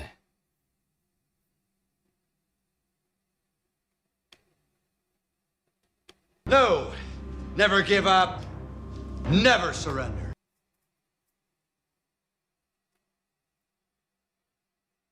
Now, you know who is giving up and surrendering right now? It is a group of individuals who at least helped get Donald Trump to power, whose internet clout and decisions to bring Donald Trump on for conversations on their podcasts, they are experiencing what do you call it? A moment of giving up. You would say they are realizing that Donald Trump is exactly who he's always been. A man who's been in the political eye for 11, how many years now? 2014 to 2026? That's like 12 years, right? If you were from New York, he's been in the political eye for even longer. Or if you were in one of the localities where he puts one of his golf courses or one of his fucking hotels, casinos, or whatever else him and his family have gotten into over the decades. But presidentially, he announced it in 2015 or 2014? I can't even remember now. But it's been like 11 or 12 years now at this point. You've had a lot of time. Everybody's had a lot of time to get familiar with this man. Some people just couldn't be bothered. Or, option B, they're a bunch of shills with their fingers to the wind, looking for an opportunity. I guess what's bugging me in all of this is that it can't just be that these people are all grifters. Some of them are bound to also be stupid and gullible. What?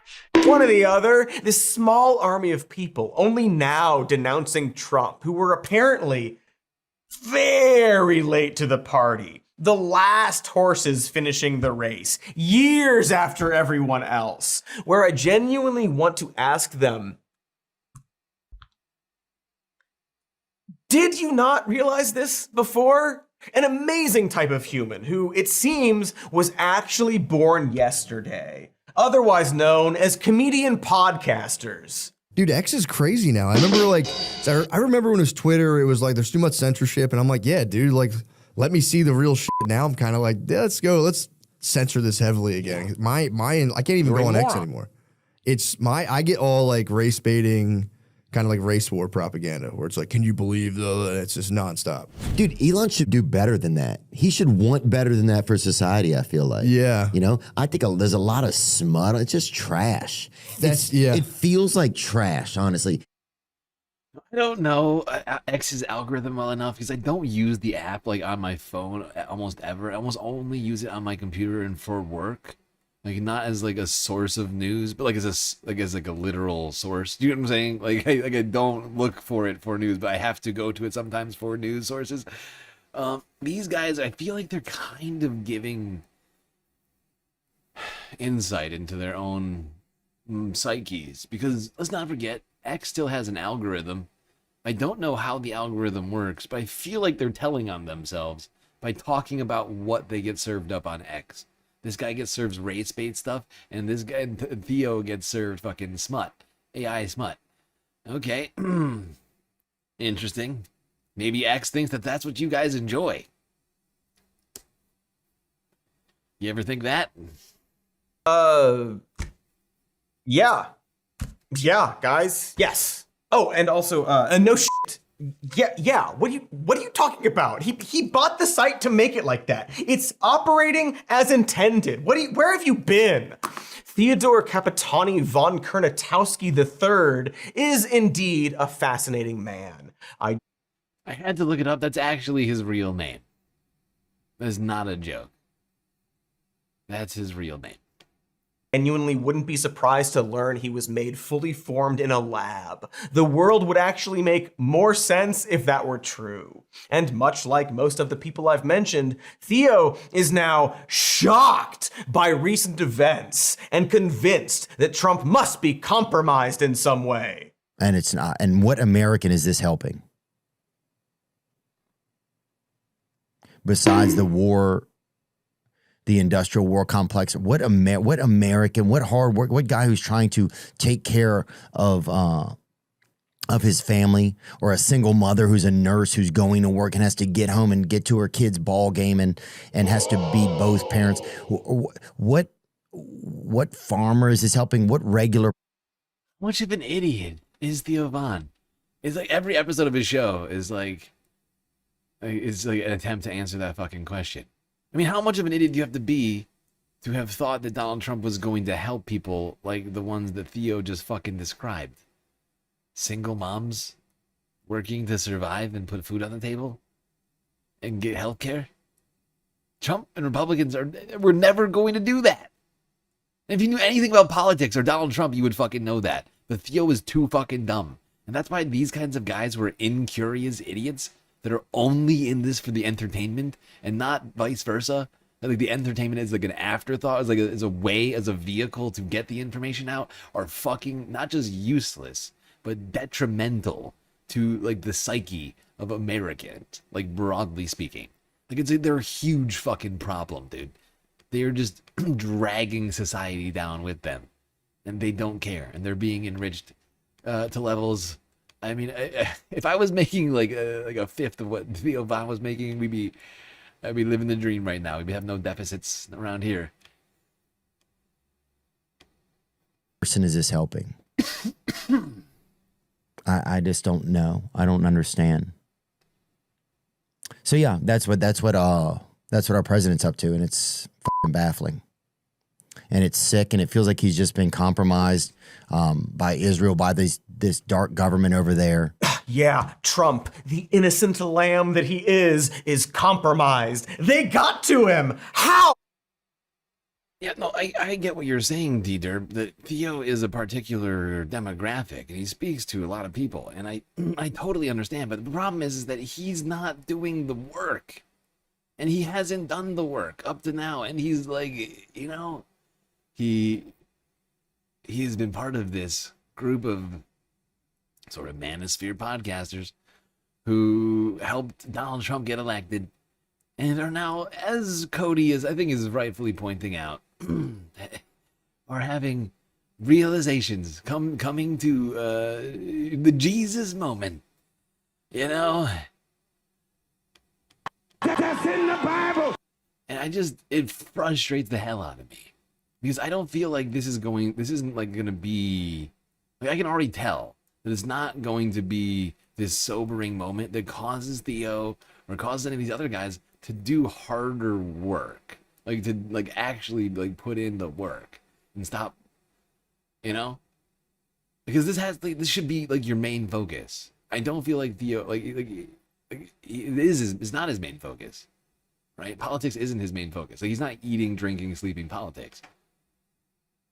I don't think he could tell you what primaries have happened this year, right? I don't think he could probably even name half a dozen people running in the midterms right now. Is that level of incuriosity that worries me, because we need people to be able to speak to low information voters, dude bros, if you will, but it can't just be low information voter to low information voter, right? That's a problem. Like, that's a problem, because then you just wind up with the same dude. You just wind up with the same dude, and that's a problem. Like, you need somebody's able to speak to the low information voter and inform them. I worry that Theo is not that man. How could it have happened? Trump, a man who would never take a bribe or do crimes or scams. Anyway, Theo, I'm sticking him in this new category, away from the political pundits and grifters, and over with your Joe Rogans and Andrew Schultzes. I'll call this category, dipshits. Good ring to it. Guys who don't really have a journalistic responsibility and are allowed to say whatever and support whomever because at the end of the day, they're, on paper, entertainers. But of course have used their position to boost Trump and a lot of the terrible stuff Trump represents. Yet they are now seemingly blindsided because the garbage guy they liked is now doing garbage things.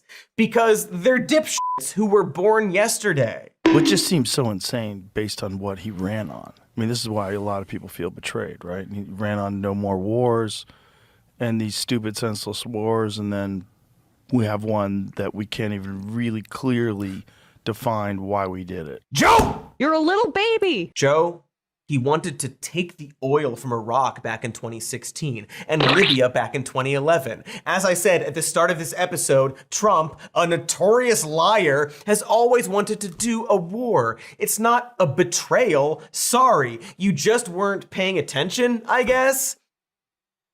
But attention is difficult. It requires focus and energy, Cody. Well, there's Cody Shody, aka Some More News. That is on YouTube. That's on YouTube.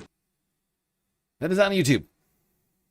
Go subscribe to him. It's a long form show, not a live stream. Although sometimes they do live streams now, I think. It's a good show. It's been around a long, long time. Honestly, like, one of the oldest shows on YouTube, honestly. I'm shocked that anybody doesn't know who he is. He's been doing this for like a decade. Right? Am I wrong? Like, that show, like, he's been Cody Shody. Some More News. And, of course, oh no, what's the puppet's name? Why can't I think of the puppet's name right now? Jesus Christ. That puppet. I haven't been able to watch, like, here's the problem for me. I've been watching enough Some More News. That's why I wanted to throw it in here today. Because, I don't get to watch it very often. He often puts out videos, sort of a interspersed timing. Warmbo, thank you, Warmbo. Yes, Warmbo. Cody and Warmbo. sitting in a tree.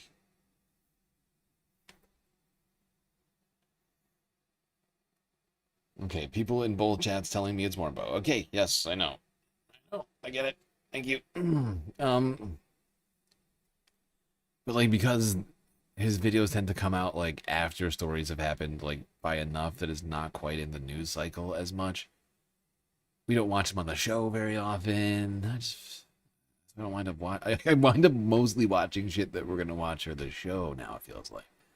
And that's frustrating to me. So there you go. Alright, we're not done with the manosphere.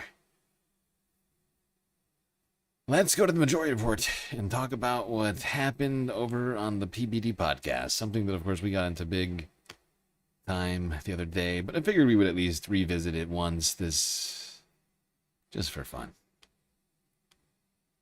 It is the weekend, after all. That Donald Trump has blocked refugees like yourself. Patrick Bet David would not have been allowed into America find a way to get under Donald you Trump. don't know me. You would have come in illegally. I would have You're came pro-illegal immigration. This is so interesting I would have today. made it here, Pat, but you heard it here. legally. You're going to clip Ilhan Omar, clip that. Patrick Bet David said Mehdi Hassan went on PBD show. Now, I don't know what's going on with PBD. They're not letting the crew in on it. It's almost like PBD has moved into a different phase of his career where he's like, maybe things aren't so good for me to totally tie myself to Donald Trump. Maybe what I need to do is just burnish, I should say, burnish my cred as just a thought leader, so that my Manect rate goes up by another 20%. That's sort of been my strategy here. I'm just waiting for my Manect application to go through. But here he is with Mehdi Hassan. They talk about immigration here. Yeah, and Mehdi nails him, and I do enjoy like how almost PBD recognizes it and gets like a little bit of sick joy out of it. He's Mehdi is the perfect guy for this task. Exactly. Like, he wears a suit. No offense to you, Sam, but Mehdi is just a little bit because he's buttoned up, and this is what PBD respects, and he knows that like Mehdi's running circles around him. I know, Sam. I know. How rude. Oh, that's so rude. See, I think Sam's college, polos are nice. They're cash, but they're also, formal enough for work. They're work casual.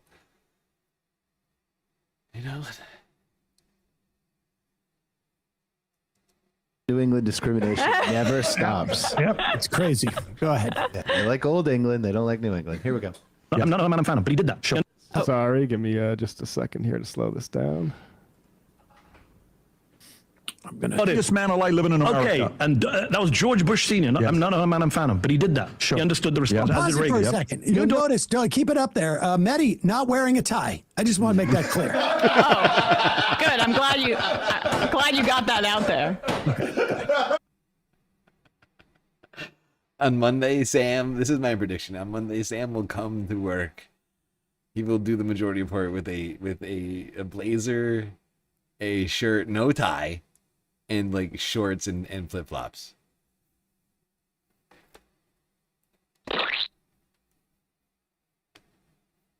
Donald Trump since October has allowed in 6,069 refugees only. Not 122,000, only 6,069. And do you know that 6,066, 99.9% of them are from white South Africa? Only 3 are Afghan. Dude. That's the numbers. Are you serious? That's a fact. Okay, you're serious. Pull it up, Rob. Dude, 6,000 refugees, all of them are white South Africans fleeing from an imaginary genocide. The previous guy brought more people than 4 presidents combined. Hold on, he brought in 125,000. He's trying to say, guys, time out. Let's get back to our people. No, we're talking about refugees. Refugees are different. It's not about jobs. Refugees are international obligation. Like you're talking H-1B, green card, which one are you talking about? Refugees, vetted by, the vetted program. Sure. Where you're vetted abroad. You check you're not a terrorist, all of that stuff. That's what happened to you? Yes. Biden did it too. He allowed 125,000 people. He upped the cap. Okay. Trump dropped the cap with Stephen Miller to 7,500. Okay. And since October, he allowed in 6,069, according to the Washington Post. I want to know where you're going with this. He allowed in only 3 Afghans and 6,066 white people from South Africa. The 2 things I would say about that. Number 1, that's racist. You let in 99.9% of your refugees are white people who are not refugees, and you don't allow people from Iran, Iraq, Syria. And the second point is, Donald Trump wouldn't have allowed you into this country, and yet you sit and support. You voted for him 3 times. Donald Trump would not have allowed little Patrick Bet-David into this country. How do you feel about that? You're so funny. A genuine question. You are so funny. It's a genuine question. You wouldn't have let little Patrick Bet-David. No Iranians were allowed in this year. So how would you have gotten? You know what would have happened? We would have waited 1 more year, 2 more years for a Democrat to come and let you in. Bush Senior let us in. He was a Republican. Don't act like for a better Republican. No, but that's a non-racist that's Republican. not the point. Okay, yeah, we'll skip a little bit ahead. No, don't skip ahead. Hold on. Oh, wait. Oh, maybe the clip I saw on Twitter. Okay, Matt's right. I do love how, like, I mean, we watched this whole fucking thing. He does this sort of salesman thing for most of it, you know, where he can talk, right? Like I was saying before, unlike Jillian when she went up against Sam, like, she's no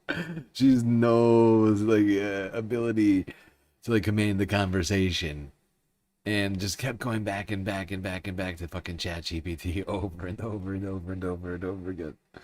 But like, it's just as equally unprepared for this conversation. PBD was, at least, but he masks it slightly by just, you know, doing little things like, oh, you're so funny, Mehdi. You're so funny. Like when Mehdi said something that he has no response to, he just tries to like be dismissive of it by saying, oh, Mehdi. Like, he has nothing to actually, like, you can tell, like, he shuts up like right away. But like he knows how to like chime in and like sort of like not completely lose all ground. Oh, you're so funny, Benny. So funny. Matt knows what's up. We'll skip ahead, but I just want to make something clear. George Herbert Walker Bush, who he says, you know, let him in no way could win a primary in the Republican Party. Never mind today, but even 10 years ago, maybe even 20 years There's ago. an old There's saying no in way. Tennessee. I know it's like the Republican Party he defends would not let him in. You know, the idea you're going to wait a year or 2 or 3 or 4. No, I got news for you, Chief. Nobody who was similarly situated to Patrick Bet-David is going to be let into this country under a Republican president, I would argue, for at least a decade or 2. And I'm just, I'm just saying nothing lasts forever. But there's no way. Go ahead. So this is just a couple minutes later. They pick up the point. Who are you? No, I didn't go to Oxford and do debate 24/7 I to see gave you this stuff in my hard life. evidence of Trump's racism, and you said, Rob, pull up the transgender woman. That's what happened. Everyone watched you do it. But I said Trump allowed in 99% white people. The point is, the previous guy picked people because of color. If there is any party that's I'm not even racist, asking about that. was the previous guy, I'm not because they even kept asking saying about that. black this, I'm not even black asking that, about that. black this many I'm females, not this even many asking. transgender. Trump did the same. The left is the party of the racists. Even if I you say- concede that, it's irrelevant to my point that Donald Trump has blocked refugees like yourself. Patrick Bet-David would not have been allowed into I would America find a way to get under you. Donald You don't Trump. know me You would have well. come in illegally. I would have You're came here pro-illegal immigration. You're so This funny. is so interesting I would have today. made it here, You heard it here. legally. You're going to clip Ilhan I Omar, would've clip made it that. here legally. Patrick Bet-David said if he was allowed in Also, have some illegally, fun with these. he would come in illegally. The difference between you and I, this doesn't bother me. I understand the game we're playing. I understand the conversation. I'm not here that for a we're having. game. I just said to you earlier, this stuff has real world consequences. Oh, this Three stuff has Muslims real just world got consequences. killed. Three Muslims just got This killed stuff has real in a world mosque. consequences. You just keep saying this stuff has real no. world consequences. I want to see more of this. You want to drink this? You're so funny, Sam. You're so funny. Exactly. What Mehdi's doing is he's not letting what Patrick Bet-David does. And particularly, it's more difficult for him to do when he doesn't have his stooges around him, because more often than not in these situations, he'd say like, wait, I want to get Vinny in here. Vinny, what do you think about what he's saying? Yeah. That's the way he would get out of this conversation, but he can't here. And most guests would be like, okay, we move on, or we get distracted by but Mehdi is like, no, dude, you've got to address this. You would not be allowed in here. And Patrick would say, I come in illegally. What? Are you effing serious? No, it's Mehdi who's being so funny. Because, if Mehdi's being so funny, that must mean I'm being so funny, because we're just really joking here, right? Conversation. You didn't just nail me in this political debate. We're just having a good time. Let's play a little bit more, because I'm enjoying this. black this many I'm female, not this even many asking. transgender. Trump did the same. The left is the party of the racists. Even if I You say- concede that, it's irrelevant to my point that Donald Trump has blocked refugees like yourself. Patrick Bet-David would not have been allowed into I would America find a way to get under you. Donald You don't Trump. know me You would well have come in illegally. I don't You're know you. pro-illegal I'll come immigration. here. You're so This funny. is so interesting I would have today. made it here, Pat, but you heard it here. legally. You're going to clip Ilhan I Omar, would've clip made it that. here legally. Patrick Bet-David said if he wasn't allowed Post in it, have some illegally, fun with these. he would come in illegally. The difference between you and I, this doesn't bother me. I understand the game we're playing. I understand the conversation. I'm not here that for a we're having. game. I just said to you earlier, this stuff has real world consequences. Oh, this Three stuff has Muslims real just world got consequences. killed. Three This- Muslims just this- got this killed stuff has real in a world mosque consequences. in San Just so you know Diego that. because Republican Party racist rhetoric. And do you know what? Republican congressmen couldn't even condemn it. I assume you condemn what happened in San Diego. We obviously. 100% condemned it. But you know, Republicans wouldn't do it until they were forced to do it. Brandon Gill was asked on the congressional speak on corridor. their behalf. I'm not asking you to speak. I'm I'm not telling you speaking on their it's behalf. bad, right? That what they did, not But condemn do it. you realize you think it's also bad that everything we had to hear in 2022 with Biden getting elected was about how many black female candidate leadership team we're going to have? Diversity is a good thing. No, it's not. Yes, it's it based is. on based on leadership. When he was president, we're going to find a way to have this percentage. Let me finish. This percentage of pilots got to be female and black. And by the way, Hollywood. You want to go to Hollywood? What Pause it for a standards they second. created? Do you remember the Incidentally, that's a bald-faced lie. Yeah. We need to have this percentage of pilots. That's just a lie. It's Yes. a lie. Yes. This is an out-and-out lie from a guy who is desperate to run away from the question they were talking about, which was, what is your reaction to the fact that you would not be allowed in this country legally under this regime? Yes. And he cannot answer it. And so Right. now he's going on to tell lies about like percentages of black pilots. Biden too. And like he's right that Biden preemptively saying my VP will be a black woman and like undercut whoever the choice would be from the start because you're tokenizing Kamala Harris or the others that were being considered at the time. But that's because Biden used to be or has some racist tendencies himself. The centrist campaign that he ran had some really cynical assumptions, I think, about black voters. And it's a lot closer to how PBD views race relations than how the left does. Trump has let in entirely white South African refugees. Do you think it was that for their leadership qualities? Like, what are we talking about here? And PBD... I mean, it's a whataboutism. Right? He's just trying to avoid addressing the fact that that is in fact racist, right? Like, whereas Emma's willing to accept, as are all of us here. Me, Sam, I'm sure Emma, Matt, and Brian would all, agree that Biden has a racist voting record, especially back in the day, and that was racist too. What he did with Kamala. But the point is that doesn't make what Donald Trump did not racist, right? Like, whataboutisms like just give people passes rather than consequences. Oh, it's all fine, and that's not okay. They're both wrong. But PPD is trying to avoid that as best as possible by shifting the conversation. And he does that. He just like Jillian, he gish gallops throughout the whole thing, just kind of from one to the next.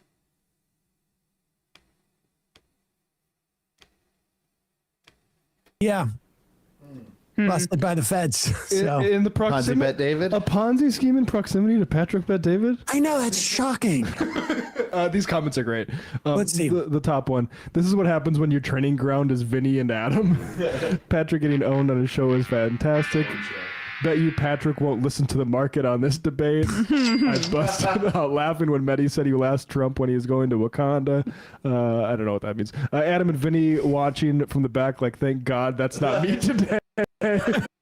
Okay, what this is about, because I listened to this whole fucking thing.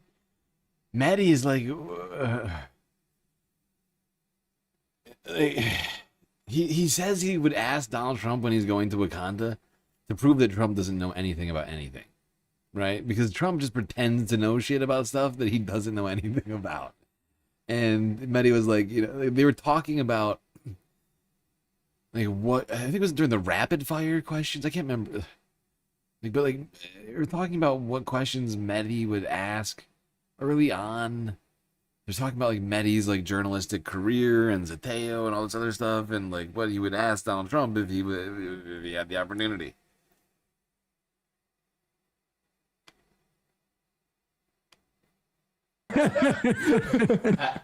Adam's gonna sleep like a baby tonight. There's an intellectual gap that is very evident. Crying emoji. Crying laugh And emoji. honestly, I would be. See what the 53 replies say. I wonder if I'm it's not like gonna lie. any. I really do want Mehdi to ask him that. I want somebody to ask Donald Trump when he'll be going to Wakanda to speak to the ambassador or to speak to the. You know what I mean? Like I'm trying to think of how you would phrase it right now. You gotta do it in a way where it's like obvious to everyone but him. Like oh, it would be so good. The great nation of Wakanda. Yes, I'm looking forward to visiting it sometime next year. 2-3 weeks, actually. We'll see. I think it's on the docket. PBD sounds like that Adam guys who gets proper hiding from Dave Smith. It's so funny the universe these people live in. I know. Let's call the gap Hormuz Jr. I'm not sure what that means. PBD is a grift. Crying, laughing. It's quite embarrassing. PBD is awful. Like, who? Why are people going to this channel? I know. I mean, God, people just love beefs and fights. Oh, this is funny. He didn't even look at Mehdi while shaking his hand. So I'm gonna find that moment here. Let's see here. At the end? Yeah, apparently there's some saltiness here. Let's see. That would be nice. Oh, that's While you find it, I appreciate just that. want to point out the shoes he's hawking. The chyron for the shoes he makes. It was making me laugh because they say designed in Florida, made in Italy.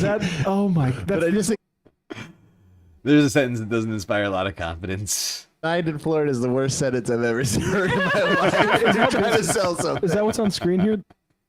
I also commented about those goddamn shoes the last time. I would point out that on the bottoms of them, I don't know, I don't think they show it. Do they show it during the on the bottoms of those dumb fucking shoes? It says the future looks bright, right? But it's the dark letters with white soles, so that in theory, the more that you walk in them, the less bright that those letters are gonna pop, which seems. They could have thought that one through better.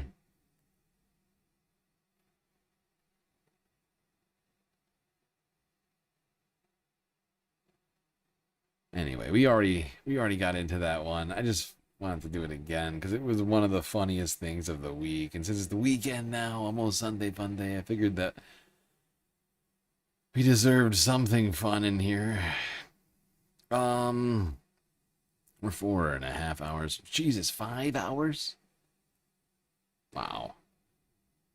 2 seconds ago, I could have sworn we were 4.5 hours in.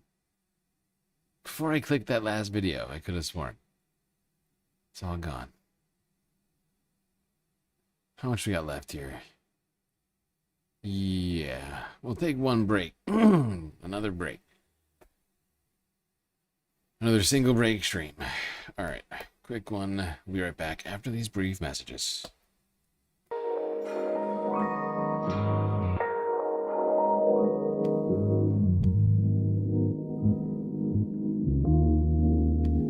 Well, I hope everybody's been enjoying the show so far. If you haven't already, hit the follow button on Twitch and the subscribe button on YouTube. While you're at it, hit the do consider contributing to the Galactic News Network for multiple reasons. One, we still haven't completed the Galactic content goal. We're like 20% shy. It's like 10 bones. We got a lot of great ways for you to contribute. Twitch, bits, power-up subs, gifted subs, prime subs, Cash App, and PayPal. And, of course, Patreon, where for the low price of $3 a month, you get access to a myriad space benefits unseen by the rest of the goddamn Milky Way galaxy. All right, everybody, enjoy the break. Grab yourselves a drink, maybe a snack. I'll be right back.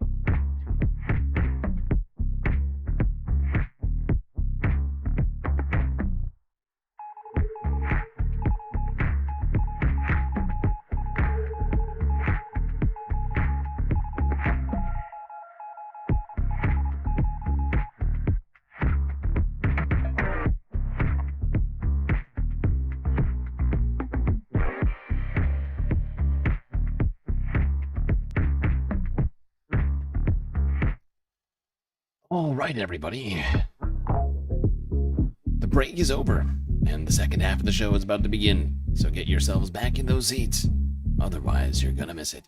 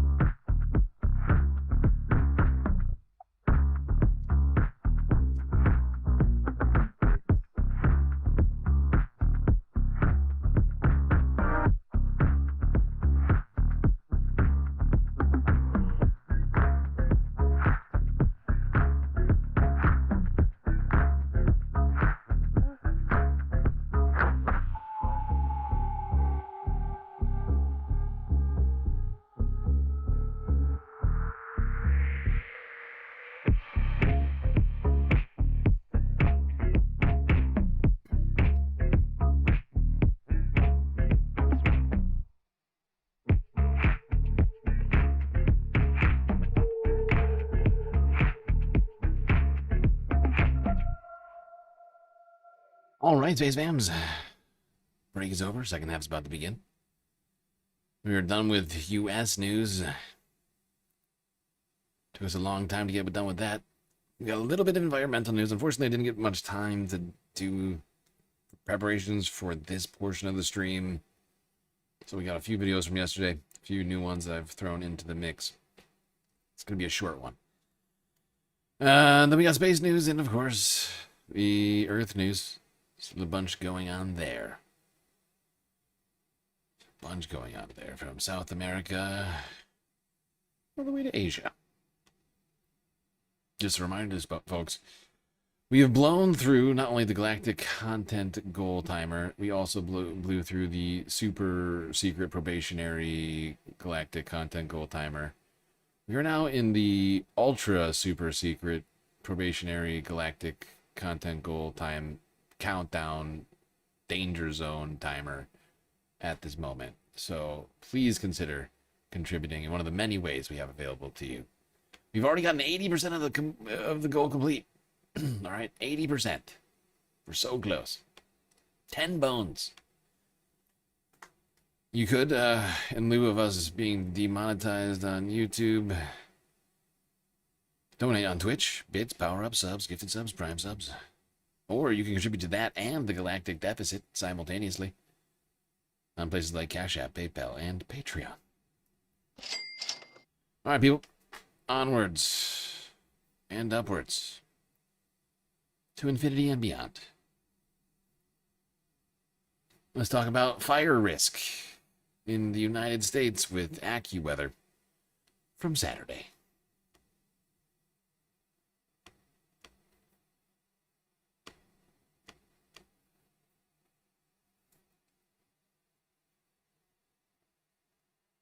Wildfires can happen any time of year in the West if conditions turn dry and windy, but the wildfire season isn't completely random. It follows a rhythm. In late spring and early summer, especially May and June, the greatest fire danger often flares up across Arizona and New Mexico. Dry vegetation, heat, and gusty winds can create volatile conditions. Then, as monsoon moisture arrives in midsummer, wildfire activity often eases across the Southwest. At the same time, the focus shifts north from the central and northern Rockies to the Pacific Northwest. Even Alaska, the peak of summer is often the most active part of the fire season as the jet. Now, unfortunately, here's one of the problems this year. This is true. This is like a rule of thumb, what he's basically talking about. This is generally accepted and true. This year's going to be weird. We've got a super El Nino happening over here, which we're going to talk about later. And that could affect things and how the fire season transpires. Some places are going to see extreme drought for very long with very high heat scenarios for longer, straight into 2027.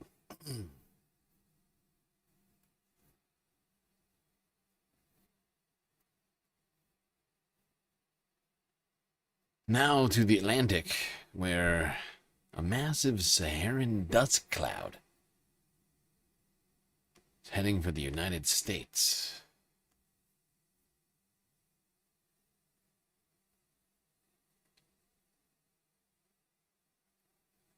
A massive cloud of Saharan dust is crossing the Atlantic right now and headed toward the Caribbean. Some of this dust could potentially reach parts of Texas and Louisiana by this weekend. If it arrives, expect hazier sky and more colorful sunrises and sunsets thanks to the tiny dust particles suspended in the atmosphere. Sweet. Okay, well that's not scary. I put that in there for fun. And it sounds cool. I mean, if it makes it, I look forward to it. Saharan dust, magical Saharan dust. Coming to the United States. Probably one of the least threatening things to happen weather-wise for a while. Now, some people are working their dicks off, their tails off, if you will. Doing everything they can to invest in the future, to make their countries more sustainable. Get on renewable energies, wind, solar, things like that. One of those countries is the great nation of China. China! I have to have my China. Welcome back, everyone. Energy prices around the world have been skyrocketing ever since the start of the war in Iran, but at least one country is weathering the storm better than others. In China, a years-long investment in renewable energy is beginning to pay off. In tonight's Prime Focus, ABC's Britt Clennett travels to rural China to show us the massive solar farms that are changing the face of energy consumption in that country. This is China's northwestern Gansu province. For centuries, a harsh, unforgiving sun scorched this ancient Silk Road corridor into an inhospitable land of temples, trekkers, and giant sand dunes.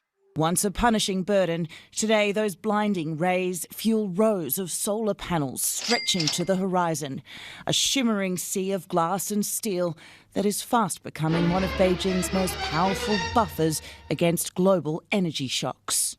China is really making the most of this arid landscape. These solar panels, they stretch out for miles. You can see why this is known as China's green power bank.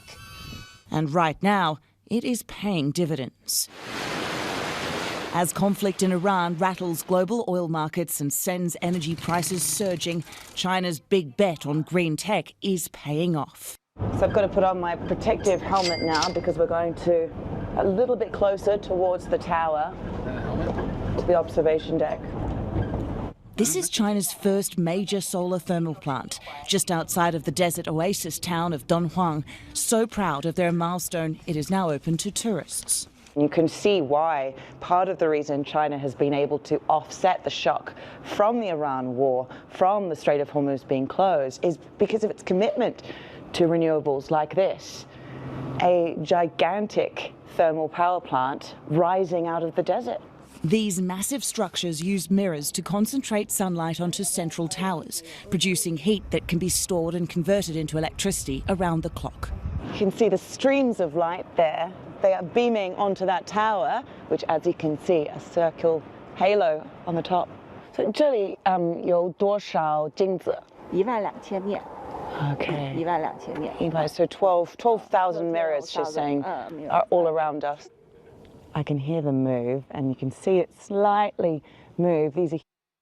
These mirror, like these like super reflector, like whatever you call these. I can't remember what the name for these arrays are, but these things are like the future. Like if you think like solar panels continue to get better and better, but like this is like future shit, where there's like mirrors that are controlled by the sun, so they follow the sun as it moves at the right angle to direct it back at one focal point all simultaneously, and just, oh god, this shit is insane.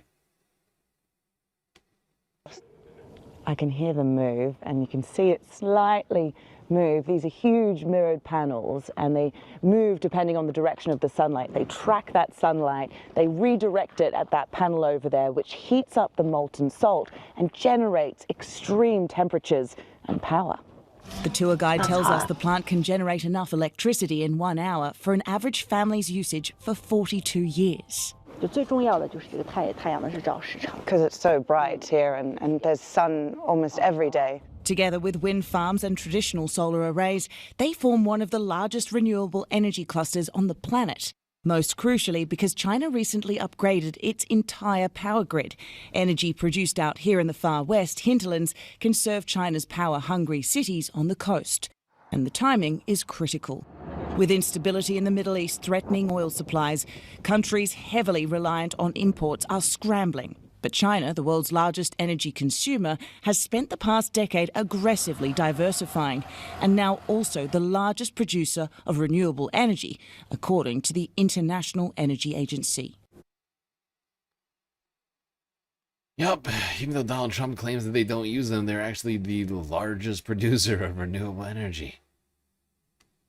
China is leading the way into the future. Now, is the war in Iran and higher oil prices causing them problems right now? 100%. They still need it for manufacturing. And that's definitely hitting Chinese producers and the Chinese economy. But let's not forget, in the first quarter of 2026, China had 5% GDP. The United States had 0.3%.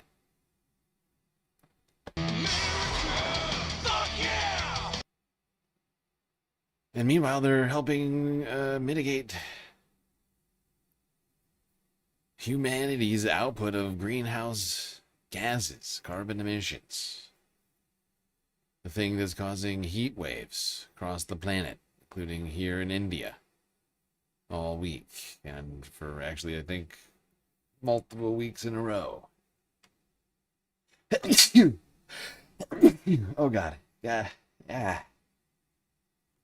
Okay, I'm fine. I thought there was gonna be a third one, but it never came. Okay. While India is no stranger to the heat before the monsoon season begins, this year's temperatures have soared well above 40 degrees Celsius. So are the recent extreme heat waves the new normal for India and neighboring Pakistan? Dr. Soumya Swaminathan is the chairperson of the MS Swaminathan Research Foundation and a former chief scientist at the WHO. She joins me now from Chennai. Dr. Swaminathan, really appreciate your time and glad to have you with us today. Now, we visit this story every year around this time of heat waves across India. How would you describe the current one and in comparing to those previous from recent seasons? Well, thank you very much. And yes, India, many districts, many states is in the grip of another heat wave that's actually started quite early. It started in April this year, and there was a week or two of very high heat, and then there was some cooling in some places. But clearly the trend over the last several years has been that every year we've come to higher temperatures, we've reached higher temperatures, the heat has been more prolonged and over larger parts of the country. And the urban areas, the cities in particular, are actually facing the brunt even more. And that's probably because of the way we've built our cities and the urban heat island effect, which doesn't even allow the nights to cool down. Yep, people in India living with sweltering heat for weeks. Temperatures in the hundreds. India has been in the grip of a record Fahrenheit. heat wave since May. Sorry, not hundreds of degrees, but in the 100 teens Fahrenheit, 45. I think they hit some stupid number like 46 something degrees Celsius, and it's only the beginning of the hottest months in India. This does not bode well. Daytime highs in many areas have topped 40 degrees Celsius, and the heat has reportedly claimed around 50 lives. In our next report, NHK World's Yamaka Michitaka looks at how extreme weather is pushing India to the brink and how the country is responding to the crisis. India Gate is one of New Delhi's most iconic tourist attractions. At this time of year, it would normally be crowded with visitors from both inside and outside the country. But now, only a few people can be seen. It's like standing next to a fire. I felt like my skin was burning. It's so hot that if you dropped an egg on the road, it might just turn into an omelette. Temperatures in the capital exceeded 40 degrees Celsius on more than 10 days last month. And the extreme heat has continued since then. Around the city, people can be seen sheltering in the shade of trees. It feels like my brain is boiling because of the heat. The sunlight is extremely strong. It's intensely hot. I feel completely exhausted, and I don't even want to go outside. Sounds fucking horrible. Sounds like my brain is boiling, says that man. Not what you want, I don't think.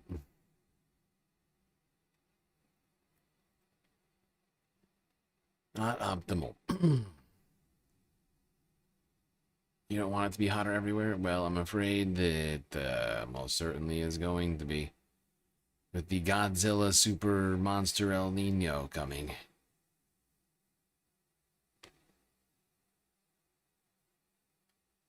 Here's BBC. To talk about what's lurking in the Pacific. El Nino is one of the most important weather patterns on the planet, helping drive extreme weather around the world. Now, our globe, look at that, pretty impressive, eh? Shows the pattern of heat in the tropical Pacific Ocean. That is the engine room of El Nino. Now, at the end of last year, that's what we're showing here, it was still showing the impacts of El Nino's sister weather pattern, La Nina, which has a cooling effect. And you can see heat over there in the west, cooler temperatures over here in the east. Now, as we move into this year, look at that. The normal winds, the trade winds, have weakened, on some occasions even reversed, allowing the warmer surface water to move eastwards across the Pacific. You can see it there building up off the coast of South America. Now that is a classic sign of an impending El Nino. We can get a better idea of what's happening if we look below the surface. Oh, look at that. So satellites, moored buoys and ocean floats show a huge wave of unusually hot water developing below the surface of the equatorial Pacific. Now that's the red area you can see there. Now when that heat wells up, some forecasts suggest the surface temperatures in some parts of the Pacific Ocean could rise by more than 2 degrees Celsius. Yeah, and historically that would be pretty fucking bad. It's like 6.5 degrees Fahrenheit. And considering we're already dealing with oceans that we're trying to keep under 1.5 degrees Celsius hotter than normal, 2 degrees Celsius, I shouldn't have to point out to you, is not good. It's not going to help. It's not going to help with things. And we can probably expect a very hot year and the hot 2027 winter as well.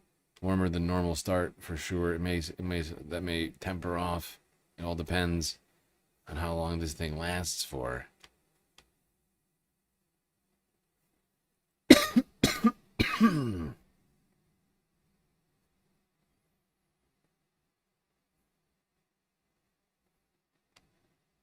What a time to be alive, eh, Space Fams? At least we have each other to get through this. Maybe one day we'll make that moon commune.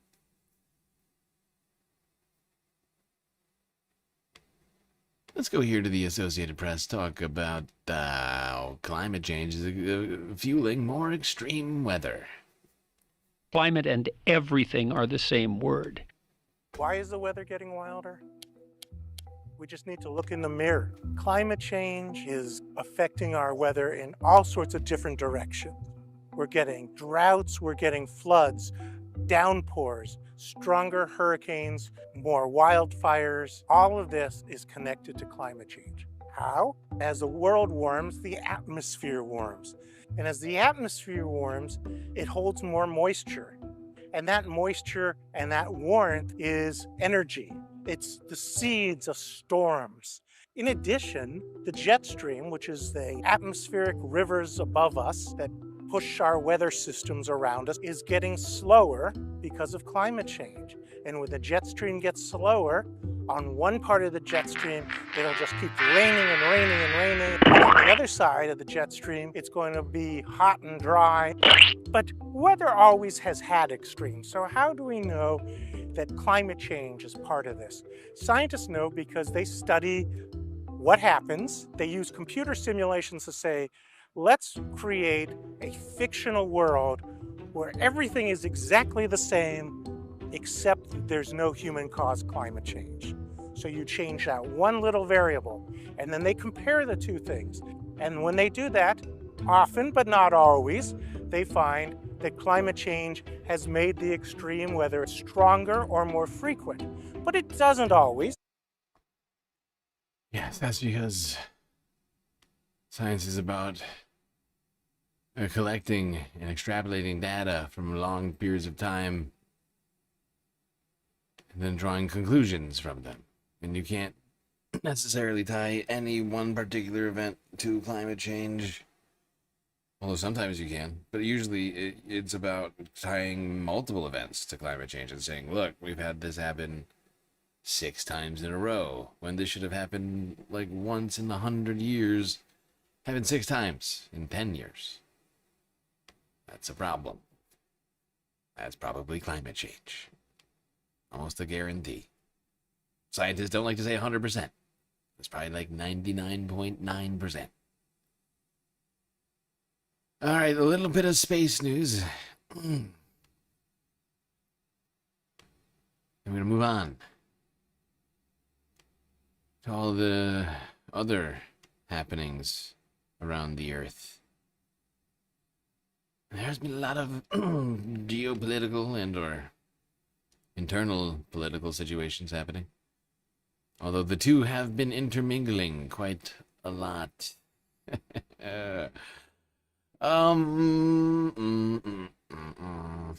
Not in a good way. Just to be clear. Good to see people dancing in the Twitch chat. You're all beautiful. You're all beautiful to me, Space Fams. I wish YouTube had emotes still. You know what's sad? I still have the emotes, so they still exist. I mean, I guess in a way, this maybe this means that we'll get it back one day. I can still use the emotes. Just none of you can use emotes. And none of you can be members. It's pretty sad. It seems kind of unfair when you think about it. If you're upset about that, you should tweet YouTube on Twitter, which I refuse to call X. Speaking of X, damn it, I did it. Let's talk about SpaceX, which has been denied early entry to the S&P. Well, first of all, some of the things that I say will be incorrect. Oh no, that's so sad. Elon was telling investors that he was going to get early entry to the S&P. And now, that dream has been destroyed. SpaceX will not be getting fast-track entry into the S&P 500 after all. On Thursday, index operator S&P Global said it would not change the rules for inclusion. The rocket firm is set for a record share listing next week. That could see it raise $75 billion and secure a valuation of $1.75 trillion, immediately making it one of America's top 10 most valuable listed firms. But S&P says it won't change the rules to allow rapid entry into its benchmark index. Among other things, that requires a firm to be profitable in its most recent quarter, and in some for its last 4 quarters. That rules out SpaceX, which posted a loss of close to $5 billion in 2025. One analyst praised S&P for standing firm, saying the rules shouldn't be bent for unprofitable firms just because they are big. The rival Nasdaq index has taken a different view, however. It has already changed its rules to allow easier access for newly listed so-called mega-cap stocks. That will force Nasdaq tracker funds to buy large sums of SpaceX shares. And there you go, S&P turning down SpaceX, but the Nasdaq unleashing an unprofitable Elon Musk Frankenstein company. Because it's also, I believe, going to include like XAI and Grok and Twitter all wrapped up so the Twitter investors can get their money. And then unknowing Nasdaq investors are going to suddenly have SpaceX stock in their portfolios. Or maybe knowingly now. The more that we get the word out, I suppose, the more people will know that they're now going to be forced to own that monstrosity. All right, moving on from space news. What is a NASDAQ? The NASDAQ is the tech sector, the tech stock, like the New York Stock Exchange tech sector index, right? There's a bunch of like ETFs and funds that like mimic it, that people have in their like retirements and their pensions and shit. They like automatically buy the big indexes, like the NASDAQ, the S&P, and of course, the Dow. The Dow right now is over. The Dow is over 50. It's like the DAX. It's like the DAX. Is that clear enough? You're in Germany, right? The closest thing I can think of. Yes, exactly. It's like the Dow, but for tech. Okay, let's go to South America. And this situation has really gotten out of hand. Mass protests were taking to the streets in Bolivia against the President Paz, demanding him step down after his austerity policies have been leaving huge numbers of people behind. People who needed help the most in worse circumstances they were just like a few years ago. And we've been following these protests for a number of weeks now. Bolivia's Congress, Parliament, whatever it is, approved a bill that made it so that he could declare martial law against the protesters, mobilize troops, and force people off of the streets. Help! Help! I'm being repressed!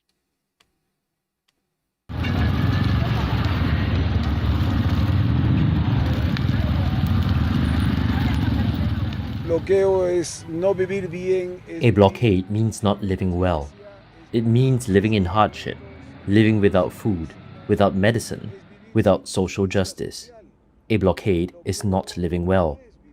And that is why the country has to understand that blocking roads is the exact opposite of the essence of our constitution and of our main commitment, which is to live well.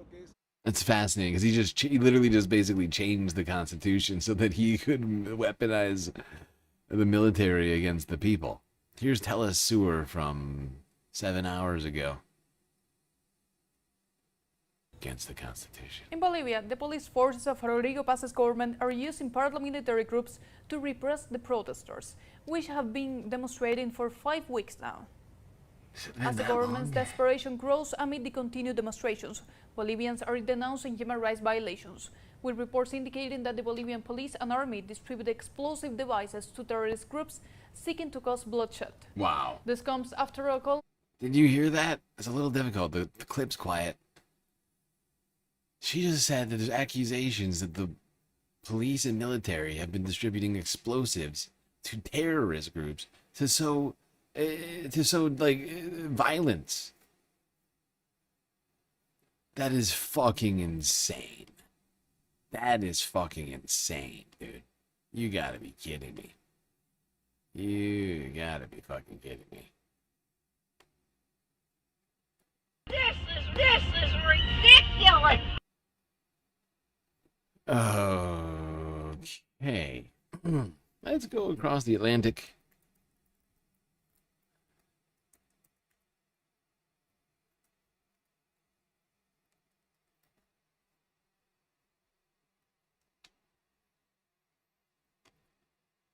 Across the Atlantic. I got a couple of things here to talk about. A few things to talk about. Let's talk about who the economy is for in the United Kingdom. Channel 4 News from Monday.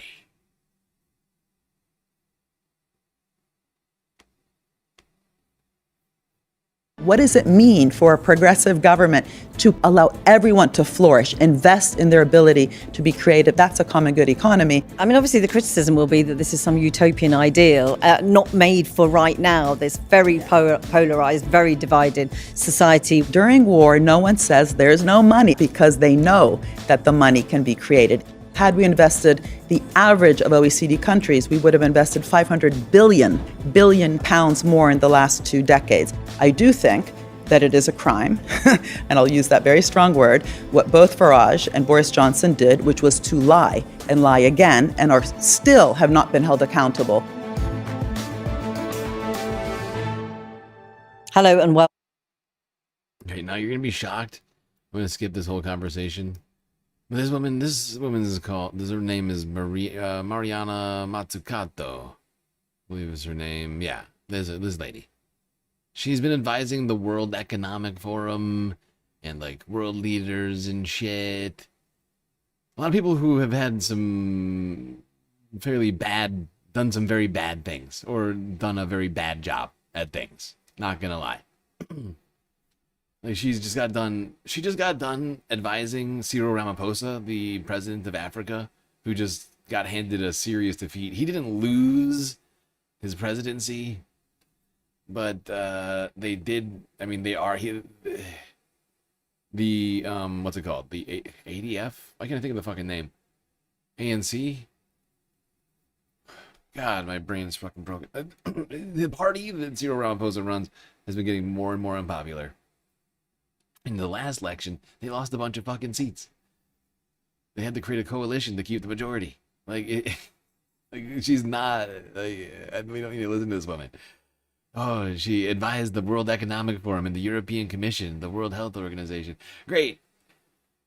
Unfortunately, we have like more poverty than ever, it feels like. And this woman was also like, oh, actually, labor is doing a great job. When I heard that, that's when I shut this thing off. Like, I was listening to it, like, I don't know how long. And at some point, she's like, actually, Keir Starmer's doing a great job. And I was like, who? A what now?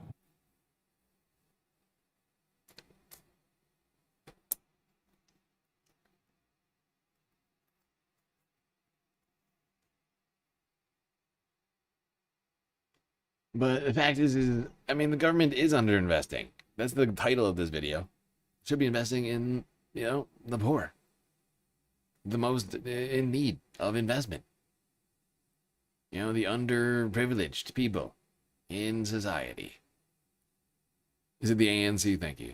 I couldn't remember.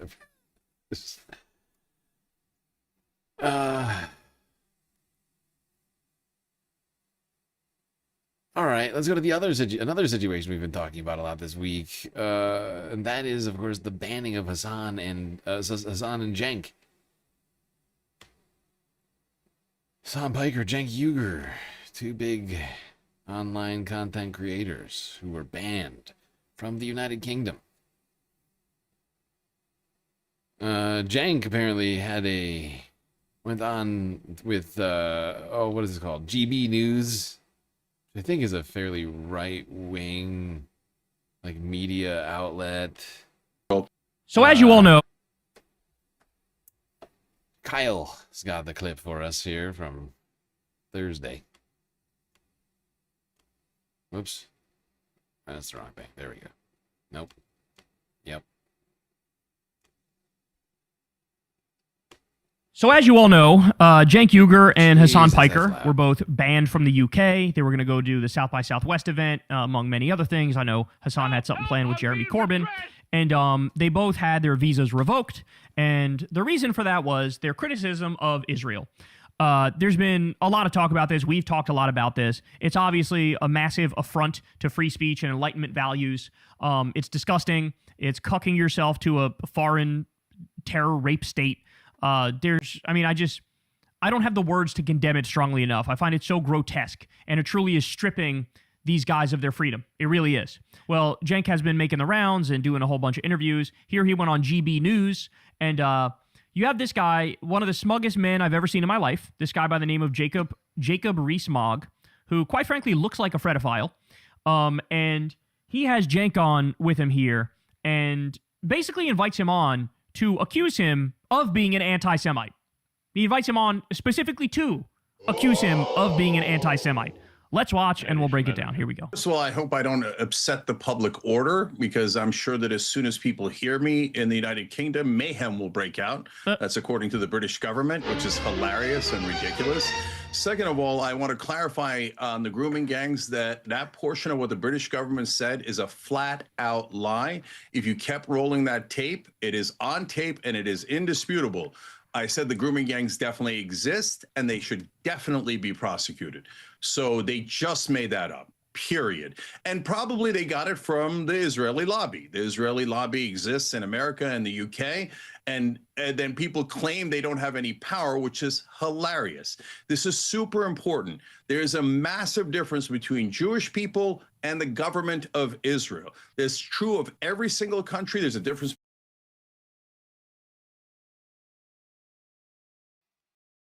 Okay, I'm back. Sorry. By the way, to the person who bought the green tea for me on Rhone, this is the sound of my appreciation.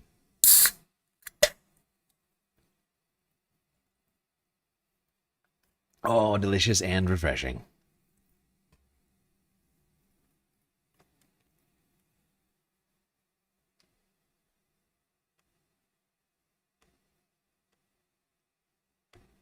The British people and the British government, the Turkish people. Oh, Oh, right, that's Jacob Rees-Mogg. Isn't he a reform guy? Isn't he like, is he an MP or is he just like, he's reformed now, right? He's all up in there with, or wait, is he? Or was he was formerly conservative, right? Did he switch to reform? Am I losing my mind? Turkish government, right? So now when you say that about the Turkish government, did he government, lose his seat to a reform? I can't. Maybe I'm getting my fucking wires crossed here. I don't think about Jacob very often. I'm not gonna lie. the Saudi government, everybody agrees. When you say it about the Israeli government, they weaponize charges of anti-Semitism in order to protect the government of Israel and the genocide they're committing. So I'm a fierce critic of Israel, but I never put it on Jewish people. In fact, I'm worried that Israel's defenders are using that in a callous way, and it endangers Jewish Americans and Jews in Britain and across the world. Okay. Because they keep saying all Jews want this genocide. That's not true. All right. None of the Jewish people I know want this genocide. Okay. But is it strictly true that you always differentiate between the Israeli government and the Jewish people? I believe you said Israel controls the American government through donations to 94% of Congress. But those donations aren't from the Israeli government. They're from individual Jewish people living in the United States. That is factually wrong. Okay, I was right. Jacob Rees-Mogg served as leader of the House of Commons and Lord President of the Council, a member of the Conservative Party, then Secretary of State for Business, Energy, and Industrial Strategy, and from 2019 to 2022, he was from February 2022, he was the Minister of State for Brexit Opportunities and Government Efficiency. So yeah, he's definitely reform adjacent, right? Brexit Opportunities and Efficiency? What in the fuck does that even mean? Just sort of like the dissolution of the trade relationship between Britain and the EU? Number one contingent of Zionists in the U.S. are actually Christian. They're evangelical, fundamentalist, Christian Zionists, people like Mike Huckabee. There's way more of them in the U.S. than there are actual Jewish people. And they also are massively in favor of Israel, massively in favor of the Israel lobby. They donate, they give money. But really, the Israel lobby is representing the government of Israel, right? So even if that weren't the case, it's still the case that the Israel lobby is representing the government of Israel. They lie and they pretend like they're not. It's like, oh, no, this is just Jewish Americans representing. That's a lie. That's bullshit. That's not true. But here he's trying to say, since you criticize the Israel lobby, isn't that by definition anti-Semitic? Because, it's all Jews who fund it, which, again, as I said, is factually wrong. But that's the argument he's trying to make. In other words, if you criticize the Israel lobby as aggressively as you do, that by its very nature is anti-Semitic. That's his argument. Think about, the implication of what he's saying. What he's saying is, you're just simply not allowed to criticize this lobby, right? Which is crazy, because nobody says this about Wall Street and their lobby. Nobody.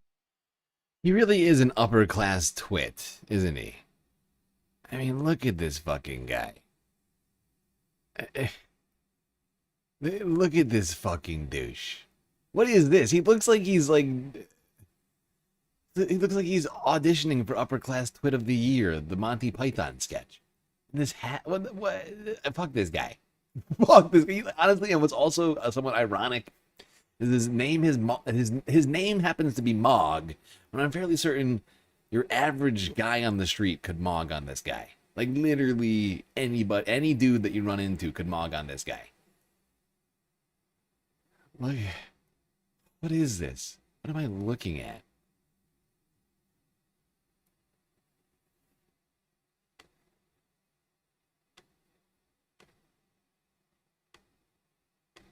About the military-industrial complex. Nobody says this about Saudi Arabia. Nobody accused you of being an Islamophobe for criticizing the Saudi lobby. But for this one, he does. So it's just so fucking dishonest. And Cenk is about to crash out. 4% of Congress. But those donations aren't from the Israeli government. They're from individual Jewish people living in the United States. As I understand American election law, governments aren't allowed to donate to political parties. Yeah, but it's a lie, right? That's a lie. That lobby ends up representing the Israeli government. That's what happens. There's a lot of things written in law, particularly when it comes to campaign finance and stuff like that, that in theory should be enforceable, but it's not actually enforceable. And the Israel lobby ends up representing the Israeli government. That's just how it works. Actually, you do sometimes conflate the Jewish people and the state of Israel, and that is prima facie anti-Semitic. You know, you just made that up on tape, right? Like I said, no, Israel. No, I've got this quotation hold on, from let me you. finish. You asked, you did a very serious charge, so let me answer it. I said Israel. You quoted me as saying Israel. I then did. You said, hold on. Then you said no, but you meant Jewish people. Why? I didn't say that. You said that. Are you an anti-Semite? I'm worried you're an anti-Semite. Why did you say Jewish people? Jewish people don't actually support this current Netanyahu government. Did you know that 63%? Hold on. 63% of Jewish Americans, which I read out correctly, is that Israel controls the American government through donations to 94% of Congress. Period. Jewish people donate to congressmen. The Israeli government does not. So you have conflated, you've said... Yeah, but that's bullshit. Because like I said, the number one contingent of American Zionists are evangelical Christians, and it's nonsense because that lobby does represent the Israeli government no matter what the fuck they say, no matter what's written in the law. That's just a fact. Israel controls. You're meaning Jewish people control. You know that perfectly well. You're putting words in my mouth. So here's my question. How is Cenk or anybody then allowed to criticize Israel? That is anti-Semitic, my good sir. How could you say this about the Jewish people? Truly despicable for you to criticize their actions in Gaza. It is anti-Semitic. He's basically claiming that Jewish people are the government of Israel, and that is baseline anti-Semitism.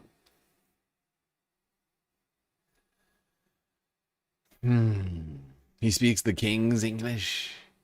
Yes. The top of the lip, the top lip doesn't move at all, or as little as possible to get the words out. It's like it's numb. It's like almost like the top lip. The top lip. See, it goes a bit numb when you're. It's mostly because you can't be bothered. Quite the top lip is really for the servants, right? For the people. And have you ever seen Downton Abbey? It's for all the people on the bottom of it. I can't do it right now.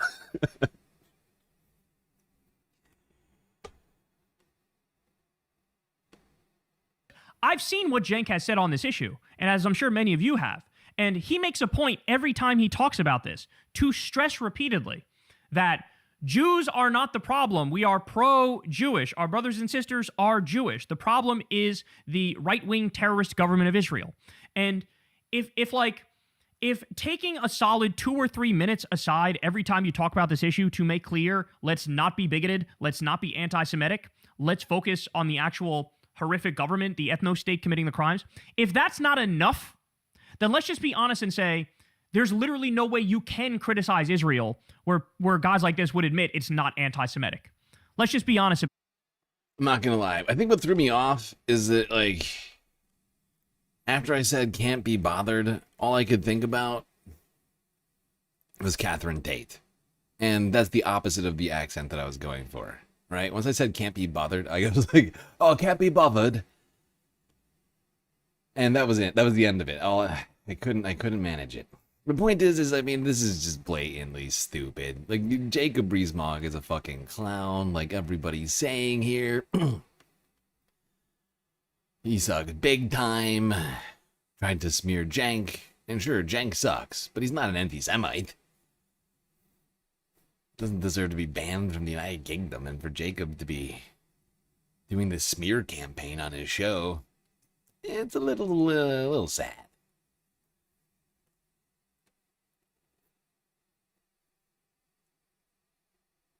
Am I bothered? Exactly. Yeah. That's the problem. It's like the exact opposite. It's like the inverse of that accent. And so like, I couldn't, like, once I got that in my head, like, it was doomed. And the whole accent just fell off.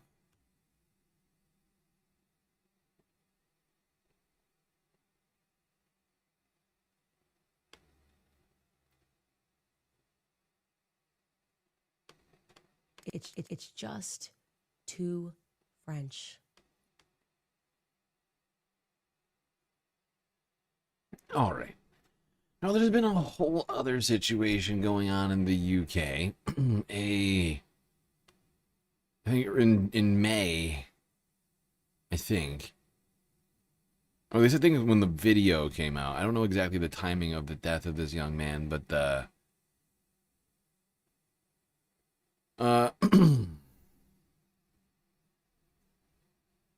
we've already briefly talked about this story. But a man died in the United Kingdom. He's fairly young. I can't remember exactly how old he was like 19 or 20 or something like that. He was stabbed to death. And he was put in cuffs by the police because the alleged killer claimed that he was actually he was like basically defending himself, essentially, right? Now it turned out to not be the case, it seems. That guy is now in jail and facing trial. But the right has lost their fucking minds because the victim who died, who was alive at the time of being handcuffed, was white. And the killer was not. The killer was a Sikh man from... I can't remember... actually, but boy, oh boy, they are now like people like Tommy Robinson and all these other psychopaths are running around spewing hate about Sikh people who, if you know anything about the Sikh religion, it actually might be the most peaceful religion on the planet. Like, just based upon the words in the script, what do you want to call them? I can't remember what they call them. But, like, you know, like in the holy texts. Like, if you go through, like, you know, Christianity and Judaism, like the Old Testament, the New Testament, the, you know, the Newest Testament, a.k.a. not the Torah, goddammit. The, why can't I think of the fucking name of... the Muslim... the Islamic... I want to call it the fucking Islamic Bible right now. I can't think of it. My brain is so melty today. It's kind of hot on the space station. The Quran, for the love of God. You know, like, basically most of these religions, like, the Sikh religion is very peaceful.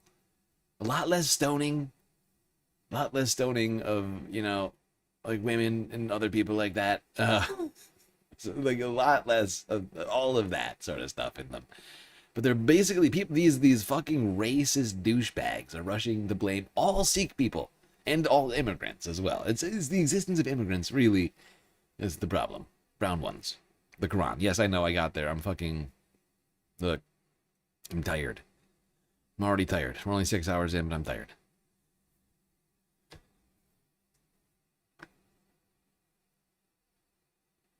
Could be because we haven't completed the galactic content goal. Maybe that's it. We're losing energy.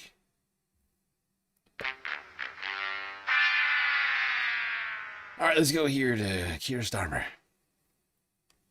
Because it's not just people internally whipping up hatred in the country over this death, this young man. Nope, not just Tommy Robinson, and pretty sure Jacob Rees-Mogg is up in there, and, you know, all of the expected characters. Nigel Farage.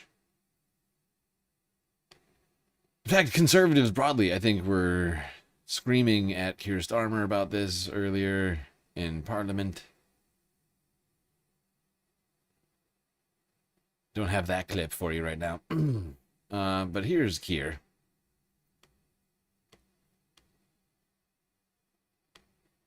Look, we need to also assert who we are as a country, because Musk, again, has been interfering in our politics in the last few days, trying to whip up division. That is not who we are in Britain.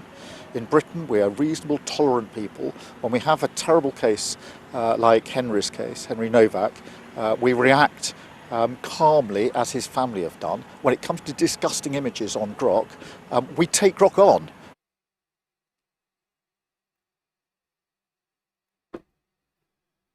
I'm just going to read these tweets from Elon Musk.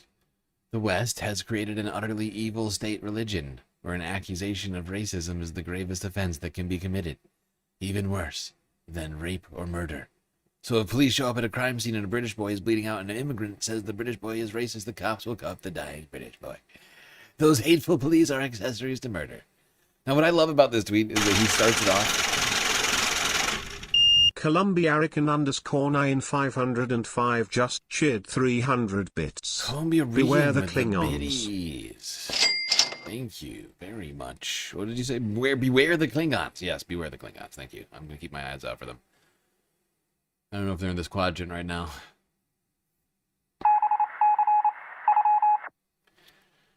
But like, he blames the West. Isn't the West the savior of the planet? Isn't Elon always claiming that like, the West is in fact the good? Right? Like Europe. Like, what I love about this is like they hate Europe, but they're European, right? Like they love like white European people, but not the countries that white European people are from. It's such a weird dichotomy.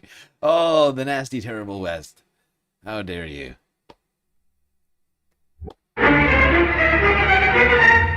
Awful, awful, awful. Weak, weak, weak. Yeah, and unfortunately, it wasn't just Elon. No.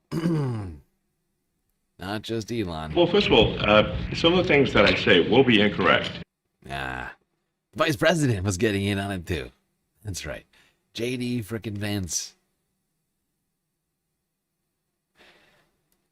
Donald Trump spent a lot of quality time with my wife. Here's France 24 from 13 hours ago.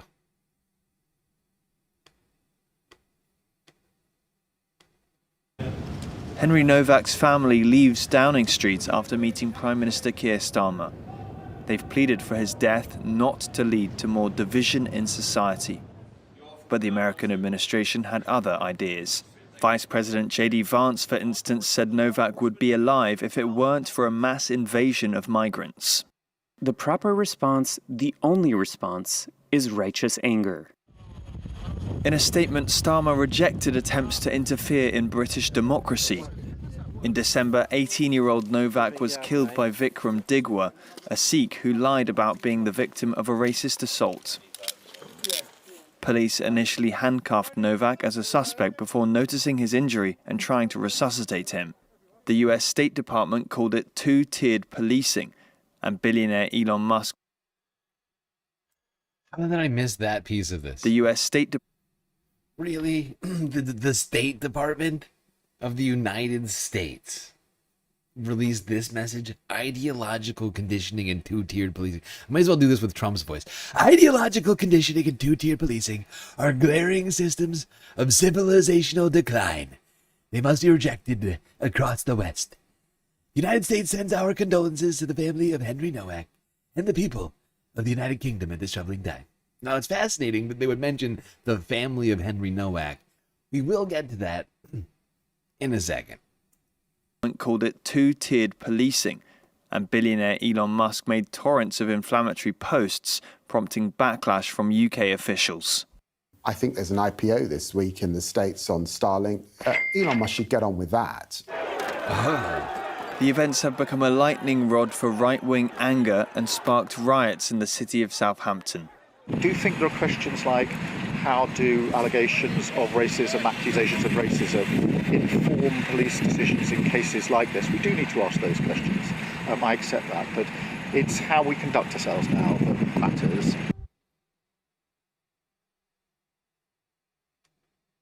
The Independent Office for Police Conduct is investigating the actions of the officers at the scene. Okay.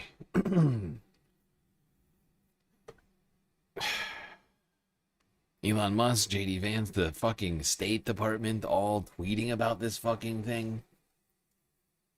Now, here's what is so horribly ironic about all of this.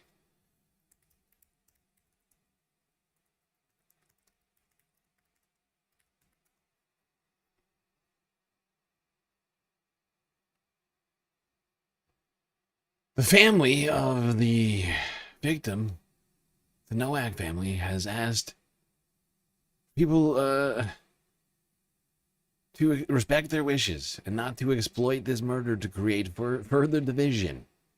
That they want the community basically to come together and not to be torn apart by this, right? It's honestly really frustrating. You know, these people are just insist on using, like, it's not, you know, it's not just the United States. I mean, of course, people in the United Kingdom are using this, but the United States is doing it too. And we're not just doing it with this kid's murder, we're doing it with murders here, right? Like, the Trump administration is doing that over and over again with people's fucking deaths. You know, blaming the victims constantly, right? Like, for him to come out and say two-tiered policing after the U.S. federal government just got done murdering 2 U.S. citizens and then blaming them for it earlier this fucking year, it's unhinged. It's fucking deranged.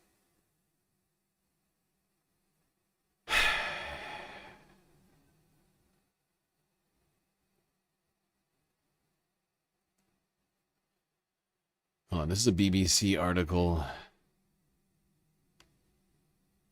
from yesterday. What happened and why is it causing national outrage? That was the victim, Henry Nowak, who was 18 when he was stabbed to death. Fucking tragedy.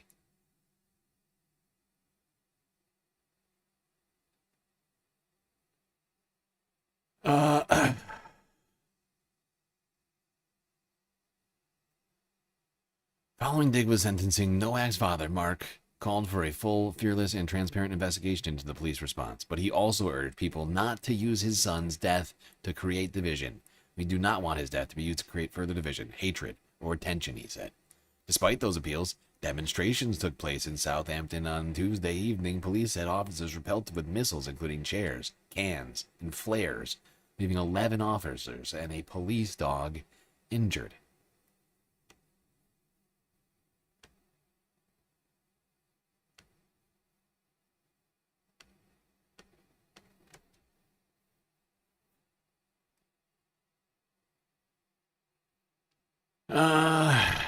Meanwhile, of course, yesterday, I believe, was D-Day. Something like that.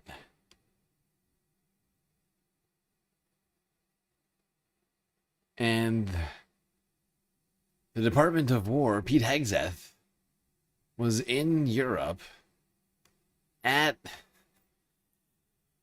Hold on, let me just make sure I get this right. Yeah. Yesterday was fucking D-Day. I'm sorry, Saturday was D-Day. Pete Hegseth was in fucking Europe at the ceremony, and he had this to say. Like a complete fucking psychopath. I mean, I can't even. I have nothing to preface this with.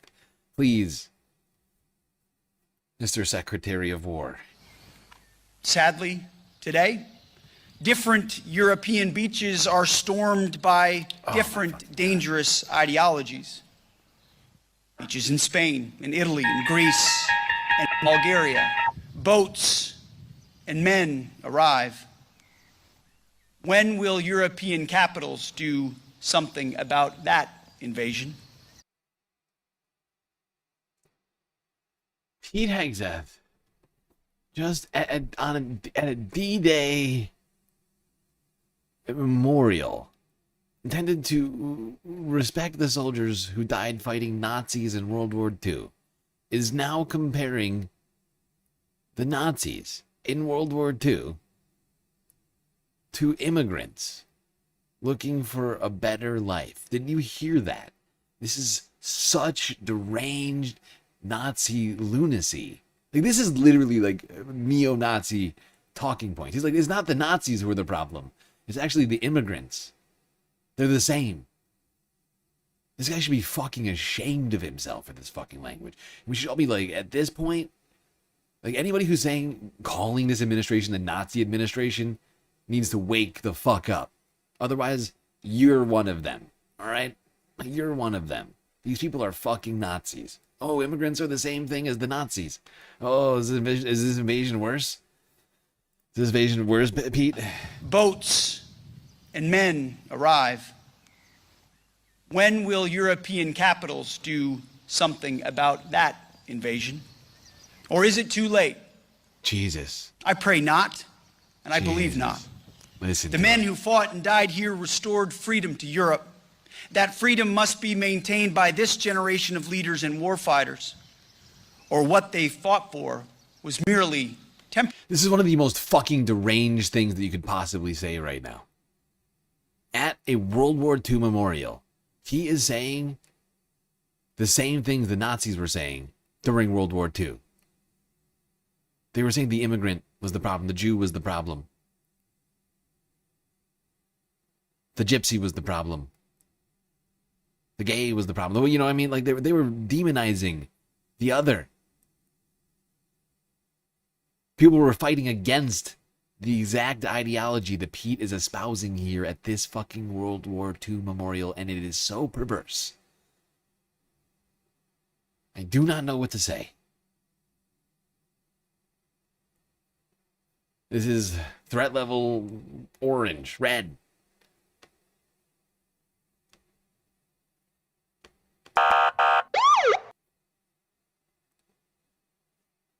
Oh, it never occurred to me. Interesting. It's just crazy enough to work. Yeah. It's fucking Nazi talk. This guy needs to be fucking taken out of his job.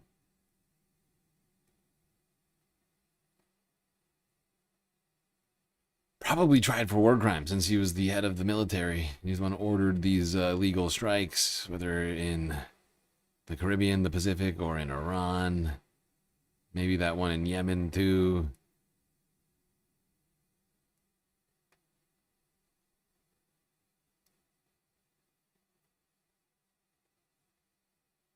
Okay, how are we doing on time? 6 hours. We got... Actually, we're doing pretty good. All right, if you missed this, a drone, a Ukrainian drone, intended for a Russian target, exploded in a Romanian port. The Ukrainian military claimed that it was jammed.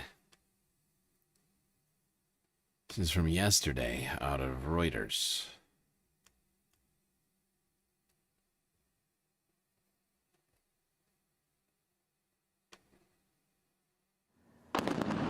A sea drone exploded. Can I please not use this slur for the Roma people that want?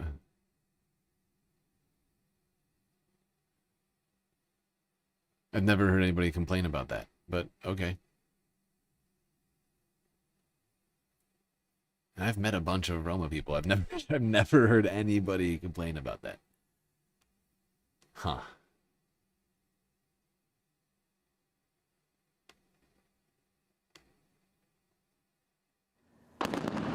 A sea drone exploded near an oil depot in a Romanian Black Sea port on Friday after Ukraine said it had been jammed by Russia. Ukraine's Navy said one of its drones lost control as a result of Russian electronic warfare. It contacted Romania to warn it and prevent casualties. Romanian Defence Minister Radu Mirosu said that warning allowed timely evacuation of the port and over 1,000 people were moved from nearby beaches. Some people said they had witnessed the explosion. This man told local media he was working on a ship when it happened. Another witness says the windows in cars and buildings broke. President Nicu Șordan pinned the blame on Russia. He said on social media that another 3 drones Ukraine lost control of had also detonated off the coast, and there was no longer any danger. The Black Sea is crucial for shipments of grain, oil and oil products, and is shared by Bulgaria, Romania, Georgia and Turkey. And yeah, a bunch of countries. It's quite an important waterway.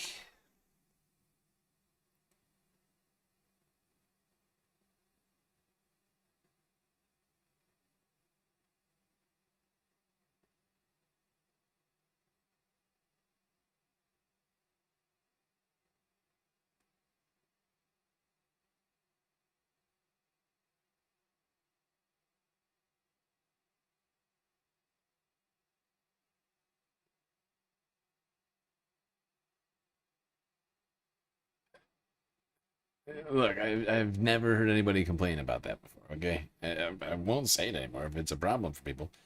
And I just, it's never come up. I've heard a lot of different people use the word, and it's never even crossed my mind.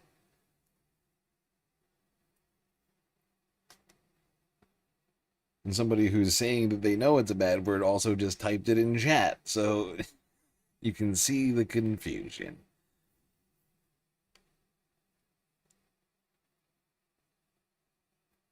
All right, let's talk about the outbreak that nobody is talking about that is continuing to spread. And of course, talking about Ebola down in Africa is now in, I think, been seen in at least 4 different countries. Thousands of different cases now, if you count each different country. I'm pretty sure. And unfortunately, monitoring is at a minimum right now. If it's being done at all in some locations. Here's Al Jazeera from Wednesday, I think. The take.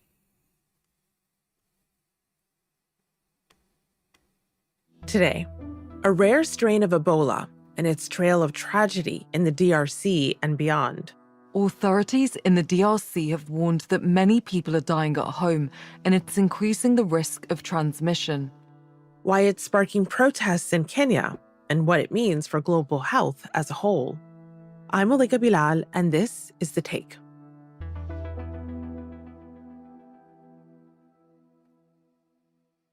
Hey everyone, before we go on with today's show, we want to hear from you. Remember, give us a 5-star rating while you're there. It really helps other people discover the show. My name is Catherine Soy. I am a correspondent with Al Jazeera. I'm based in Nairobi, Kenya.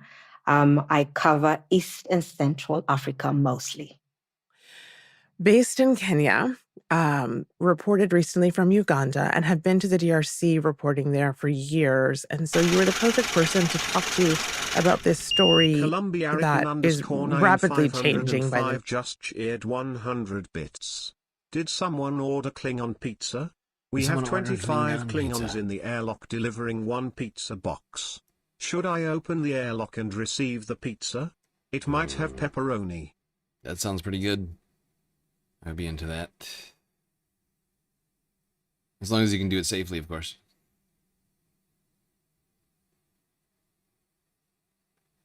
Thank you for the bits, Columbia Rican.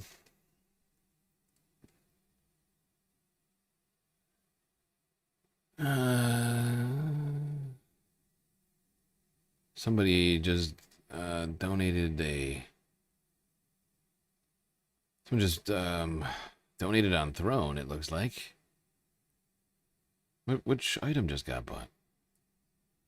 Oh. My e-bike cover that I need. The one that I have right now is like torn to shreds already. I needed something more heavy duty. Hopefully that one's gonna be good. Thank you. I can't look at who sent this right now. The phone app is really bad. I don't have the website open. But thank you to whoever donated that. Much appreciated. That's gonna help keep my bike nice and dry.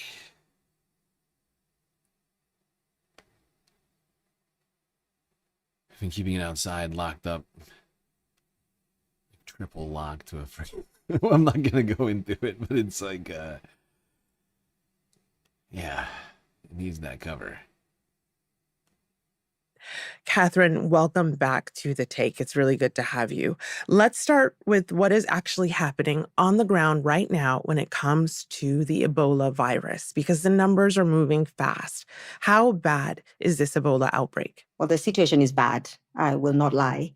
We have been hearing from CDC, we've been hearing for World Health Organization, our correspondents who are in Goma reporting. The WHO said Tuesday there have been more than 320 confirmed cases of Ebola and scores of deaths in the Democratic Republic of Congo. 48 deaths. Those are what is confirmed, and there are 116 deaths that are still being investigated on. So the situation is still bad. Health workers are struggling to just save these people, but it's difficult because this was detected so late, so they are fighting against time, really. I read that health officials have said they believe this strain was circulating for weeks before it was detected. So what does that mean? How can that happen? The problem is there's no detection happening right now. Between this is according to africadatahub.org. Between 2001 and 2024, the USAID provided $131 billion in aid to African countries. Right? And they've stopped.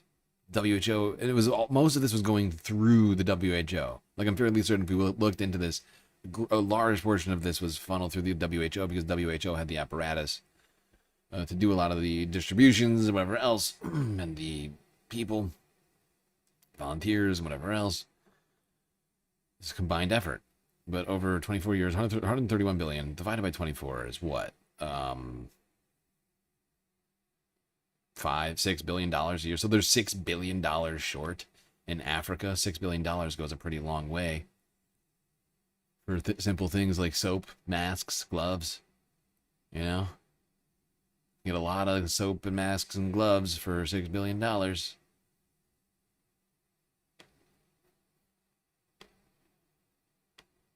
That is the biggest concern because we know that this spreads very, very quickly and it wasn't detected on time. The response to the deadly and fast-spreading epidemic in the Democratic Republic of Congo is weeks, if not months, behind. After delayed detection, the major issue now facing the country is contact tracing. Only 7% of the thousands who may be at risk have been identified, and medical teams are racing to find them. It started in a mining area. It's a very congested mining area that has many, many people. And one person died. This is the person that they are investigating. And then they buried this person. And then now it started spreading. And by the time the health workers, health officials realized that this is Ebola, like I said, was very, very late because they were testing another variant of that Ebola. They were testing Zaire strain. This is a relatively new strain. So health workers were not really concentrating on that. But those health workers are sparse. They are, you know, where they even exist, there's not enough. You know, the United States' decision to dismantle USAID has left continents like Africa and other places that depend heavily on, you know, aid are like in big trouble right now. It's just the fact. Like, we have so many like factors right now that are lining up. Like, you have these. The fact is, with global warming, with increased temperature in both our oceans and in the atmosphere, highly likely for diseases to propagate. And so we got a problem. You know, we got a real fucking problem right now. And on top of that, of course, you have extreme weather. You have droughts. You have, you know, floods that are knocking out entire crops. And like, you just add in all these factors, and people who have been depending on aid are just going to be hit even worse. Because when the aid's not there and you have the fucking disaster happen right in front of you, like, cause, you know, like, to some degree, some people are already living, like, for instance, like, think about people in like Myanmar right now, right, who are living in refugee camps along the border in places like where is it, like Bangladesh and what's on the other side there, Thailand, Laos? No, Thailand. And they are like, they're already living in refugee camps. They were already depending on USAID and they don't have it.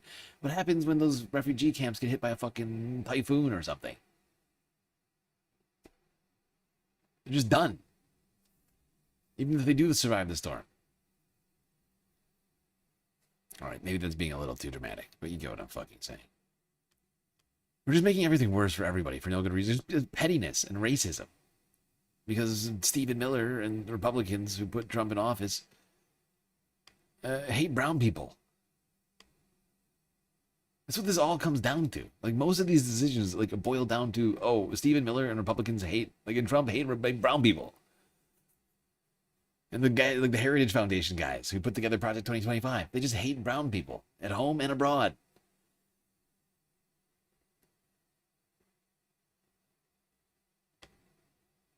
They hate their taxpayer, their dollars going to that. Like, every cent to them is like an affront.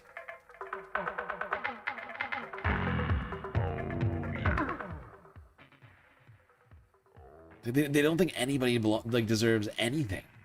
Like, honestly. They live with this fucking horrible, like, zero-sum mindset. Like, where if someone else does well, I can't also do well.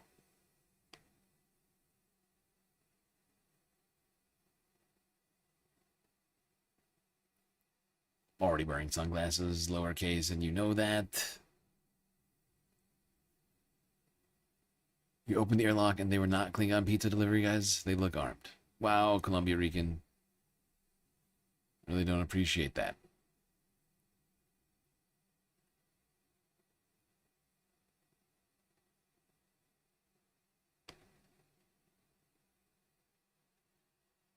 Yeah, alright, let's go down to South Africa. Where the effects of the Iran war are being felt by farmers. Help! Help! I'm being repressed! Here's the AP archive from 16 hours ago.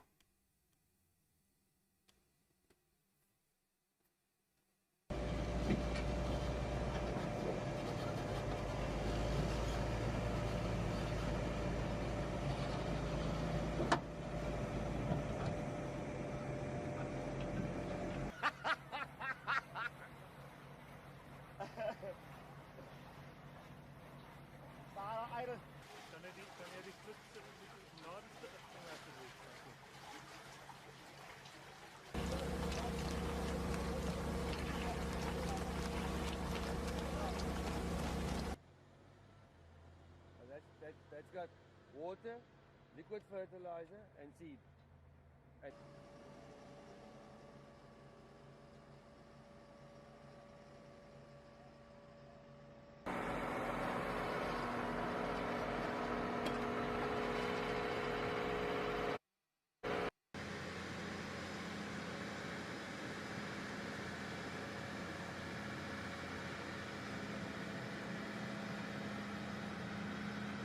After you seed it, probably about 4 to 5 days, you'll see this plant come out of the ground. I don't know how to describe the satisfaction of to see that thing grow until comes November when you've got to harvest it. And then you take it to the mill. At the end, you'll see a loaf of bread on the shelf.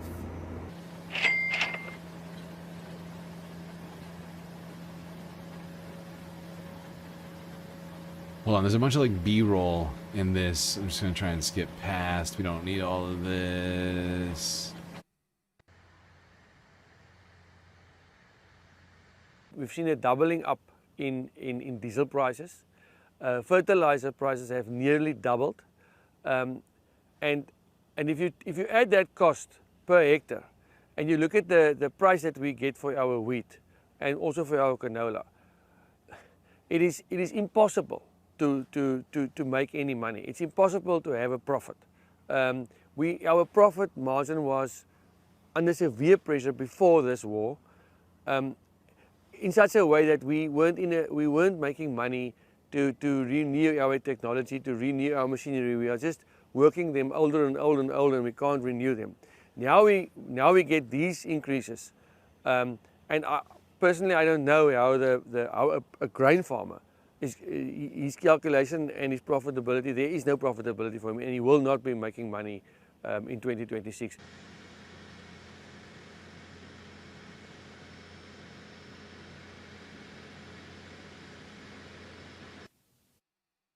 Here you go, one farmer saying that we will not be making money in 2026.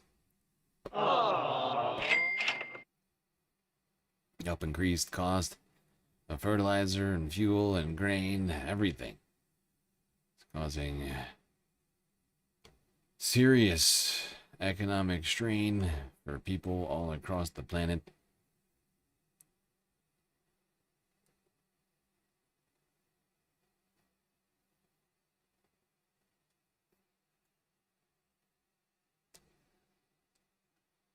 All right, from South Africa, talking about the Middle East, but for a brief moment, we're going to go back to the United States.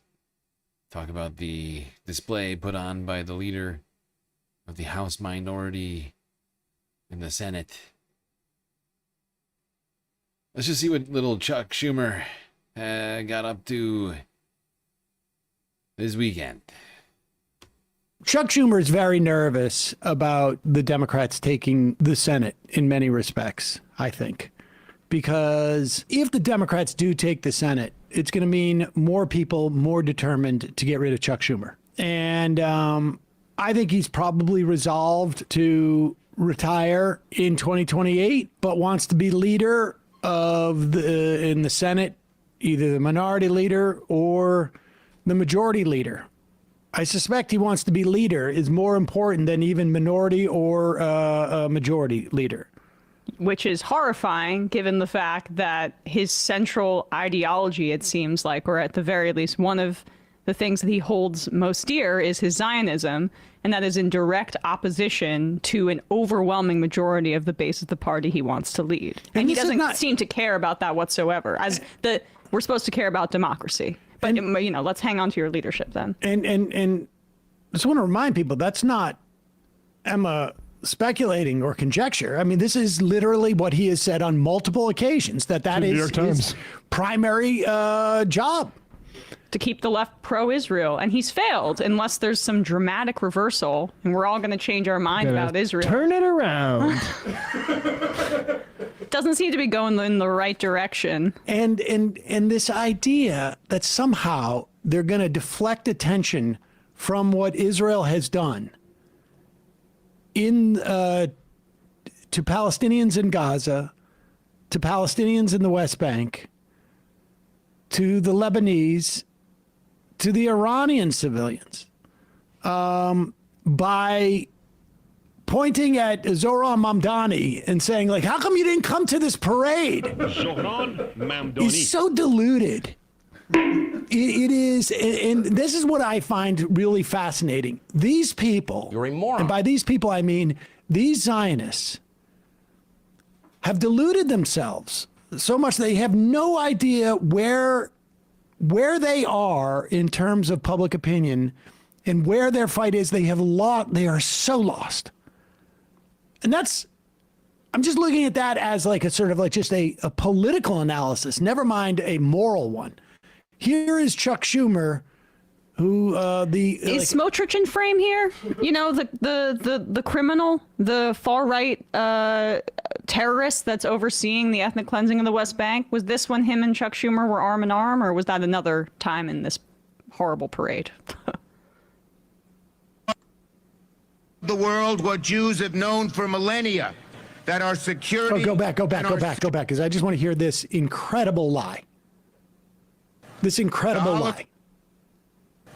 The Holocaust showed the world what Jews have known for millennia, that our security and our safety is never safe as long as we lack a place of refuge, a homeland. To quote the great Irish writer Conor Cruz O'Brien, anti-Semitism is a light sleeper. And now we are seeing an ugly resurgence of anti-Semitism across the world, driven by the same lies and libels that have tormented the Jewish people for generations, except now they're transmitted at the speed of a fiber optic internet connection. In 30 seconds, lies are on your pocket phone. Can you pause That's it? why I'm you sorry. I media. just want to take this. Oh, God, it's the social media's fault for the anti-Semitism. That's basically what he's saying, right? He's like, oh, oh, we have too much anti-Semitism online because of the social media. That's the problem. Is that people, the anti-Semitism, it gets around so fast. And it's not the fact that me and others are continuously conflating Jewishness and the state of Israel, passing laws that do exactly that, and then the state of Israel doing genocides. It's not that. It's the existence of the internet. Everybody knows it. Everybody's saying it. Including my two most important informants, the Baileys. Piece in piecemeal. First of all, we could play that drop of him saying the social media, Chuck Schumer saying. Exactly. But to quote an Irish writer there, when we know why Ireland and the Irish government and the Irish people have had historic solidarity with Palestine, is particularly egregious to me, given that they're both victims of the British colonial project. And it does, when he says that, he's obscuring that very reality and saying that that was what the lesson from the Holocaust was, that Jews had to have an ethno-state or else they would always be under threat from anti-Semitism, as opposed to what... Yes. Now, here's my question for everybody. Are these Jews safe? And, well, is this the next thing we're about to see, is this anti-Semitism too? Let's go to Israel. From Monday.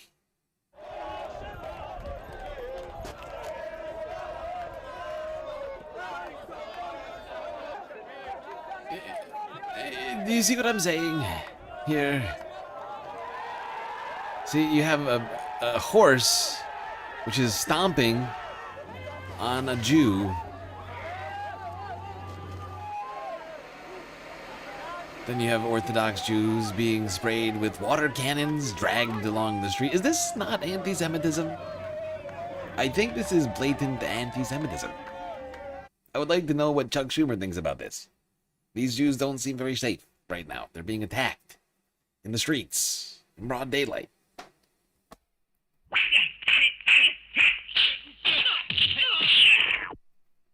And no, this is not footage from the Holocaust. This is actually from Israel from over the weekend or something, where Orthodox Jews were protesting the military draft, which is against the Orthodox religion. You can see their protesters being brutalized for it.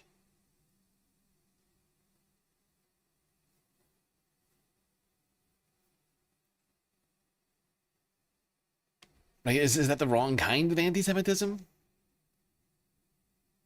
that the wrong kind of violence against Jews? I'm just confused.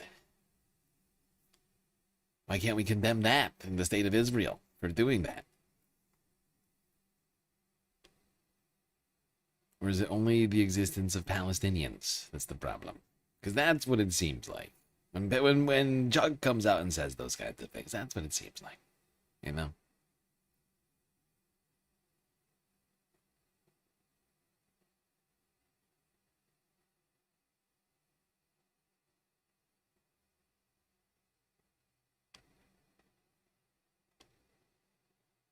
Now let's go a little north to the situation in Lebanon. Here's Democracy Now! From Tuesday. We begin today's show in Lebanon, where Israeli drones have killed at least 8 people, despite President Trump's claim that Israel and Hezbollah have agreed that, quote, all shooting will stop. Trump made the claim as Iran said it's suspending... Oh, by the way, before I do this, I'm going to pause. Please hold. Please hold. You know what? I'm doing it because I'm feeling generous. Hit the brakes. All right, we got a donation on Throne, and we are so close already. I'm just going to do a confetti party. We're 6.5 hours in. We deserve one. If we're ever going to have one, we're going to have one now. Or it's never going to happen. I have no sound.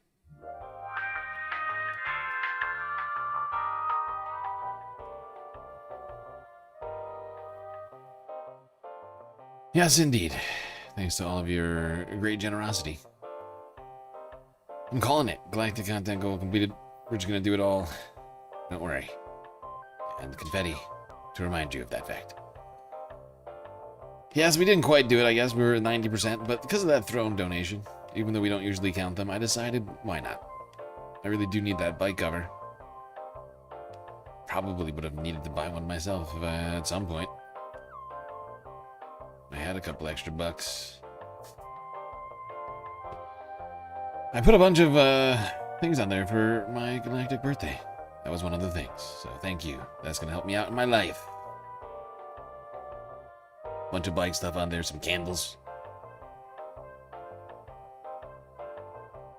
Some snacks. Alright, everybody.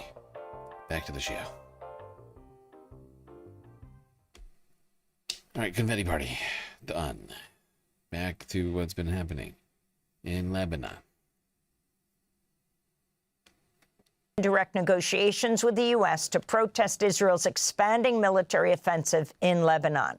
Iran's foreign minister, Abbas Araghchi, wrote online, the ceasefire between Iran and the U.S. is unequivocally a ceasefire on all fronts, including in Lebanon.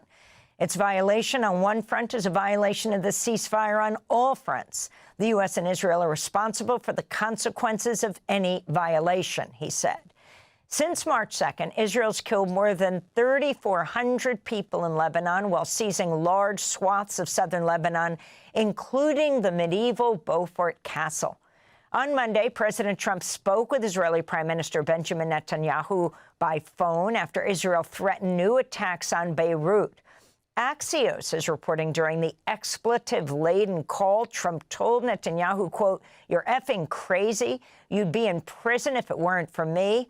I'm saving your ass. Oops. Everybody hates you now. Everybody hates Israel because of this," Axios reported Trump saying to Netanyahu. After the call, Trump wrote online, quote, "I had a very productive call with Prime Minister Bibi Netanyahu of Israel, and there will be no troops going to Beirut, and any troops that are on their way have already been turned back," he said. In Beirut, displaced Lebanese residents decried Israel's ongoing attacks. This is a feeling that can't be described. That we have experienced this before and we rebuilt our land. And God willing, we will rebuild it even better. We have lived through something like this before. I was born in 1975. From the first day I was born, we have been living through wars until now, about staying in the south of Lebanon. As long as there is a strip, an occupied land, it means Israel is harming us. It is crazy to think. But he's not wrong. I mean, Israel invaded in 1982. The guy has been living through Israeli invasions his entire life. Quite disturbing. You didn't know Throne didn't count? Oh, I'm sorry, Dark Sparkle. Yeah, the galactic content goal are to make sure that we make at least like enough to just like pay the rent. The galactic deficits are to make up the difference. You have a fucked up deficit this month. But yeah, unfortunately, the throne doesn't count towards either. It's just a way for people to donate like physical items that will be very much useful in my life, but don't necessarily pay the bills. Either way, I really appreciate it. Big time. And we still got the galactic content goal completed. So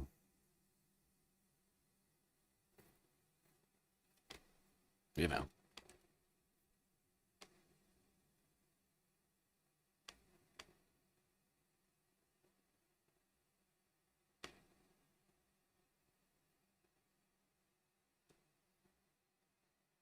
Exactly, those are treats. Yeah, that's a good way of thinking of it.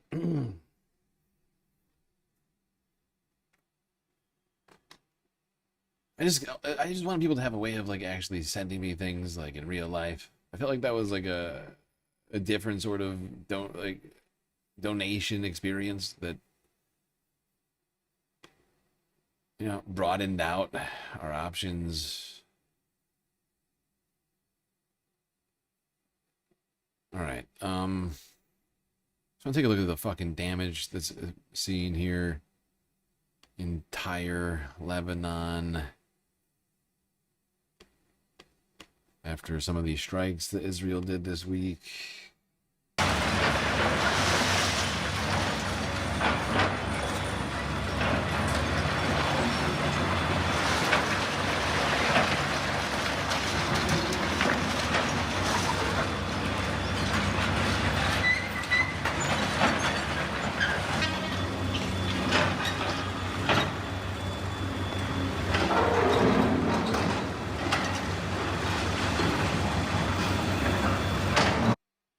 Look familiar at all? I mean, it's basically the Gaza fucking operating.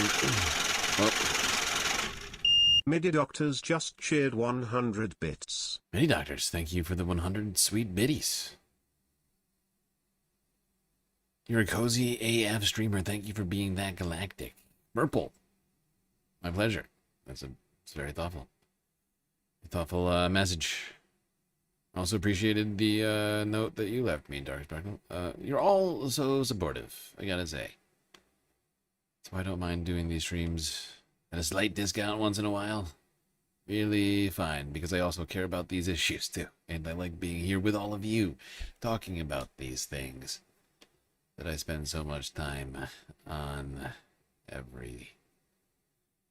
It feels like almost every second of my life, but I technically take breaks. I still technically, there's moments in my life where I have to like do something for pure entertainment. Otherwise I would probably lose my mind.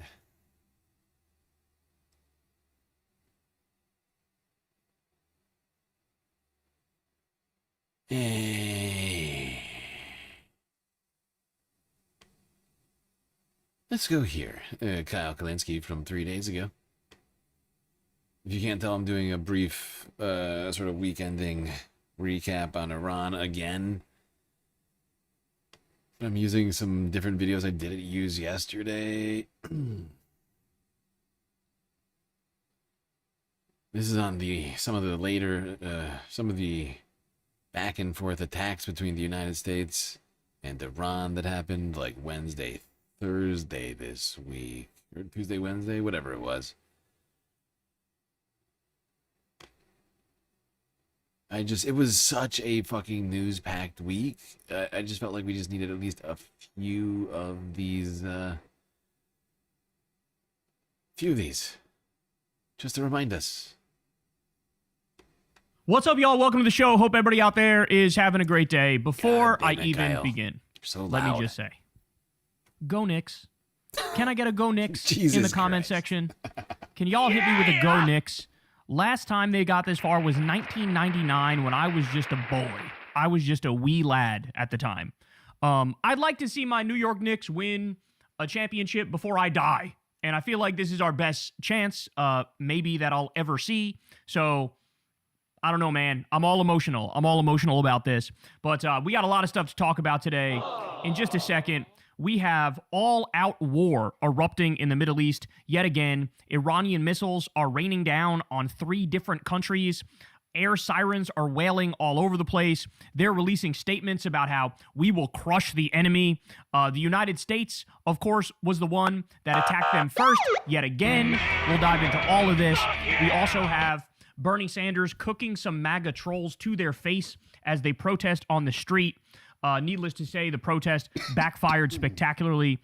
We also have MAGA panicking as one of their congresspeople posts a very openly homophobic tweet, and it leads to a firestorm. It leads to an over-the-top... Okay, hold on. I'm skipping ahead. He's always doing this with his little fucking news recaps at the beginning of these videos.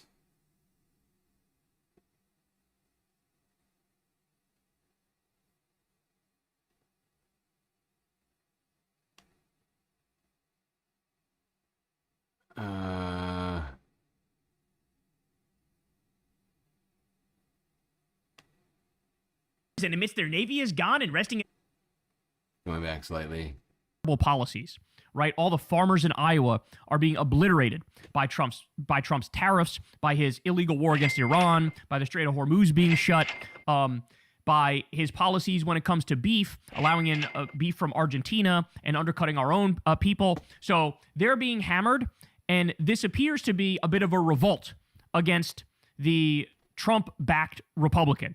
So that's a big deal. It's the Republican Party reasserting itself, the old school Republican Party reasserting itself over MAGA in a sense in Iowa. Again, that's colossal right there, guys. And then finally... Really, Burple? You didn't hear? See, you should have been watching more Galactic Streams. That's part of the problem. Yesterday we were talking about it. We grabbed the whole week. You could go on YouTube or actually Twitch. No, we still have the yesterday's stream still up on Twitch.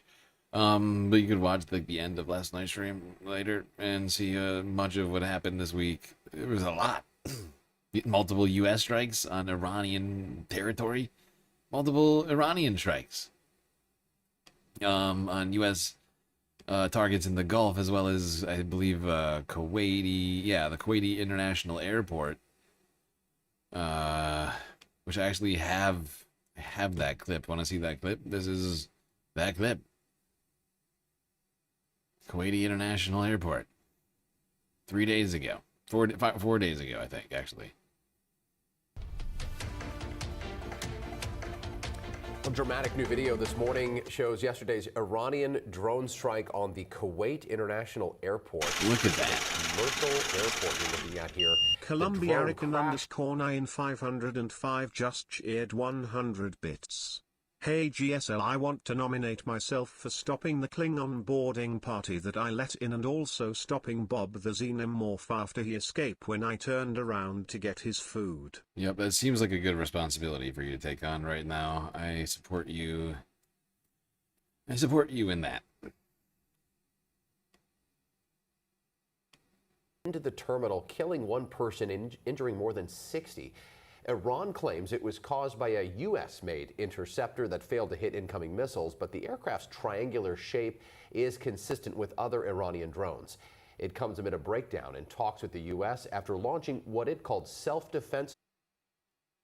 Look, I mean, look at the size of that fucking fireball. That's at the Kuwaiti International. That is like a civilian airport right there. I mean, supposedly this was like an intercepted. Like, there was claims by the United States that we did perfect interceptions. Like, I think even Trump said it. Like, we did perfect interceptions. But then you got videos like that sort of fly in the face of that claim. I think it was probably hit, but not fully taken out, and not in the right place because it wound up killing one person and injuring 20.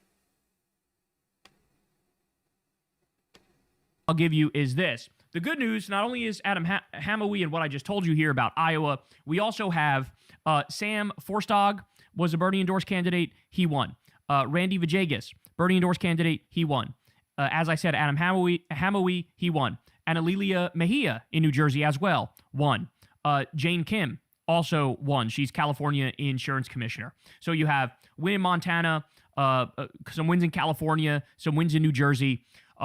So not all bad. Not all great for sure, but not all bad. Probably the one that stings the most is either Shoykot or Tom Steyer at the moment. But again, it's not over. You're killing me with now. Steyer dropped at the bottom of the sea and their Air Force posted it on May 18th, then again on May 26th, and then he just posted it again. So 3 times he posted the same fucking thing about if Iran surrenders and admits their navy is gone and resting at the bottom of the sea and their air force is no longer with us, and if the entire military walks out of Tehran, weapons dropped, hands held high, each shouting I surrender, while waving the Oh, why? Oh my God. They're so painfully stupid. Trump, his whole team. I mean, it's Trump and then the team that would let him post this 3 times. Why? What would posting it the second? I mean, the third? I mean, the second is, dubious in the first place. When you get to the third, you're like, you know what? Let it fly, Mr. President. This is good. The third time is the charm. Fucking delusional. We have a demented, unintelligent person running the United States of America. White flag, and if their entire remaining leadership signs all necessary documents of surrender and admits their defeat to the great power and force of the magnificent USA, the failing New York Times, the Wall Street Journal, CNN, and all other members of the fake news media will headline that Iran had a masterful, brilliant victory. So this is him whining and crying and bitching and moaning about how the media doesn't give him credit for winning this amazing war. Now, we also have Trump is pushing Iran to make specific nuclear commitments in writing before we move forward with a preliminary agreement. In other words, Iran is saying, we're not going to talk about nuclear right now. You need to stop fucking blockading us, and you need to stop your illegal war against us. And only after you fucking pull out of this bitch. I feel like he does it too. I feel like I do it sometimes, but I feel like Kyle does it too. Like I feel like we both do Trump impressions enough that sometimes Trump isms and sort of like affectations make their way into how we talk. He's like, we're not going to talk nuclear. No nuclear right now.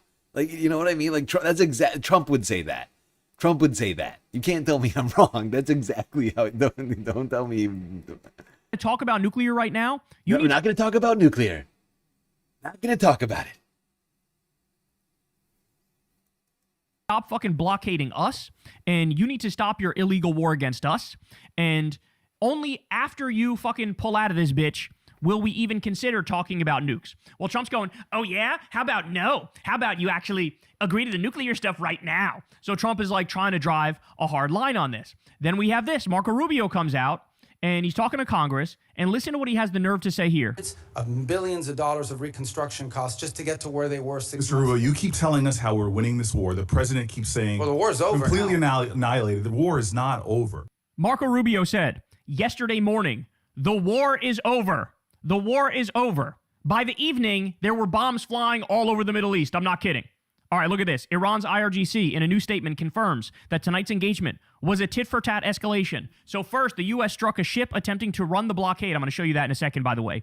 The IRGC responded by attacking a ship in the Strait of Hormuz. Then the U.S. bombed Keshem Island. Then the IRGC attacked Bahrain and Kuwait. Holy cow. So we attack them, they counterattack, bombs start flying all over the place, Iran starts hitting 3 different countries, U.S. bases and whatnot, in 3 different countries. Meanwhile, as I said in the morning, Marco Rubio's like, oh, the war's over. The war's over.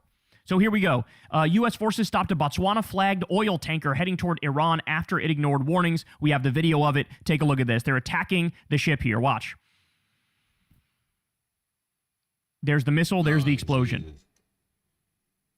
So the U.S. started yet again attacking this ship. So the IRGC comes out after they get hit, and they say, the era of the hit and run is over. Any foolishness will be met with a seismic, crushing, and decisive response that goes beyond established rules and boundaries. We wait in retaliation for U.S. strikes on Keshem Island, additional reports of explosions in Iraq and Bahrain. Iran is heavily retaliating against Bahrain, Kuwait, and Iraq after U.S. attacks resumed. So we actually have video of this. It appears like the interceptor is in the sky here, and it may have worked, but obviously you see the massive explosion happening. Take a look. Look at that. Holy cow.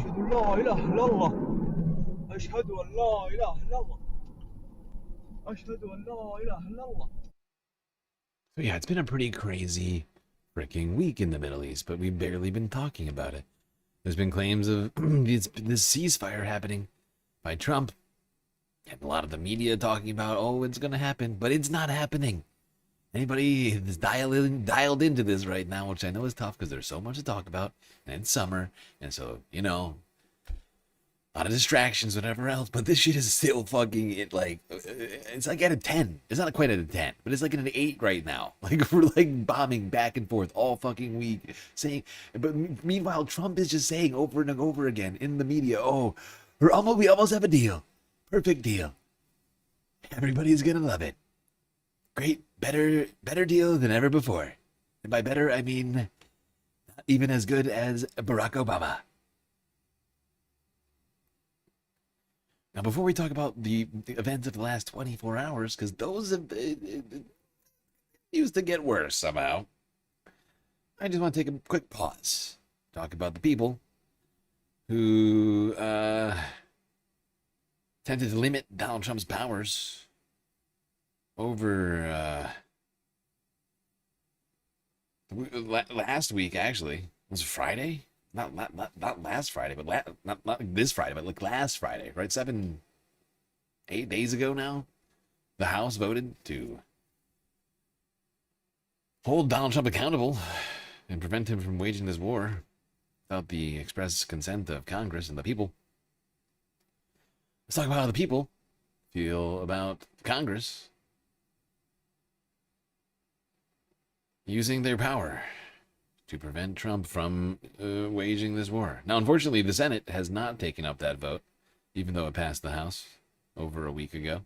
A Republican revolt in the House of Representatives with a small handful crossing party lines to vote to restrict the president's war powers on Iran. So what might this small group of Republicans be seeing? Where is public opinion in general? With us now, CNN chief data analyst Harry Eden, trying to build up anticipation there. What are the numbers showing right now, Harry? The most unpopular war at the start of a war that I could ever find, ever, has become even more unpopular. That's what those Republicans in the House are seeing. Just take a look here. Net approval rating of the Iran war. At the start, it was underwater, -9 points. Now it's down there with the Strait of Hormuz. Look at this, -23 points. This is a war that has become more unpopular, even as President Trump and his administration has tried to sell it. And among independents, it's gone from 23 points underwater to, get this, 40 points underwater with independents. So those Republicans who, in fact, did not vote with the renegade Republicans, they are helping to put that Republican majority, which was already at great risk in the House, in even more risk. Dun, dun, dun, dun, dun, dun.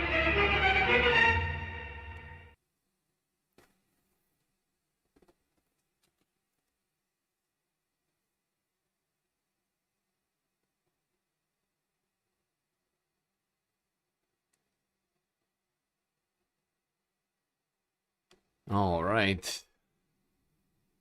Net approval of the Iran war is very low. Now, wait, hold on. There's another. Yes. Here it is. This graph. Well, chart. Numbers. The numbers. Idea that, in fact, the president could just go willy-nilly without congressional approval. How about independents? 72%. 72%, more than 2 in 3 independents are against the idea that the president can, in fact, use military force without congressional approval. So the majority of the country thinks that the president shouldn't be able to use military force without congressional approval. Pretty clear. Overall, independents, I'm sure Democrats are like 90% or something like that. Aside from, I guess, Chuck Schumer. He's fine with it. He doesn't even know what, Trump's all over the place. He's all over the road. How could Chuck know what to do in this moment? He's all over the place. In 1 second he's here, the other second he's there. How am I to take a position? Harry Calshi Emden. He does love his Calshi, doesn't he?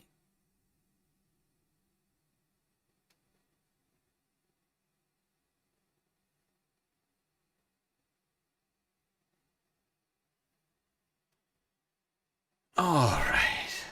Let's take a quick break from talking about numbers and bombs and destruction and talk about the narrative itself.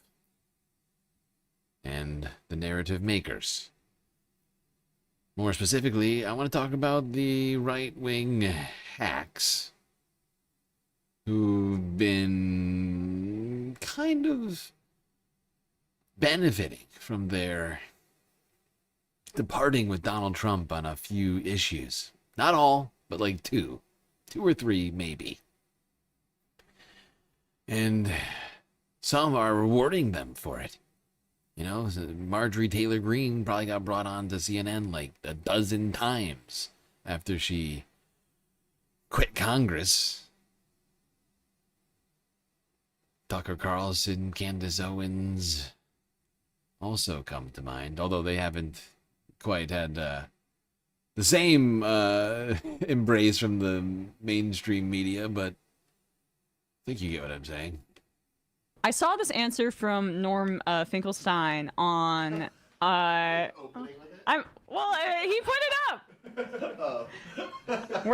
I'm sorry, Sam. I'm hosting the show today, and I want to cover this. Inter-office politics happening right now Yes. over this clip. But I really like this because, Norm, I think he said some things that I have had disagreements with in the past, I think particularly about trans people. And so it could have gone either way here with, in my view, but it's great to see how he's really principled about this. Yeah, on this particular question, I think this was always the way it was going to go. Yes. I mean, I had an inkling, but I'm happy to see that he is using his platform to say things like this as well, because, he's gained an audience, obviously, as a critic of Israel, but he's not doing the thing that other, I think, media figures who are critical of Israel are doing right now, which is laundering the reputation of people like Candace Owens and Tucker Carlson, who are attacking Israel not because they have the values that we have about it, not because they are fundamentally against imperialism, not because they don't believe in apartheid, not because they believe in universal human rights. And here is what Norm said, articulating that about figures like them. I'm being attacked because of the remarks I made about Mr. Tucker Carlson, Ms. Candace Owens, Nick Valdez, and I say, it happens that on aspects of Gaza, our interests intersect. I get that. And I'm glad Tucker Carlson is saying a lot of what he's saying. I am.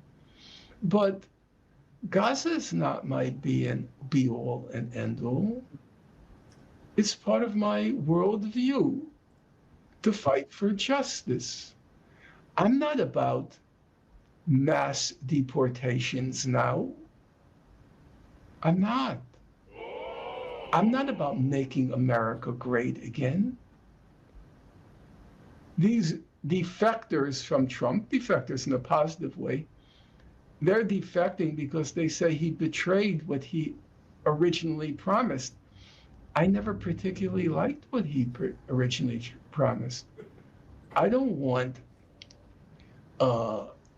make America, put America first. That's not part of my vocabulary or part of my world view. How does mass deportations now, how does that cohere with compassion for the people in Gaza? That to me is very strange. The right wing supporting self-determination of nations, national liberation struggles, compassion with the poor, the huddled masses, that doesn't sound like their profile. The phrase mass deportations now is just basically a description of ethnic cleansing. And I think rightly so, the Norm would be consistent on such a thing. I think he can clearly see the connections there, the parallels.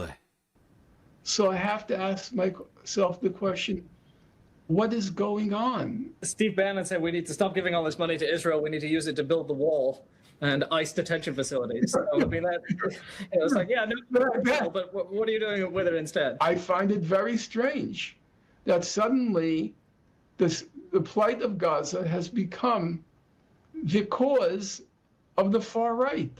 That's very strange. And I think it's so well said, but what also you can add to it is that it's not sincere in many ways from many of these figures. Right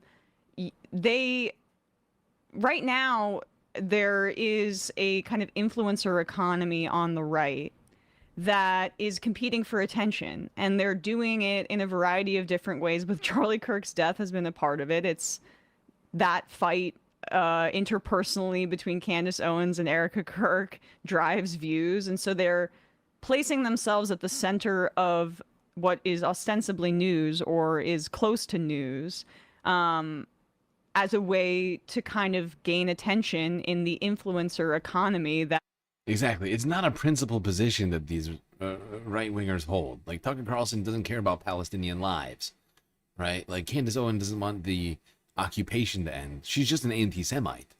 Tucker is much better at sort of hiding his actual feelings about Jewish people, but Candace isn't. I mean, Candace is, like, literally trafficking in some of the oldest anti-Semitic tropes possible.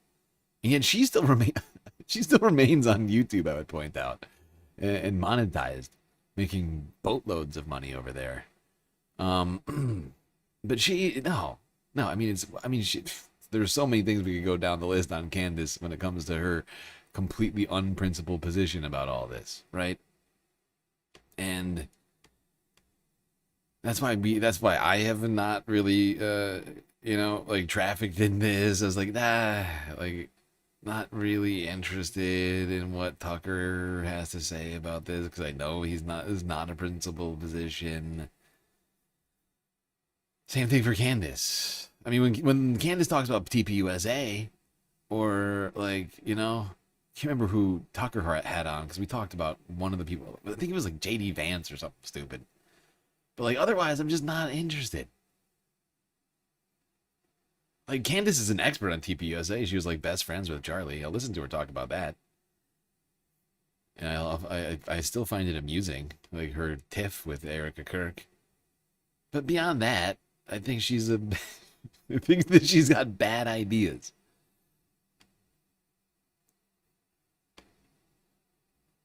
Like bad to the point of problematic for society.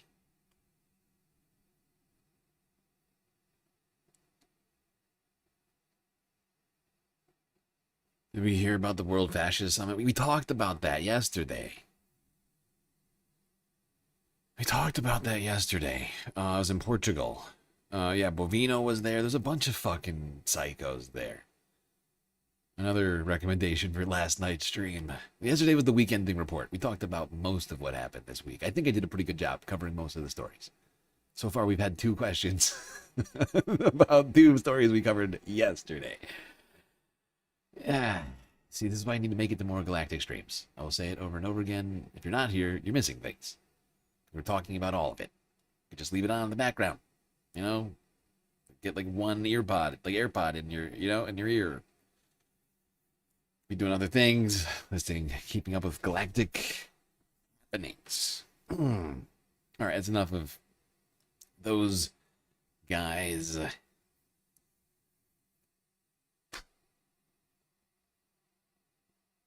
Candace talks about so much weird shit. Look, Candace is a views getter, and she knows that weird stuff gets views, and people love weird stuff. She does a great job of that. She's the clicks queen. Does she say completely deranged and unfounded things while she's at it? 80% of the time. Maybe higher. I don't know. I don't listen to enough of her to know for sure. It might actually be higher. Somewhere between 80 and 95%.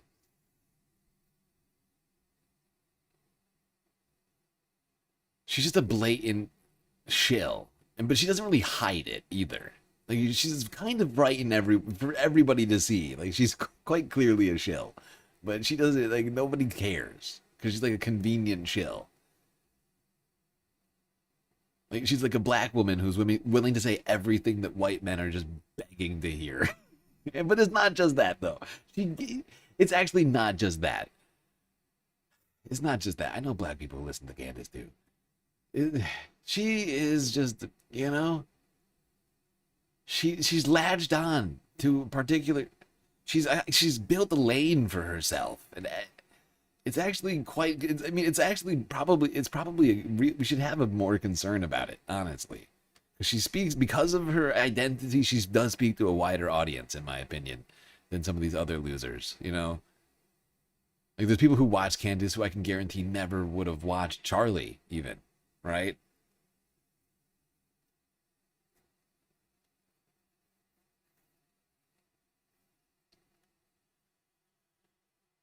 CD Young, top galactic clipper.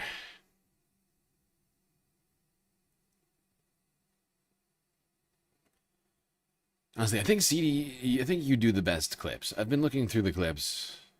I think you might be the best galactic clipper. Just saying it. Saying it now. Some people don't quite have it. They don't have it. I don't know what to call it, but people are lacking it. All right. Let's get back to the tumultuousness of the Iran war and the very much non-ceasefire that's been happening. Starting here. Here's a good start. Video from U.S. CENTCOM via X. Reuters, 14 hours ago. United States attacks Iranian sites after Iran launches drones. So it's back and forth and a back and forth and another back and forth. U.S. forces struck Iranian coastal surveillance sites on Saturday after shooting down drones launched toward the Strait of Hormuz, in the latest escalation in the 3-month conflict. A U.S. official said 4 Iranian drones were believed to be targeting regional maritime traffic. U.S. Central... Just to be clear, this is like U.S. three... forces struck Iranian coastal surveillance sites on... No. Just to be clear here, right? Like this means that in a 5-day fucking period, between Monday evening and Saturday, both the United States and Iran attacked each other 3 times. Anybody want to keep telling me we're in a ceasefire right now? Because it's not feeling super ceasefire-y. Kind of the opposite. And says strikes hit sites in Goruk and on Qasem Island along the strategic waterway. Iran's Revolutionary Guard says it retaliated with missile attacks on U.S. bases and fired on tankers attempting to cross the strait without its permission.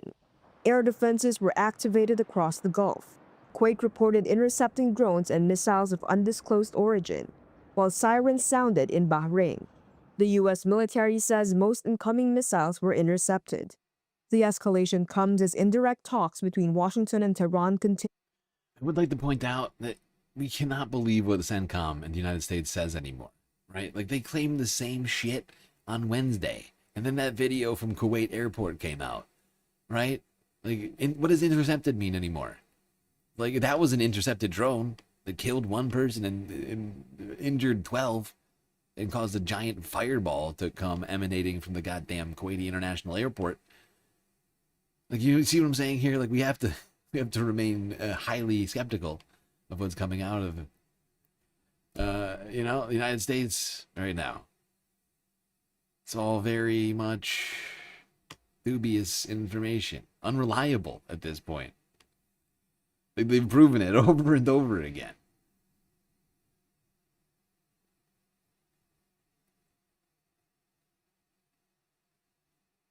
At this point, the IRGC is more reliable than the goddamn State Department. Okay? That's where we're at. That attack on a Lebanese army vehicle is causing a lot of anger here. Israel says that the Lebanese army vehicle was driving suspiciously towards an Israeli position. Well, hang on. Israel is occupying Lebanese territory, and surely the Lebanese army has the right to drive around its own territory, specifically because there is supposed to be a ceasefire between Israel and Lebanon, Hezbollah to one side. So the government here says this is an assault on their sovereignty, and people say this cannot continue. This Israeli occupation of the south is causing a lot of fury here, even with those who oppose Hezbollah. And Trump says he's going to get out of here quickly. What do you make of that? Well, he said that today, or was that yesterday? I can't be sure. I mean, whatever President Trump says from one day to the next, I'm not sure what bearing it has on the situation. There's a James Fenton poem that says, listen to what they did, don't listen to what they said. What's written in blood is set up in lead. In other words, watch what's happening. And you have just outlined that. The trading of blows between the US and Iran. We see this ratcheting up. We see each side trying to needle the other. We see more assaults by Israel here. We see Hezbollah still firing over the border into Israel. I think that tells you much more about what's going on than the utterances of Donald Trump. Everybody is like, look, you just can't even listen to what Trump says. That's basically where it's at now. Like nobody, just like reporters, like just like regular like mainstream media reporters are like, look, you just can't trust Trump. Like he says words and it's just bullshit. All countries know this at this point. The man is a lunatic. I mean, he posted the same goddamn post 3 fucking times to True Social or whatever the fuck about the Iran ceasefire agreement. Like about Iran, the guy has no idea what time it is. He's like up at weird hours tweeting, going through Truth Social, watching like AI slop, and eating Big Macs, funneling Diet Cola into his gullet, and pooping his diaper. Poop. Toilet. You know, like he's literally sitting there on his fucking golden toilet. Like the guy has no sleep. He's like dealing with not early onset, just regular onset dementia. He's fucking 80 years old.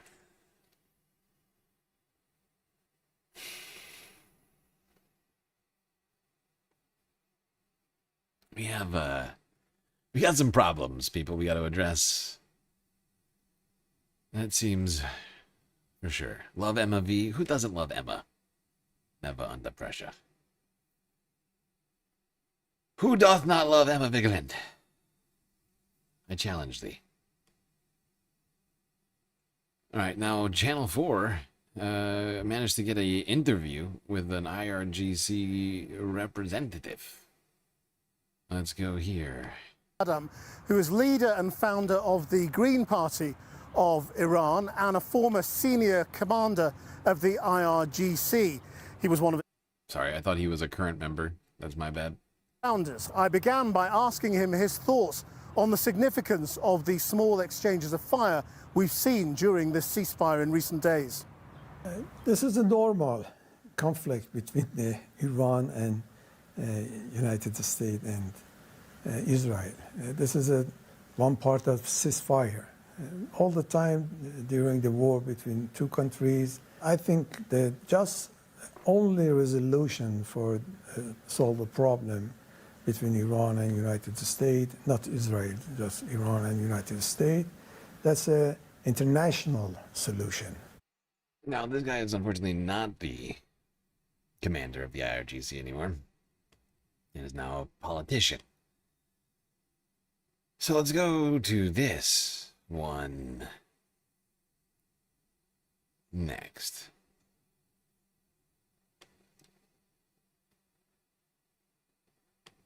Wow, we kind of crushed this here.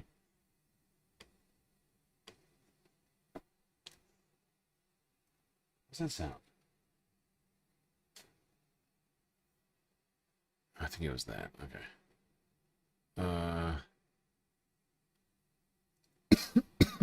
Let's go here. This is CNN and an interview that they did with a top Iranian official posted to their channel like 8 hours ago.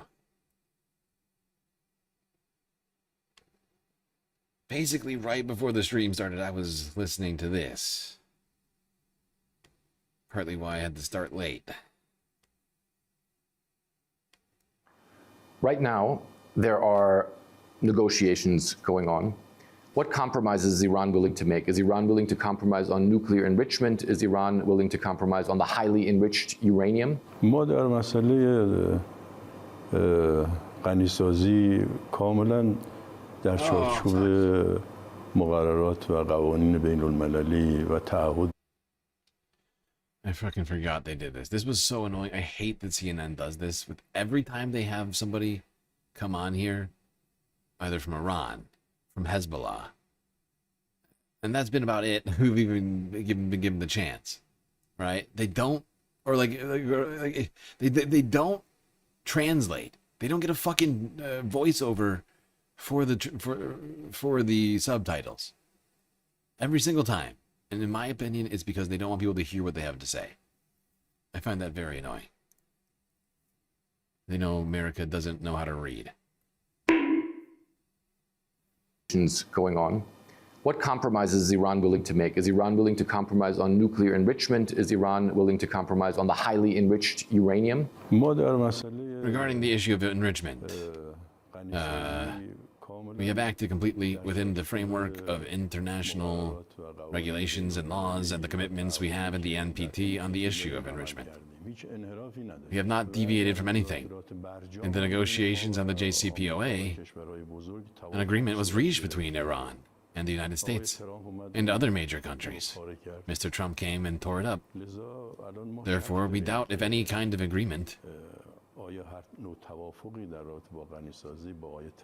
on enrichment with Trump is going to last. Therefore, we are completely suspicious of Mr. Trump's insistence on what he is really looking for. Because we've acted in accordance with international law. His insistence is completely suspicious to us. At this stage, Iran is not having any talks with Mr. Trump about enrichment program. The stage of negotiations must be concluded. This stage of negotiation, though, is taking a long time. The Trump administration says that Iran is going very slow to reach a memorandum of understanding. Is Iran deliberately making this process slow? توپ تو میدان آقای ترامپ. ایشون مذاکرات با بنبست مواجه کرده. اولا که قواعد مذاکره رو رعایت نمیکنه. یعنی در مذاکره باید شفاف صحبت بشه. Keeps happening. Fuck you guys. The ball is in Mr. Trump's court. He has brought the negotiations to a deadlock.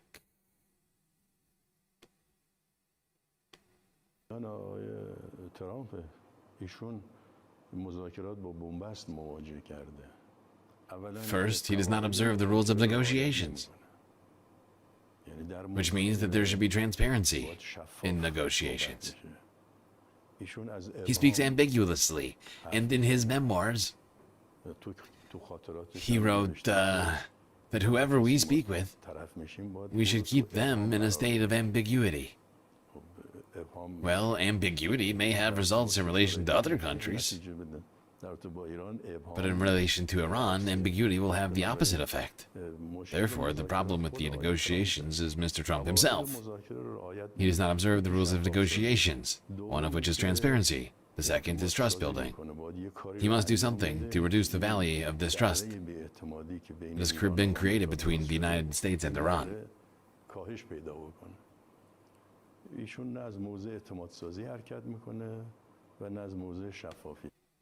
Okay, hold on. We're not going to listen to this whole thing, mostly because it's forcing me to read a fuck ton.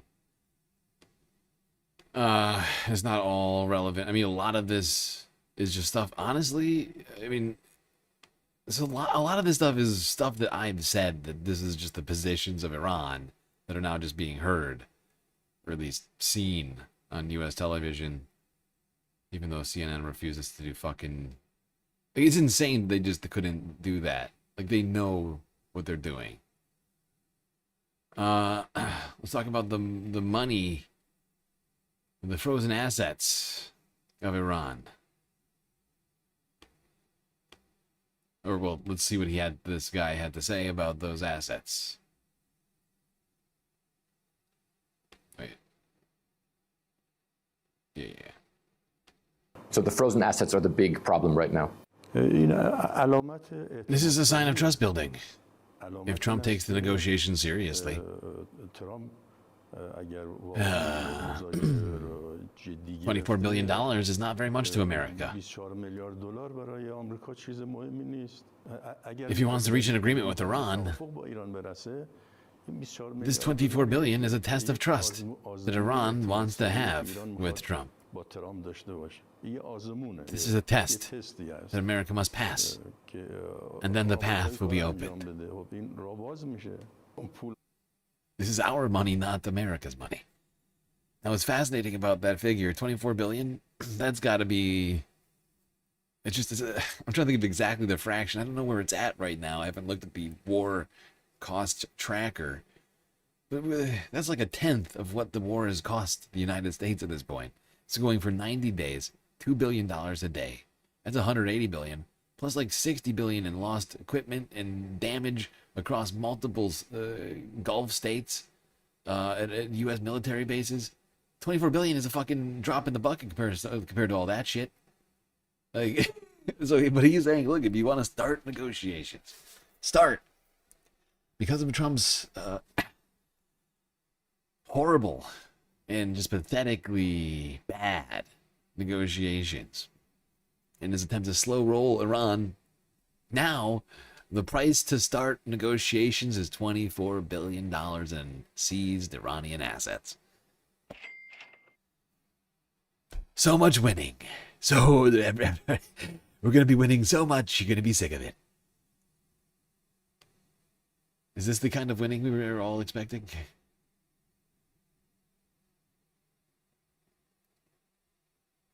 So much winning.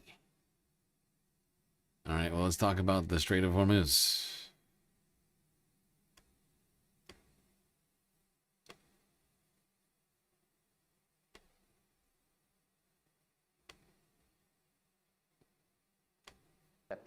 A tolling system in the Strait of Hormuz. Are you willing to open the Strait of Hormuz completely for all traffic? Look, the Strait of Hormuz belongs to us and the country of Oman. Any kind of interference in the Strait of Hormuz is both interference in Iran's internal affairs, and no country in the world will be willing to let America come and be a partner in the Strait of Hormuz.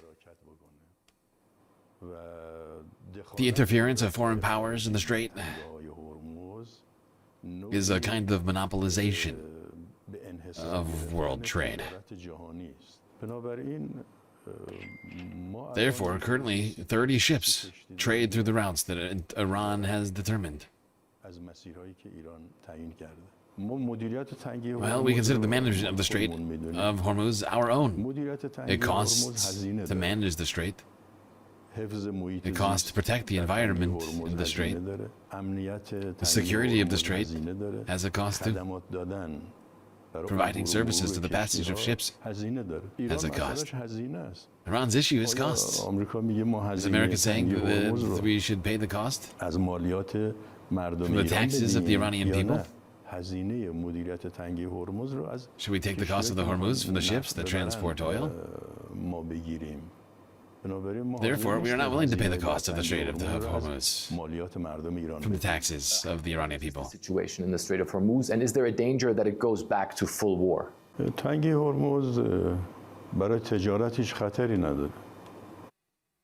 Strait of Hormuz is not dangerous for trade. Well, there you have it. A high-level, top-level official, the IRGC, speaking with CNN in an exclusive interview, saying that the Strait of Hormuz is Iran's, and Oman's, technically, but not America's. That they're going to do whatever they want to do. And if we want to even talk about peace, we owe them $24 billion.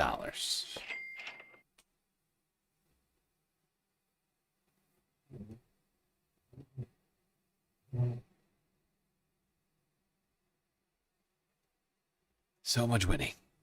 Overwhelming. I don't even know what to do. So much winning. I think I'm going to throw up.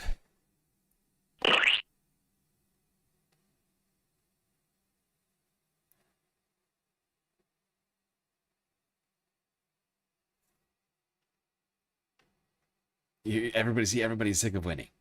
Well, guess what? I don't care. All right? I promise winning, and you're going to get it. If I have to, I will shove winning down your throat. Okay? Everybody voted for winning, and we're going to get more winning than ever before. Everybody's saying it. People are coming to me saying, sir, too much winning. And I say, no. No, you're wrong. Not enough winning.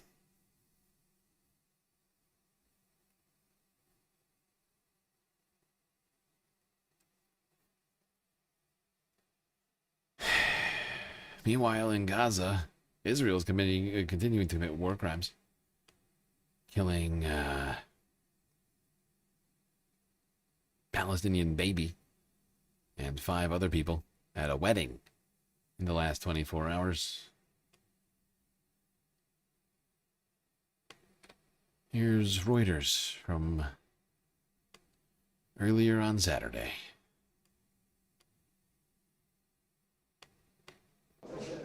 Fidel Abu Haikal holds up a phone displaying a video of her 7-month-old grandson. According to the Palestinian Health Ministry, he was killed by Israeli gunfire on Friday evening when his family was driving in the Tel Rumeida area, south of the West Bank city of Hebron. His parents, who were wounded in the shooting, were in moderate condition. Haikal recounted the incident. While driving near checkpoint 17, we observed Israeli army vehicles and soldiers at a distance and stopped our car. Shots were fired towards us. Initially, we believed they were warning shots. One bullet struck my grandson, traversed his face, and crossed his head, striking his mother's cheek where it lodged. The bullet also grazed his father's finger. He is uninjured. The mother is currently hospitalized and asleep. The Israeli military said that during operational activity in the Hebron area on Friday, soldiers perceived a vehicle accelerating toward them, and one soldier fired single shots. They saw a vehicle? Oh, and so they murdered a baby. And almost killed a mom. Well, I guess former mom, now that the baby's dead.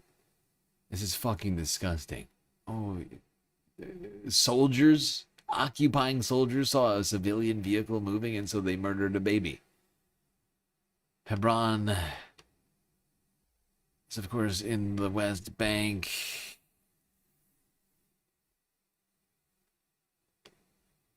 This is disgusting. Not done, though. A little south in Gaza City, a drone attack killed 5 people at a wedding. Here's Al Jazeera on that story from earlier on Saturday as well. Come on! Some breaking news to tell you about now. And an Israeli drone strike has killed at least 5 people attending a wedding in Gaza City. Let's go to Al Jazeera's Hani Mahmoud, who's in Gaza City. Hani, what can you tell us?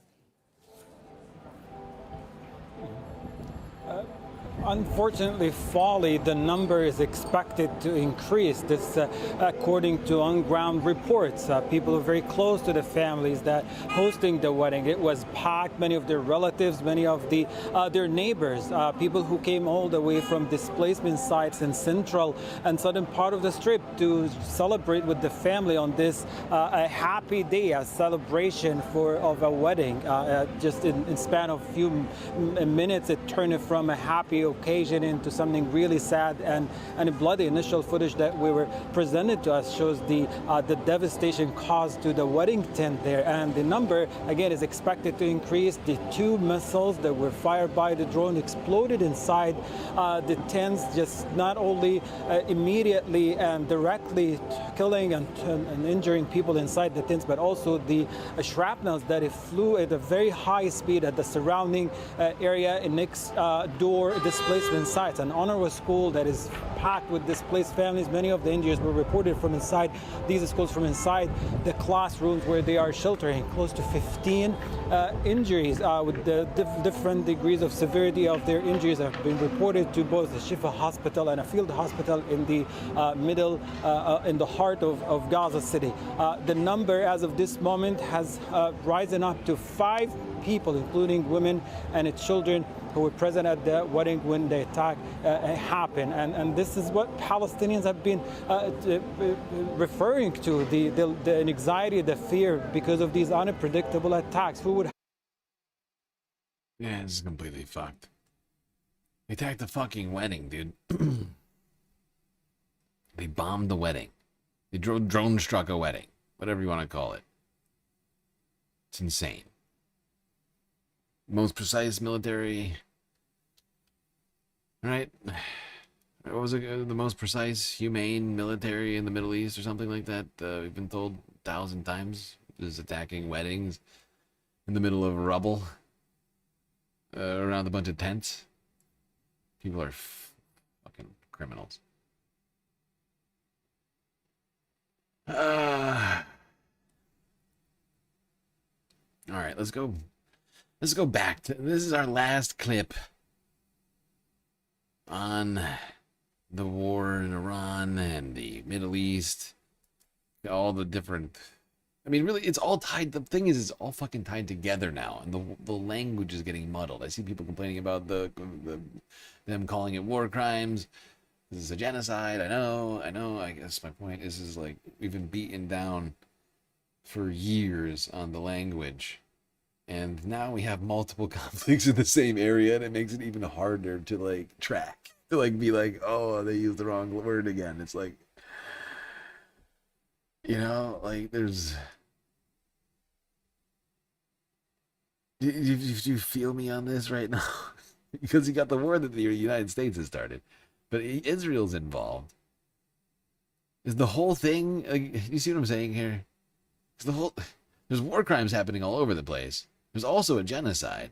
There can be war crimes happening during a genocide. Technically, they're not like mutually exclusive. Like you can have war crimes and a genocide happening at the same time, right?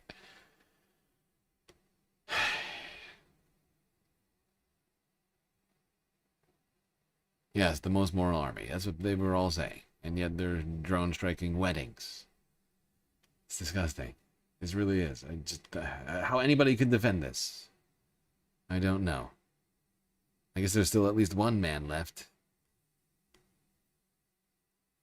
Here are some of Debbie Wasserman Schultz, Cory Booker's, and Chuck Schumer's thought partners. This is number 5. Mike Pompeo and Victoria Nuland. Pompeo, obviously, the Secretary of State under Trump 1. Nuland has been a long-time blob member. I think she's in the State Department under Biden. Yes. And why isn't Hassan covering this right now? Honestly, Hassan's busy. Like, honestly, I don't know. Like, Hassan, I feel like what Hassan needs at this point is like to actually have like the Piker broadcasting system, like to actually create like a network of creators, like a White Leaf type of thing, but less shitty, right? Like, so that you can have somebody constantly covering the Middle East, so someone constantly covering Europe or Africa or South America or U.S. politics, elections, whatever else, right? I mean, he's making a lot of money now, and I feel like at some point, I think he's going, expanding could be basically where he needs to go, right? But I mean, there's plenty of times where I feel like I'm not covering things. There's plenty of times where I haven't covered what's happening in one place or another place, and I feel like I'm not doing enough, but there's just so much to cover. And in even in an 8-hour stream, it can be tough. There's times where I have to split up the week ending report between Friday and Saturday, right? Like, there's times where I know that I haven't covered enough stuff. And it's only been elections or whatever else, but honestly, the elections are super important. And I need Hassan covering the elections, okay? I really do. I actually do need him covering the primaries. Because there's not enough people covering the primaries right now. I've been trying my best, but god damn it, I don't have the reach that he does. And I've been looking at the stats, and the candidates that he's been supporting have been winning. Right? Like, we might have our own like individual criticisms of the candidate, but like just having someone on the left like doing that right now when the rest of everybody else is not doing it to the same degree that he is, and like that's what we need right now, right? People like supporting people on the ground, getting people activated before the general. Because once we get to the general, if we don't do what we're doing right now, if Hassan doesn't do what he's doing, I don't have any sort of like highfalutin ideas about how much effect I'm having right now, because I'm not clipping enough and like posting in the ways I need to. I'm just doing these live streams, so like I don't have any idea how much actual effect it's having. But like, we need people working on these things. I know I'm going on this tangent. Here they are in some type of a debate among debates. I'm not terribly thrilled with it. And arguing against the Mersheimer and Stephen Walt about the Iran war. And Pompeo Newland at one point, like, this is becoming like an increasing tell. I noticed this when I was talking to, what's her face? Jillian Michaels. When she had no response or anything, she just really uncomfortably laughed. And these guys, they really, what a laugh riot this turns out for them. This is what human decency demands. You don't let a radical regime close off the global economy by firing Shaheed missiles. By the way, Ozempic Mike Huckabee, or wait, no, not Huckabee. What's this fucking guy's name? I know he just said it. Not Huckabee. What is this fucking dickbag's name? How did I forget just now? But like, this dude lost so much weight. Like, you know he's on the Ozemp. Into nations that did nothing. Right, they're firing into civilians in the United Arab Emirates, even just this week. That's just not something that the world can accept. And so this monster is worthy of the hunt. You do know, Mike, that we started the war. No, absolutely not. Absolutely not. Oh, no. They weren't firing those missiles until Israel and the United States attacked. Thank you, Mitty. Pompeo. Yeah. Mike fucking Pompeo. This fucking guy.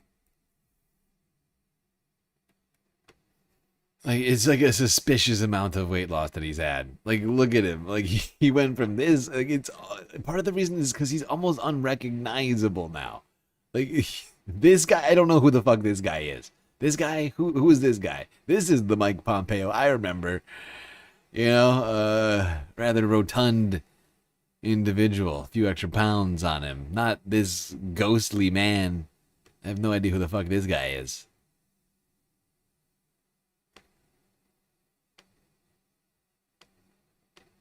You do understand. Welcome to 1979, when the revolutionary regime began to kill Europeans. You do know that we overthrew the democratically elected government in 1954. Just for the record, you were talking about this. You don't think Iran has? You think Iran's forgotten about that? No, I suspect that. You don't think Iran remembers that we supported Saddam Hussein in the Iran-Iraq War? I know this. About this? I know this. Other countries have history. Do you think Iran is a monster? No. Okay. Well, pause it for a second. First off, like, honestly, like, this guy was the Secretary of State. Do you think Iran is a monster? Iran is a country. Yeah. Like, I mean, honestly, like, are you for? Do you think Iran is poopy pants? Do you think they're poopy pants? Yeah. Who's poopy pants and who's not poopy pants here? I mean, you're accurately You're accurately describing the mentality of a racist. It's just like it's just so. They consistently underestimate Iran due to just abject racism and Islamophobia. And what is the measure of monsterhood? Like, be more specific about what you're talking about. Do we think the Iranian regime is democratic? Do we think the Iranian regime oppresses its own people? Do we think the Iranian regime kills people outside its borders? Do we think the Iranian regime is occupying and creating third-class citizens?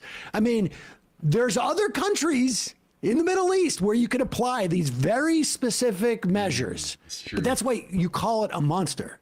Because right, because you wouldn't want to start having to apply any sort of rigorous standard to any other countries in the Middle East. Other countries starting with I. And it just becomes this sort of like vague, amorphous thing. And this is what children do. Yeah. But go ahead. I know that other countries have history. Do you think Iran is a monster? No. Okay. Okay. I don't think they're. I'm glad I don't live there. I think many countries do many bad things, including my own, and I wouldn't call the United States a monster. But Stephen, do also remember that we wouldn't have had October 7th if we hadn't had Iranian support for Hamas. I agree. We wouldn't have had October 7th if we'd gotten peace in the Middle East, and that's a much longer story. It is, and every single U.S. president has tried and will continue to. Not that hard. But it is very important to emphasize there's no evidence that Iran even knew about October 7th, much less caused it. Oh my goodness. Wait, Mearsheimer is right. Yes. No. Yeah, listen, this is my point. Look, they know that the thing is that they know that he's right. They're just being condescending and dismissive so they don't have to address the facts, which were, the things that are being said just now. Them laughing because they do this when they are have basically got to the end of their argument. This is what U.S. intelligence says. Yes, we have. Iran even knew about October 7th, much less caused it. Oh my goodness. I'm sure it is lovely to live where you live and believe there's that. There's no evidence in the public goodness. record of that. Oh my goodness. Well, let's pop up. We have a link for this. Oh my goodness. To the extent that you can believe them, and I'm not sure why the intelligence agencies, the U.S. intelligence agencies indicate Iranian officials were surprised by the Hamas attack on Israel.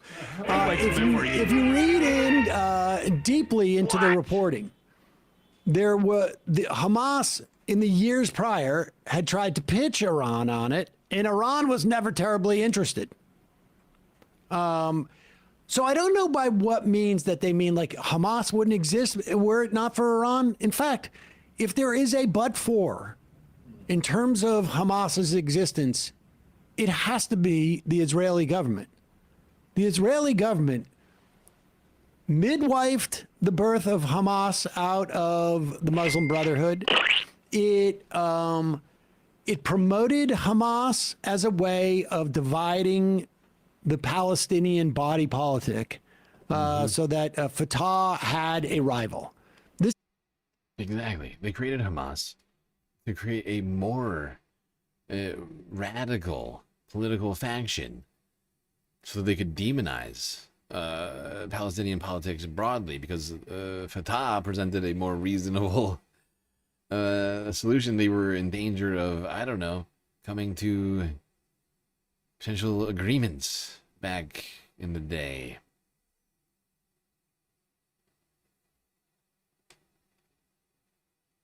I think it was like the early 90s or something. Well, we've done it, people. Two last things for us to do. Al Jazeera live stream. And one other clip.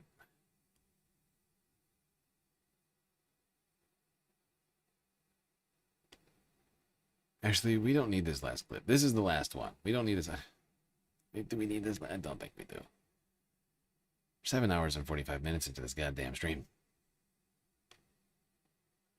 Let's just check out what's happening. Oh, look. Israel killing more people in Lebanon. At least 10. Great. Good.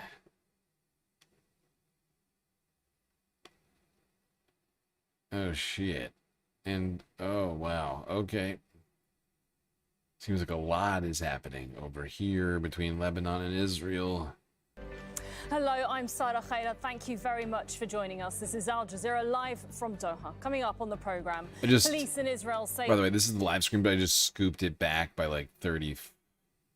Actually, further back, an hour back. There seems to be a whole bunch of things happening here.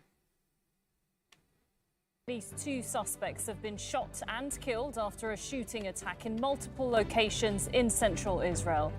Ebola cases rise in Democratic Republic of Congo, fueling concern about the scale of the outbreak. Parliamentary elections get underway in Armenia, where voters will choose between a tilt towards Europe or closer ties with Russia. An uncertain future for millions of Syrians living in displacement camps. The government plans to shut them down.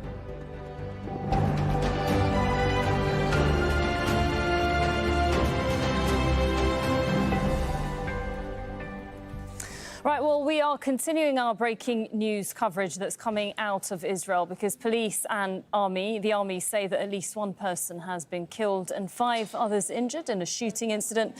And this has happened at multiple locations in central Israel. Now, the shootings have happened at locations in the town of Kovkav Yair, that's near occupied West Bank, and it's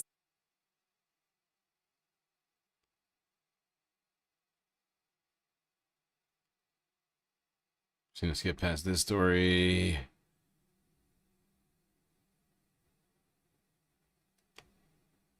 No negotiations. Hamas is taking a stronghold there, and settler violence. So, this is tragic. Oh, wow. This is horrible, but it's not. Oh, good. They're claiming Hamas is in West Bank now. Jesus Christ. That is a fucking...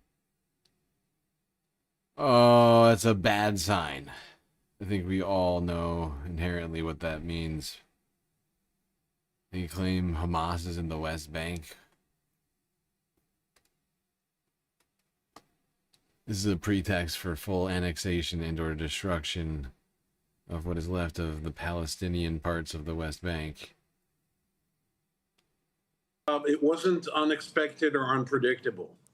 right, as you said, while the focus has been on Iran, many are forgetting what's happening in the West Bank. Thank you very much, Alon Pinkas, there, a former Israeli diplomat, joining us live now from Tel Aviv.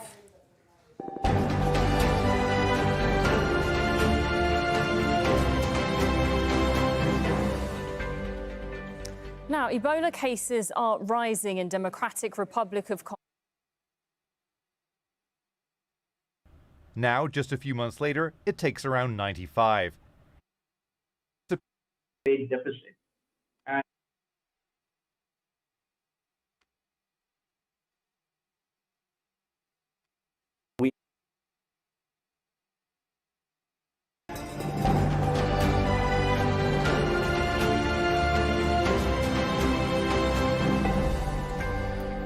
At least one person has been killed and 6 injured in a shooting incident at multiple locations in central Israel. The shootings happened in the town of Kovkav Yair, near the occupied West Bank separation wall. Or simultaneous attacks happening at the... I could have sworn I saw them talking about, oh, here it is. I see. Is this it? Those attacks continue.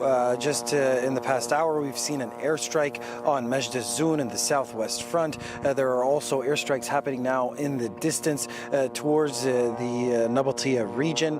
There were several airstrikes within the past hour around Nabatea, one in Habush, and then south of Nabatea in Kafar Tabnit, in Tibnin. These are areas in Lebanon's interior where the Israeli ground operation continues. They are trying to push forward to reach the city of Nabatea. They haven't actually reached the city yet. The outskirts, around 3 kilometers away from that city. Hezbollah also carried out several operations overnight targeting Israeli troops in the south. Then early this morning, there was a cross-border missile launch. 2 missiles were intercepted, as you mentioned, over Israeli settlements near the border just east of Bint Jbeil.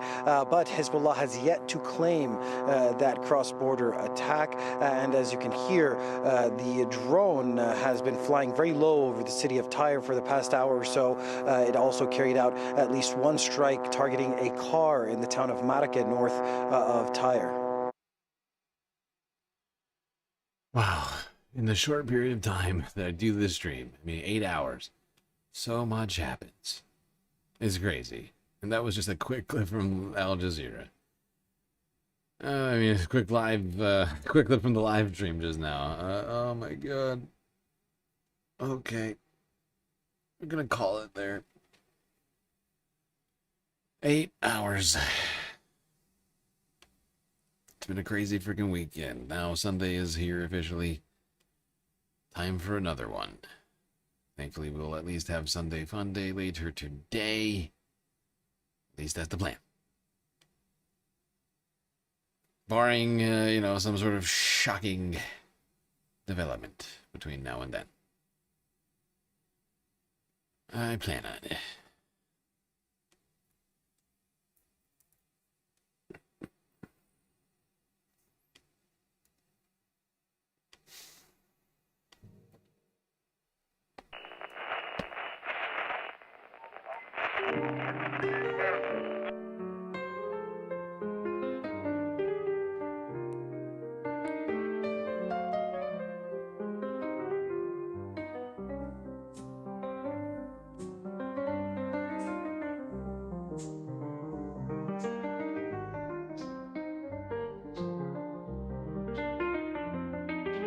Well, we got through another stream. It was quite long and also difficult, but thankfully we had each other to get through it. That's gonna be it for me tonight. Till I see you next. You stay classy, Galactic Stream Nation.